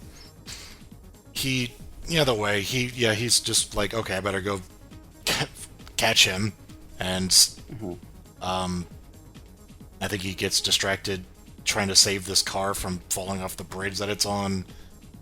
Yeah. And then Payback... He just catch up with Payback. Yeah. Catches him in the woods, and then... There's a bit where Payback runs as fast as the Batmobile. Oh, yeah, he does. The Batmobile's going like full speed or something, and he's just running through the woods. Like, matching its speed. Yeah, so... It's kind of insane. And then, I almost call him Bullwhip. Payback, creates a fire with his whip, I think. And then I've seen this before. Forest is on fire, so Terry, uses the little capsules, and then it puts out the He fire. hasn't got enough. Yeah. No, he hasn't got enough. He has to do something else. What does he do again? I don't. He summons the Batmobile to just ground up the dirt. Oh, okay, I see. Yeah. He uses dirt A bit again. more elaborate with this, yeah. He uses the capsules and the dirt. Fires. It's, I don't know. Yeah, it's a very strange recurring sequence. It's just an excuse for the villain to get away. He's busy with something. Yeah. They use it a lot. God, I can't believe we're still in this one season. It's so long. Yeah. So, I don't know, he goes back to the cave, and then Bruce chastises him. He's just like, you screwed up. You let him get away because you're bad. I hate you, Terry. I think it's less them getting away and more you just beat the shit out of an innocent man. Oh, right, that, yeah. Like, he thrashes Howard. He does, yeah. So, and he's not very happy with him. Yeah. So, yeah, he basically, he talks down to him, and Terry's upset, and he goes back to the counseling thing with and just starts, talking about it, just like, oh, this guy, he's, he just always doubts me. He doesn't think I can handle the job, and blah blah blah, and stands writing notes and shit. And then he says, well, someone says, like, we should confront him tonight. And then he says, well, it's been recorded. Well, I would confront him, but he's at the big charity event tonight, so too bad I can't confront him at the big charity thing that happens at, like, 8 p.m. at this specific location. Oh, boy. Because he is going to be there at this very specific time. This guy's upsetting me. Yep, I'm not Batman. So he says that for the camera, because we've at least figured out that whoever this is at least has access. If they're not there in the room, then at least they record all the sessions, so they have access to the videos. Mm-hmm. I think they may have even said tapes at some point, but anyway, the videos. Yeah. So he says that to lay a trap. And so, cut to that thing that Bruce Wayne is at, and then he gets an elevator, and then there's Payback cutting a hole in the roof, and everyone else. This is a good moment. Yeah, everyone runs off, and it's just him and Bruce, and they're just having it back and forth, and Bruce is just like, it's really good. It's I can't remember specifics.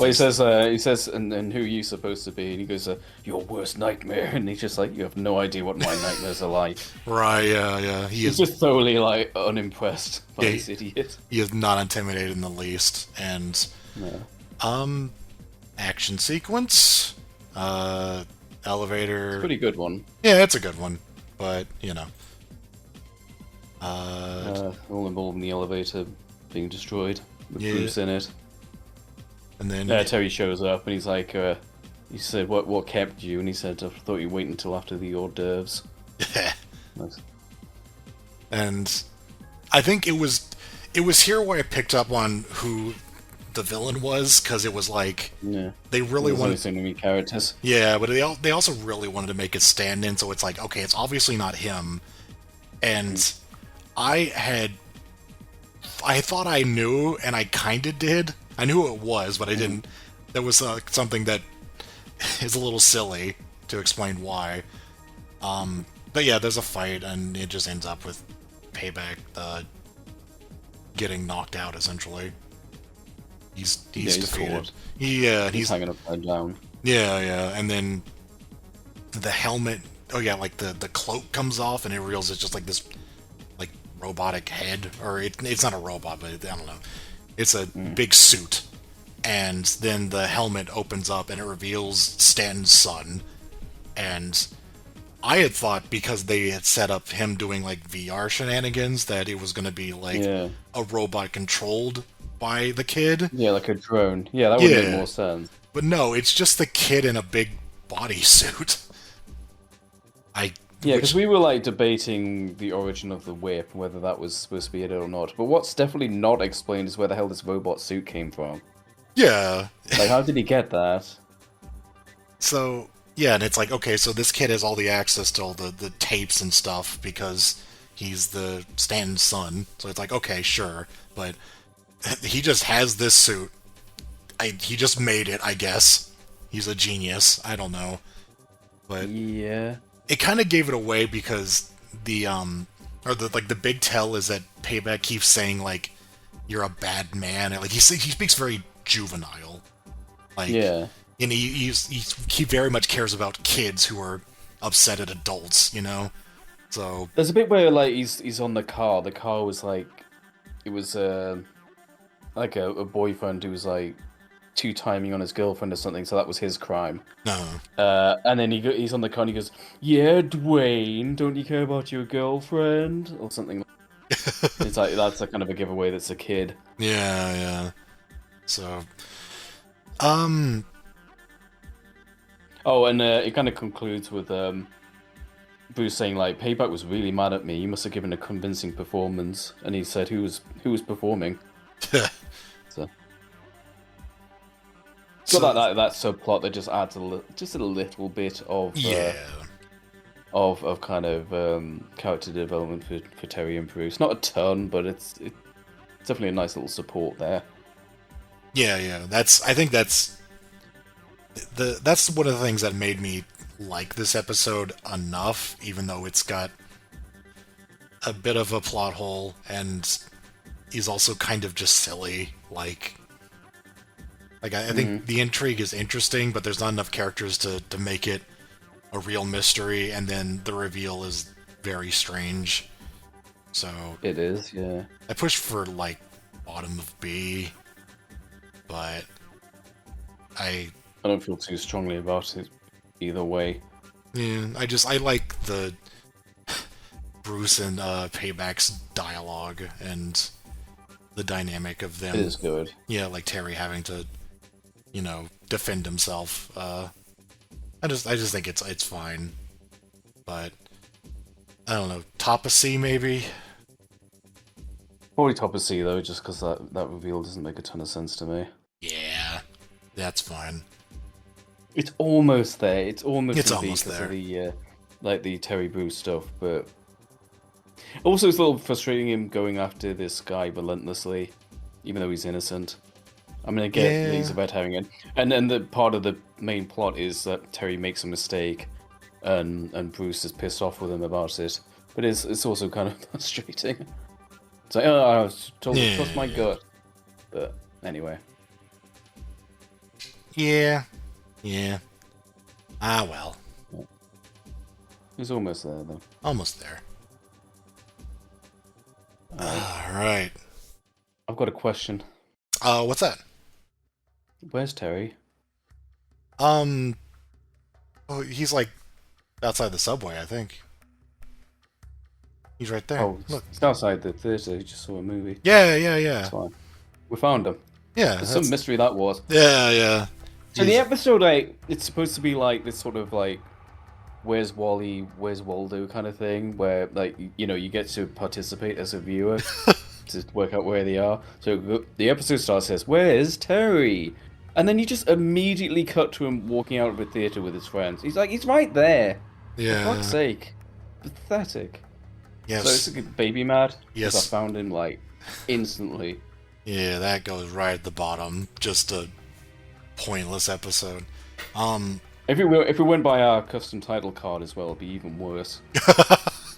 Right. He's not doing a very good job hiding behind that filler there. Okay, so right, anyway, he's walking out with his friends. Yeah. Howard say, "Yay, we love Howard." Yay, Howard! He really is Terry's friend who dated a robot. Yeah. So Should have aired this prior to that. Really established that they're friends. So, they just got out a movie, I guess, and then they go their separate ways to go home, and Terry's getting on the subway train, and then he sees somebody shady. He's like, wait a second, I think I recognize that pale weirdo, and he follows him a little ways, and it's all, he's sneaking, and it's all like, ooh. And then he goes down the like subway tunnel, and then cut to his house, his room, and his bed is all neat, meaning that he wasn't there. He didn't sleep there that night. Unless he never makes his bed. Yeah, unless he made his bed, but, it's Terry, of course he didn't. Likely. Yeah. And then cut to Max and Dana at school, and they're like, Terry's not here. I wonder, where is Terry? And Bruce is in the Batcave, and he's like, Terry, where is you? And... Where is Terry? Where is Terry? Terry? And he gets no answer back, so he leaves. He just wanders off. Yeah. I've got nothing to live for anymore. And he just walks off. So yeah, he gets... and then Dana calls Max, and she's like, where's Terry? And Max says, I don't know, where's Terry? And then there's someone at the door, and she answers the door, and Bruce is like, where's Terry? And Max is like, I don't know, where's Terry? Max like, who are you? Where's Terry? Yeah, who are you? Why do you know? How do you know Terry? Huh? Yeah. Do you know Terry's Batman? Oh, I shouldn't have said that. Where's Terry? You mean Batman? Sorry, I get them confused a lot. So they... No, I'm Batman. Oh. She's like, wait, then Terry's lying to me. Yeah. I'm gonna go find him so I can beat him up. Where is he? I don't know. Where's Terry? So... Damn this circular logic. So, yeah, Max is following Bruce around as Bruce is going to investigate where is Terry. And he's like, go home. And she's like, no. So we've got a good setup for, like, what could be a, like, sort of best mystery episode yet, because it's quite intriguing. Like, you know, we have no idea where Terry went. It's kind of a... we've got, like, it's a good showpiece for our supporting characters as well. Yeah. It's got a nice tone to it. Like, it's really kind of spooky. It's like, oh, God, like, what happened to him? It feels very lonely without him there, and it's interesting, and you're genuinely wondering what happened to Terry. We then cut to Terry, and then there's Terry. Fuck. He got knocked out by some rubble falling on him, but he's fine. And then some kid... I'll just follow Terry. Kid walks up and is like, hey, who are you? And he's like, I'm Batman. And he says, where am I? Where am I? Well, you're in the subway. Where's Terry? Where's Terry? Kid's just like, I'm not Terry, I don't know. So the kid's like, yeah, you got in a fight with Treek. And he's like... Well, you know, it just, he says there's a cave in. No. I mean, but it gives away pretty quickly. It's just like, oh, Treek sounds caused something to fall and knocked him out. So that's it. So there's this kid who lives in the fucking subway. Yeah. And I don't know. Dak, yeah. Not his real name, but yeah. Right.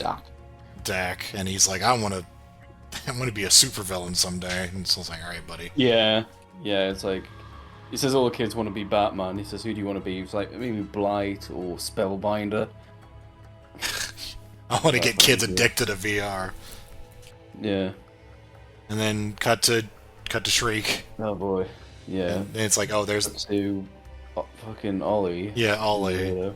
Yeah, that was the trenchcoat guy. You could tell because of his weird eyes. And it's like, that's... Shriek is living in the subway, and he's...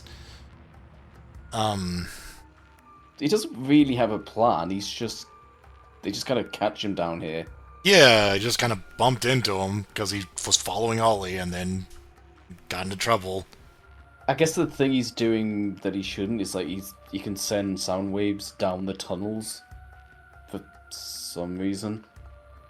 I guess there's something he can do. I don't know what he's doing with that. He says so apparently like Ollie was like yelling and like someone was following him, so Shriek fired sound blast down the tunnel, and he can sort of direct them down the tunnel using like echolocation.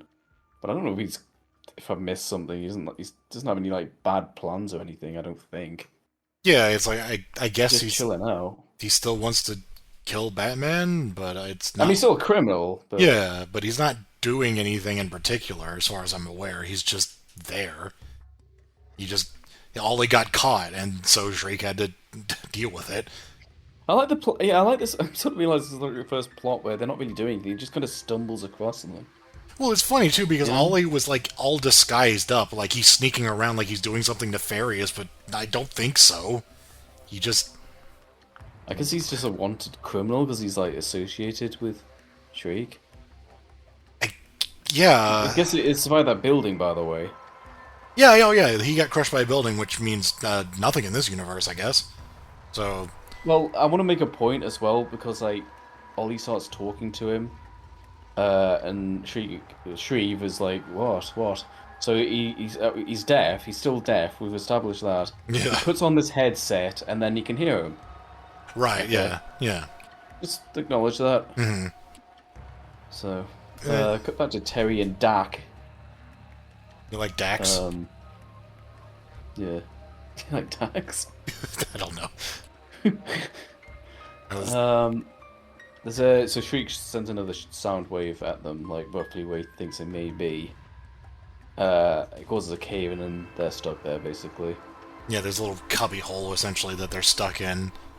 And that's where they just kind of talk while Terry tries to figure out a way out. And... Go back and forth. Yeah. Then, It's not bad, but it's just...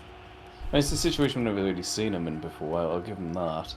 He's trying to use different explosives, just using what he happens to have on him to get free. But we'll get back to them, because we've got to cut back to Max and Bruce.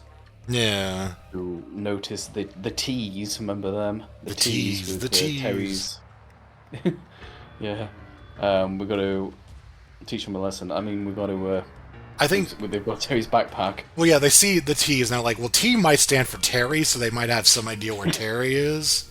So they go, and where's Terry? And I'm like, what? Who?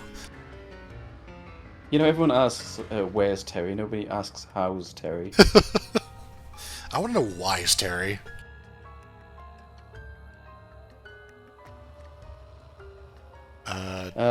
So they follow the T's to the T's.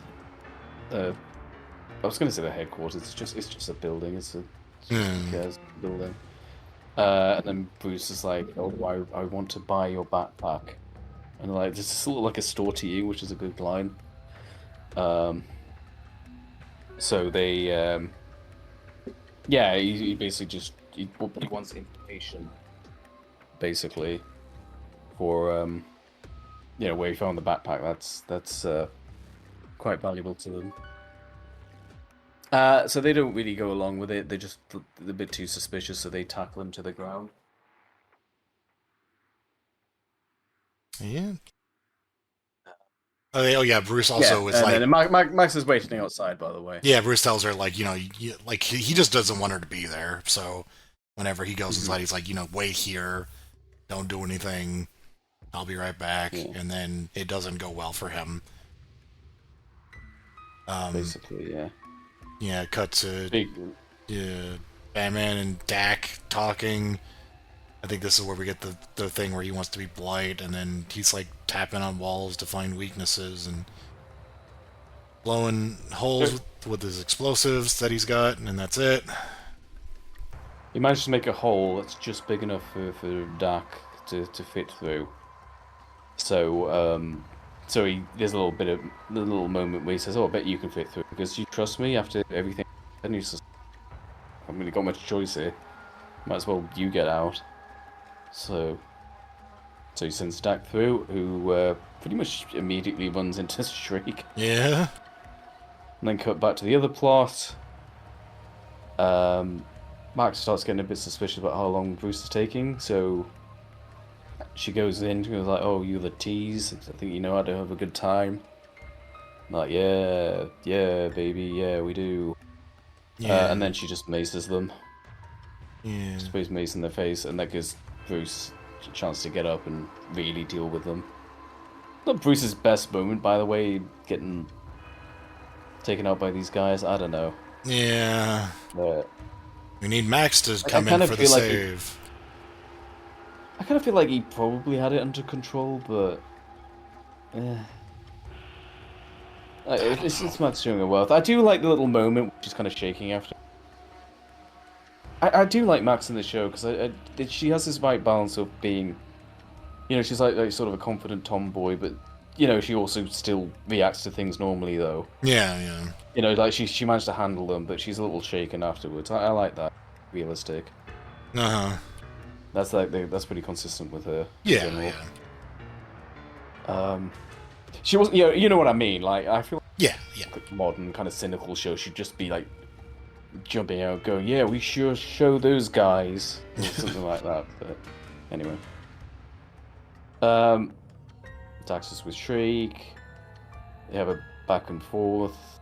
Dax lets slip that he knows where Batman is. And then cut back. There's a really good moment where the T's have told Bruce has interrogated the T's. It's a good moment earlier when he asked Max to wait outside, so she doesn't see it happening. Oh yeah. So they've gotten a lead to the subway. There's some guys working on it. So this is a great moment where Bruce tells Max, "Look, I want you to sneak down, and I'll provide a distraction." She goes, "Really? You trust me?" He goes, "Yes, I trust you. You've kind of proven yourself to me tonight. That you are very helpful." She goes, "Okay." So he says, "I'll go and distract them." So he starts talking to the workers. He's going, like, "Late night, fellas?" He goes, "Yeah, there's like been some explosions down here recently," which is consistent with Terry's story. Yeah. And then Bruce suddenly says, "By the way, speaking of dangerous, should that young girl be sneaking onto the tracks over there?" And then they're just like, "Hey, wait!" And they all start chasing her. It's really good. And then they grab her and just like, "It was that old man's idea." And then they turn back and he's done a Batman vanishing act. Yeah. So that was a really good moment. That was a nice twist. Yeah. Right before that happens, though, there's a scene where Dak is talking to Shriek, and Shriek is hearing him despite not having the headphones on. So that was... Yeah. That was something. Earlier as well. It happens more than once because I forgot about it here as well. Yeah. But, oh boy, god damn it, that's really annoying. Yeah. So, like, I don't know, he's just like, "Hey, if you tell me where Batman is, I'll let you go." And the kid's like, "Yeah, sure." And, after that whole, Bruce and Max scene happens, kid's like, "Yeah, he's behind this wall." And Drake's like, "Okay." And then he points his things at it and blasts it open with sound, and then water starts flooding out of it. Because I think that was established whenever they were trying to get out, is like, between one of these walls is, the Gotham River. Yeah. So that was established, and so the kid just, uses that knowledge to... He knew it was there. To trick Streak and to get him hit by this giant wave of water, which fills up the thing that Terry's in, and he uses that to swim out. And then the kid is nearly dropped down a big hole. This last bit is real quick, yeah. Yeah, like he's hanging off an edge, like where the water is going into a big chasm, I guess. And then Terry pulls him up and saves him, and that's that. Well, the Shriek's there. Oh, and then Shriek's there. And Shriek's there, and he's like, all that effort for nothing. And then Bruce just appears behind him and smacks him with his cane. Yeah. Alright, that's that. Another one where Terry had to be saved again. Yeah. He didn't... Twice. He saved the kid. Yeah, the kid saved him as well. But, yeah. Yes, but... And then Bruce saved him. And then I like Bruce, like, sort of being all chummy with Batman in front of Dax. Not that he really cares, he's just a kid, but... Oh, yeah.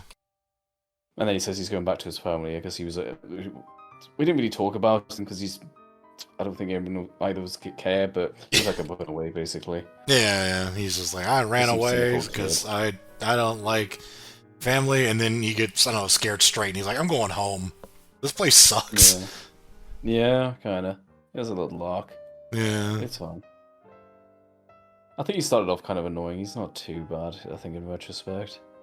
I had very little to say about him.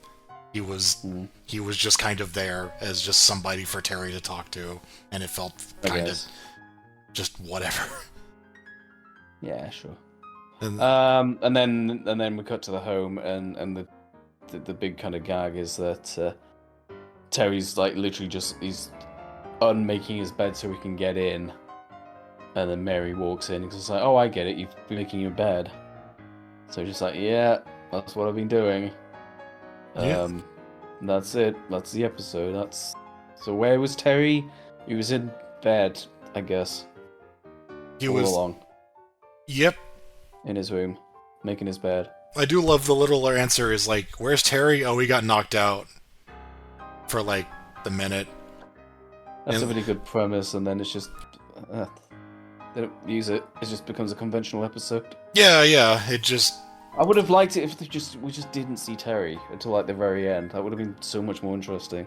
They just played around with the format. Make it a Bruce and Max episode exclusive, like almost exclusively. Yeah, and like just literally anything other than just like, oh, he's just where we last saw him, but he got knocked out for a few minutes. It just like yeah. I mean, I guess it was hours or something because he missed school. He wasn't at home all night, and then Bruce is just like, "Where are you?" And apparently it's just like, oh, he just wasn't awake to answer. But I guess, yeah, I think you mentioned like he wasn't playing like the subway. It was like he had bad connection or something. I don't know. It was just like, why would Bruce just think that he just wasn't there? I don't know. Yeah.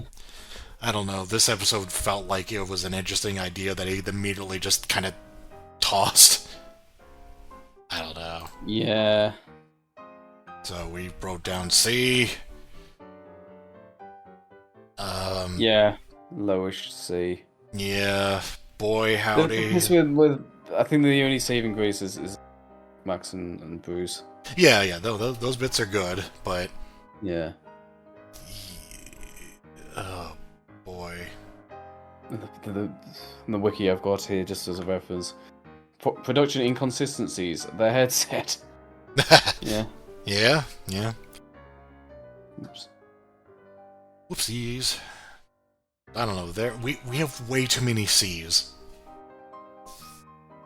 I said it before though. Like, if C's average, then it kind of makes sense that would be the most populated one. Although that wasn't the case for season 1. But that's the thing, though. Yeah, like when you're making twice as many episodes. Yeah, you made. Well, we'll get to it when we talk about the last episode of season 2 by some metric, I guess. I don't know. The order's weird as hell, but no, we're calling this the last episode. It definitely feels like a season ender. Yeah. For our purposes, this is the last episode of season 2, and it is titled Ace in the Hole. And you can probably guess who this is about based on the title. Yes, that's right. It's about the Royal Flush Gang's robot guy.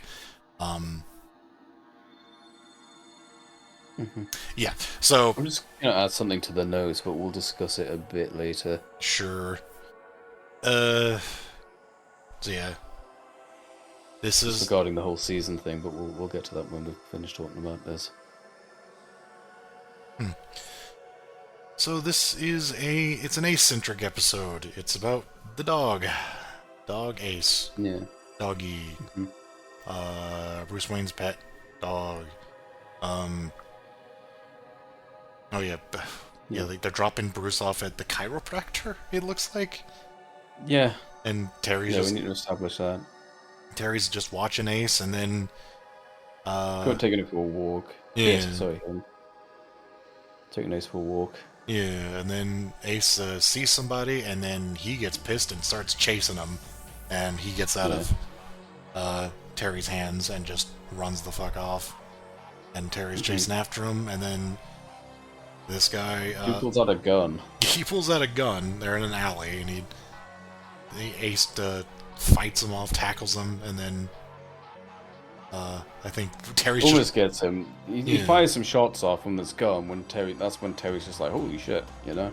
Yeah. Like, hang on, there's something. Who the hell? And then he leaps into the back of a limo or something, and they drive off. Unfortunately, Ace just chases after this car. So Terry's lost Ace. So and then he's like, "Where's Ace?" Yeah, this episode should be called "Where's Ace," because. They should have done one for each character. Where's Max? Where's Bruce? Where's Howard? Yeah. Where's Terry's friend? Terry's friend goes missing. So yeah, Terry's lost a dog. So he's like searching for the dog, and they're also curious who the hell this guy even was. I think he grabbed his gun so they can sort of ID it. Mm-hmm. There's little intermissions of Ace just kind of wandering around, lost.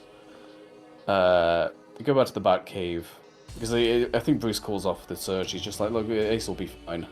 Yeah, Bruce vouches for Ace. He's like, he's a fighter. He'll survive. He's a fighting dog, apparently. So they do this like suspect guess who thing. Yeah. When they ID the guy as Ronnie Boxer. So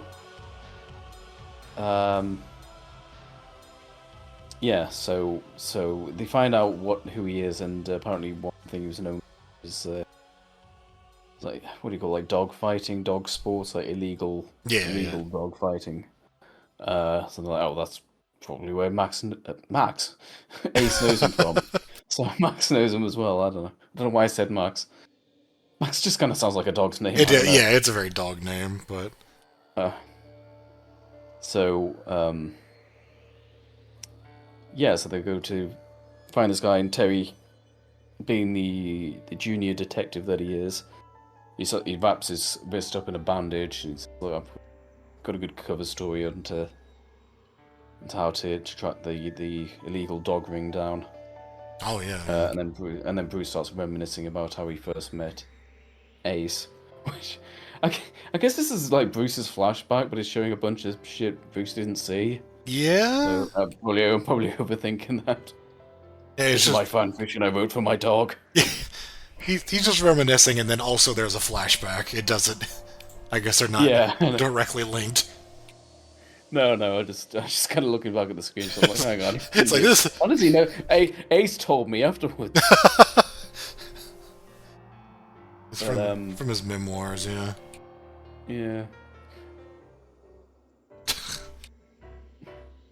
I just like it when that happens. Yeah. So Ace was a puppy from the pound or whatever.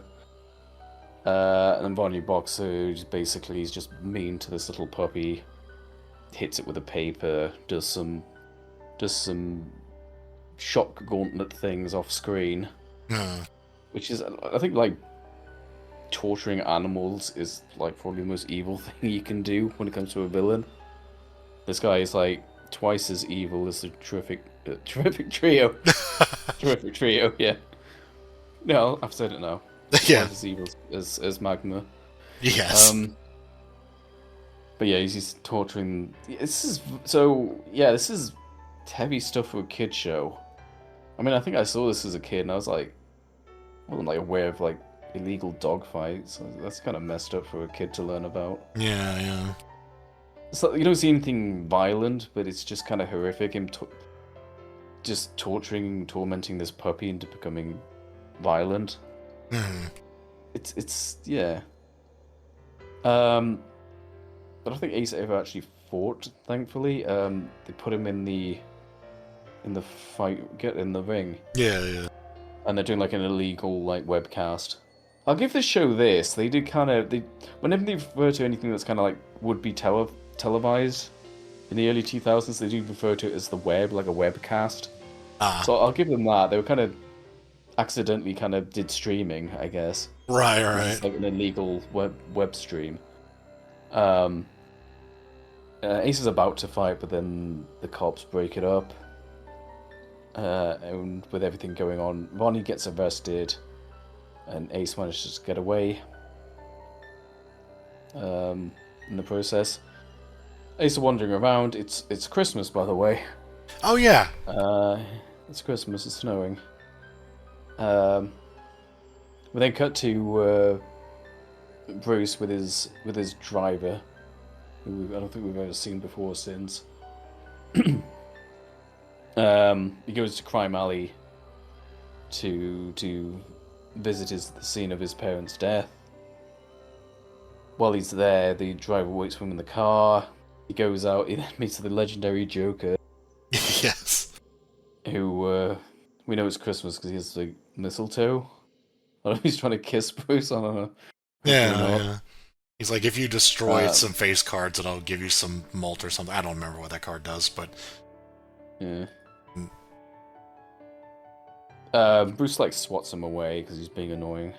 He says, "I don't want this. I haven't got any space for any more Jokers. This isn't great." So he swats him away. Leaves the flowers where his parents was. Joker sneaks up on him, and then basically Ace saves him. So that's how he discovered Ace. I think Ace got like whacked in the process as well, so he actually he has to take Ace home to nurse him back to health. Yeah, you see him like carrying Ace back to the car, like through the reflection in the window, which is a nice shot. Nice shot. And then it cuts back to the present where Bruce is just staring at the empty dog bowls and a bone, I guess, from one of his victims. I don't know. And he's just I really like to imagine that's what met Ace. Yeah. And then he's just like, "Where's Ace?" Damn it. We then see Ace dealing with a heavily armored, like, what do you call it? Like, dog catcher, yeah. Yeah, it's the lady from Catch Scratch Fever. Right, yeah. Clock off and all that. Yeah, clock off, yeah. You clunt. So, Terry's invested. So, did they actually get Ace? No, does he get away? I think he gets away, but then the guy, comes back later with, heavier armaments. Yeah. But until then, you get the scene of Terry back in his pizza boy getup. Yeah. Doing his silly accent.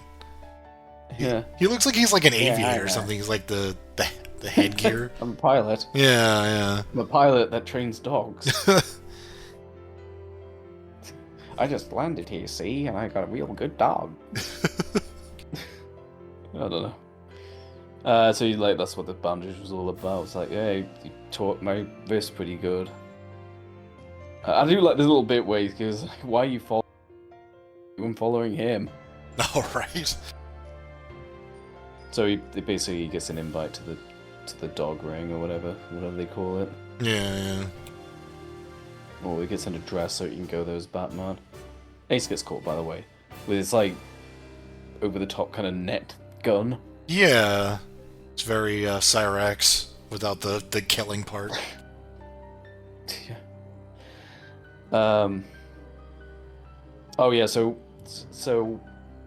Terry goes to this address where it's more of like a lab, like a chemistry lab.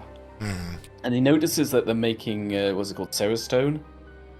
And this is where we get to like a bit of a weirdness with like the episode order, because this, from most accounts, this was aired as the last episode of season 2.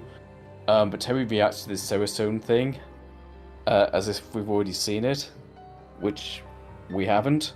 Right. And then I got a note from this wiki where it was introduced in an episode called Big Time that they produced first, but aired way later in season 3. So, whoops. Oopsies. Whoopsie doodle. So, not a big deal. It's not like too contradictory, but yeah, Terry kind of, he was like, "Oh yeah, I know what Soulstone is." Like, well, we don't. Right. We're watching this in order. But anyway. But yeah, that's when it gets into like, this is when the order's particularly weird, when it goes into, they've already made season 3 episodes.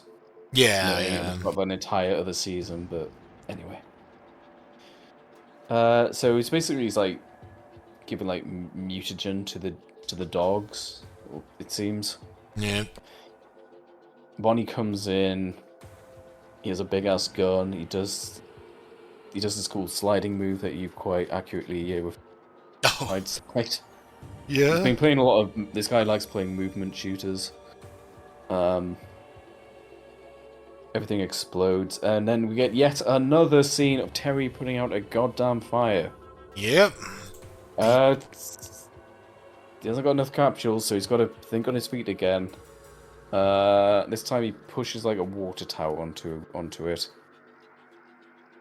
Yep. Man, it was the thing they like doing. It sure was a good reason for Ronnie to get, wasn't it? Yeah, it's very strange that they just, I don't know, it's like they couldn't have come up with a more simple reason. They had to be something extravagant, and then it's fire every time. It's very weird. It makes for an action scene, it's reliable, it makes sense, I guess. I guess, sure. I mean, he doesn't have it, he also, like, he's not like, even when, I was gonna say, it's not like Ian Peake, but even Ian Peake started to fire to get away. He did, yeah. Terry didn't have to fight it, but it's very weird. I don't know. They really need to hook the Batmobile up with a fire hose or something. This is, I don't know. Yeah.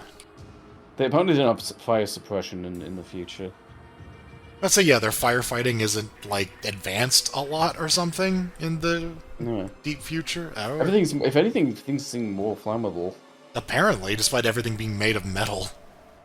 Yeah. Everything's all futuristic and whatnot, but I don't know. Let's see if they keep this up in Season 3. But anyway, so he got away. So the guy from the Pound, who's obviously like corrupt, like a form of corruption. It feels like a weird thing to say about Pound, but yeah, he's basically, his racket is to sell dogs he catches to Ronnie, and he presents Ace to Ronnie, and Ronnie's like, "You idiot! Why are you trying to sell my own dog back to me?" He's like, "What?" He's like, "Yeah, I recognize this dog." Yep. So there's a fight going up the docks. I forget how they found out. I guess that's not terribly important. Not really. Terry stumbles across his Serastone experiments, which is when this starts. This kind of grounded stories kind of has to start slipping into kind of superhero territory, supervillain territory. Yeah. Which is fine. Which I think is fine. I mean, you know, you've got Batman.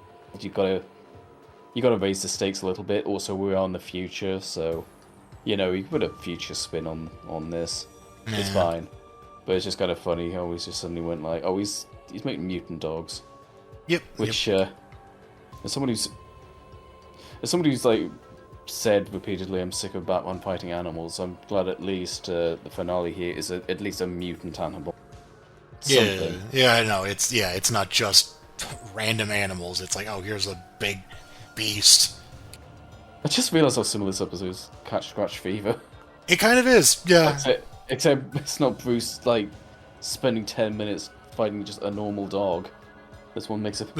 They're like, you know, like Terry needs to like, you know, he's probably gonna have a fight with a dog, with a guy who's like into dog fights.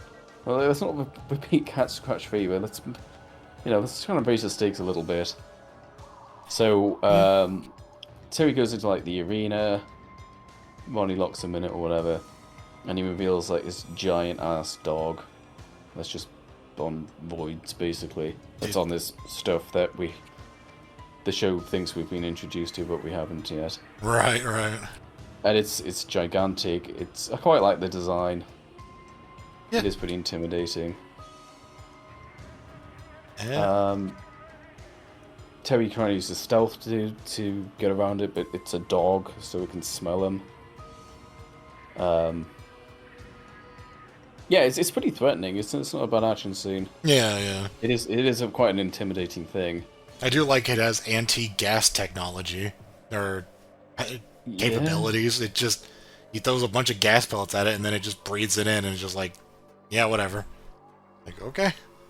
I guess not potent enough for the mutant dog. I guess so. It just don't work. So. I think Ace has to help him. Yeah, like Ace manages to burst out of the cage. Yeah, it's just action stuff. Ace breaks out of the cage. He chases off Ronnie, and like chase him off the boat. He's like hanging from the side of the boat when you next see him, and then he comes back and helps Batman out with the big dog. Yeah, I think. He gets his suit torn, which I always like. I always feel like that's kind of shows it's a big threat when Terry's suit shows a circuitry. Yeah. I was like that. The battle damaged Terry. Oh, right. This ending where yeah, like Ace, I guess, distracts him, and Yeah. so Terry shoots like a grapple into its mouth, and then it bites onto the wire, and then Terry sticks the other end of the wire into a hole in his suit, which electrocutes it, Yeah. which is Something just we don't think we've seen, but alright. yeah, just kind of like, okay, you can do that, I guess. Yeah, Very sure. Okay. creative, I suppose. Very shui. I don't know. Yeah, Fighting like you said before, while he's dangling off the anchor off the side of the ship. I almost expected a worse fate for this piece of shit, but yeah. They just kind of leave I him don't know what there. they would do. It's Yeah, like, all right, I whatever. was expecting him to die or something, like getting torn apart by His own his dogs. dogs or Yeah, something. Yeah, like off screen, obviously, but right. I feel like lesser characters have had worse fates than this. But he got caught. He got off kind of light, honestly. He did. Yeah, it is kind of strange. It's just like that was almost like a kind of comic villain, kind of like, oh, I'm hanging off the thing. Oh, help me, Batman. But anyway, and then Ace is brought home, and everyone's happy. He's like, "Where's Ace? He's here." Hey, that was That's the episode. that was a much bigger mystery than where Terry was. So, much better episode. Was. Yeah, but yeah, it kind of abruptly ends, but it's that's fine. Sure. It had enough of a plot. It's all right. Um, that was all right. It's pretty good. Yeah, I think it was a B at least. Yeah, we wrote B. Kind of, it's like good subject matter. I don't think it's quite as good as like the last was heavy subject matter, but it was good. I feel like, God, I kind of wish Ronnie got a bit of a more of a comeuppance. I'm only realizing it now we're doing, but Same. but I do. It's another kind of character development one. It's for a character I don't think we really expected to get an origin story, but I'm glad we got one. Kind of nice. Yep. It's I don't know what else to say. It's pretty good, but it's the fight at the end is pretty good, even though it's not against like a super villain or anything like that. yeah.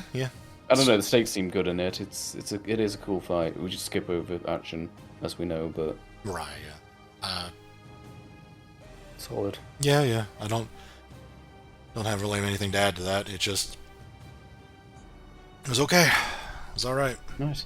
It was the end of season 2. That's it. That was a long ass season. It was a long season, and it wasn't Definitely. great. It was definitely. They definitely made twice as many episodes.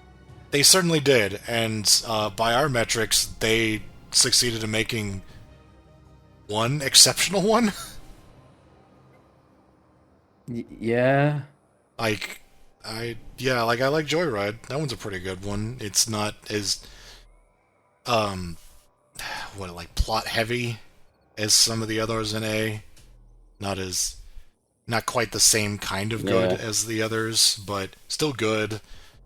And then Jesus Christ, 4 Ds, a fucking baby mad, and a bunch of C's. Yeah. Which I guess It's just this is quantity over quality. yeah, we put Like it really is. 10 more episodes in B because we had just the one originally, and now we've got 11. So yeah. So I mean, and that's not bad. Like a bunch of B's is fine, but This show's still good, but yeah, it's absolutely like by making twice as many episodes. I mean, I'm saying that it's not literal as that because apparently they'd already had some season 3 episodes produced as well. Right. It's very confusing, but in some way they made a lot more episodes, and obviously they just. I don't know, like, just the quality was just more thinly spread. Like, even the episodes with particularly interesting plots just weren't as polished as some of those season 1 episodes. I mean, to be honest with you, on paper, like, Spellbound, for example, I'm just, like, eyeballing that just randomly. Yeah. Like that's not, like, ultra special plot-wise. Like we don't get any massive insight or anything like that. Yeah. But it's still that one, for example, got into A mostly because like the crazy animated segments with the hallucinations. But I think you couldn't really do that in season 2 because they're too thinly spread, so you couldn't put in that much detail with the animation or the super good direction of the first Kiari episode. Mm-hmm. It's just quantity over quality. And the show's still good. I'd still say this is better than like New Adventures overall so far, on average. But yeah, no, it's definitely not as good. Like just season 1, this whole experience just really made me appreciate season 1 all the more. Yeah. I think I went into like mirror shine. I like coming out of season 1. I was like, this show is exceptionally good. Like it's really, really strong. And then season 2, it's like, oh, it's kind of just a show. Like it's not a bad show, but it felt a lot more in line, like a normal show. Yeah, with the other Batman series we talked about. Like it feels a lot more just a different flavor of Batman, as opposed to an incredibly well-written show that it appeared to be in season 1.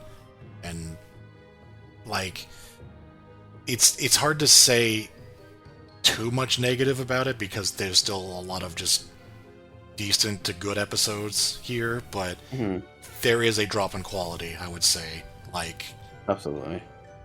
And that is disappointing, as much as I don't hate the show or anything. I don't hate season 2. No. It is definitely a downgrade. It is a step down from where it started out, and I think, yeah, the amount of episodes they poured out definitely feels like it has something to do with it. Yeah, no, absolutely, because I think, like, season 1, they were really probably just trying to sell the show as well, like, establish a foundation. Yeah. They probably were quite strict with gatekeeping certain plot lines and things like that. I mean, it's literally, it's just literally half as much, so you're gonna really just put all your attention into making them the best thing possible. And a lot of these are fine, but yeah, I don't know. They just made too many. They're just too thinly spread. Yeah. So one of the, I feel like you could, if you took the best half of this, that you could like sort of they probably could get into A's, like some of the season 2 B's. Like if they had just more time, right, slightly better animation, maybe a bit of better writing, then they might be able to like squeeze up to B. Because like conceptually, I love Sneak Peek conceptually, I love Lost Soul conceptually, but it's just not quite as polished as those original like Ink episodes or the 2-parter pilot.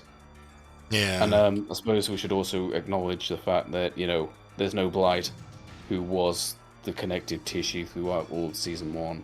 He just kind of brought it all together. There's no Blight and there's no Ink, but we got 2 sequel episodes for Spellbinder and Shriek, and none of them were that good. Well, what my point is that Blight was a constant presence throughout season 1, and Blight was the motivator behind Shriek and Ink, for example. Yeah. He just helped tie things together. Mr. Freeze, that was. Oh yeah. God, why did they kill him off? Like, that's so frustrating. I don't know why they killed him off. He was such a good personal villain for Terry as well. Well, and it's not even that they killed him off. They didn't replace him with anybody. They didn't keep it going with his son or whatever. They didn't. He will come back, but I'm shocked he wasn't in season 2. I assumed he had a presence in season 2. No, he's not coming back until season 3. Yeah, no. This was entirely. I can't even remember what he does, but he does have one episode at least. Yeah, but it's like they didn't have a replacement sort of. Someone to fill in that gap of a recurring villain, something that like a thread. There's no threads in this. Yeah. It is all just villain of the week stuff. Like if it isn't, there's a sequel to a season 1 episode where they just kind of dance around with the concept. or whatever the fuck Hooked Up was supposed to be, then it's just some new crap they made up that just didn't. I guess the work. only thing that even gets close to that, like gets close to having a character with an arc that's introduced here, is Max. But the difference there is that Max doesn't really have like a conclusion. Like you can watch her episodes apart from her like learning who Terry is. You could watch most of her interactions out of order, and they would be, they'd be mostly consistent. Like you could watch her helping Bruce after Final Cut. It would still be mostly fine. Yeah. So like Max is the only one who gets kind of a is the closest we get to having kind of continuity, but it's not as strong as Blight's arc. I guess apart from that episode, have, like a finish line. Apart from that episode where she doesn't know where Bruce Wayne is, but anyway. Apart from weird inconsistencies like that, yeah. God. And apart from I don't know. And then, oh god, yeah. Then they established a pilot for another show. That's just like the most cynical crap. Oh god. They gave us Cobra, which sucks. I don't know, man. This was just. This was. They changed the title card font to one that's I don't like as much. It's too futuristic. I don't know. Like they tried too hard with that. It's weird that they changed it right in the middle there. I don't know. I don't know. Another thing that kind of suggests that there were divisions here that we're not even aware of. Right. I don't know. I don't have a lot of hope for season 3. Like, because it's smaller, maybe that means it's better, but I don't know. I'm not sure. That's also, as I said at the very start of all this, that's the season I don't really have nostalgia for. So we'll see how that goes. Because like even the season 2 here, most of which I admitted isn't that great. I still remember watching it as a kid, but like season 3 for whatever reason I didn't kid. I saw it as an adult, so nah. I don't know. Season 3 are the episodes I know the absolute least. I'm probably experienced them as much as you have. So I think when we review season 3, you and I are going to be on more equal ground. Right. As it comes to experiencing this, like we've seen them, but I can't really remember. But yeah, We'll see how they turn out, I guess. Yeah.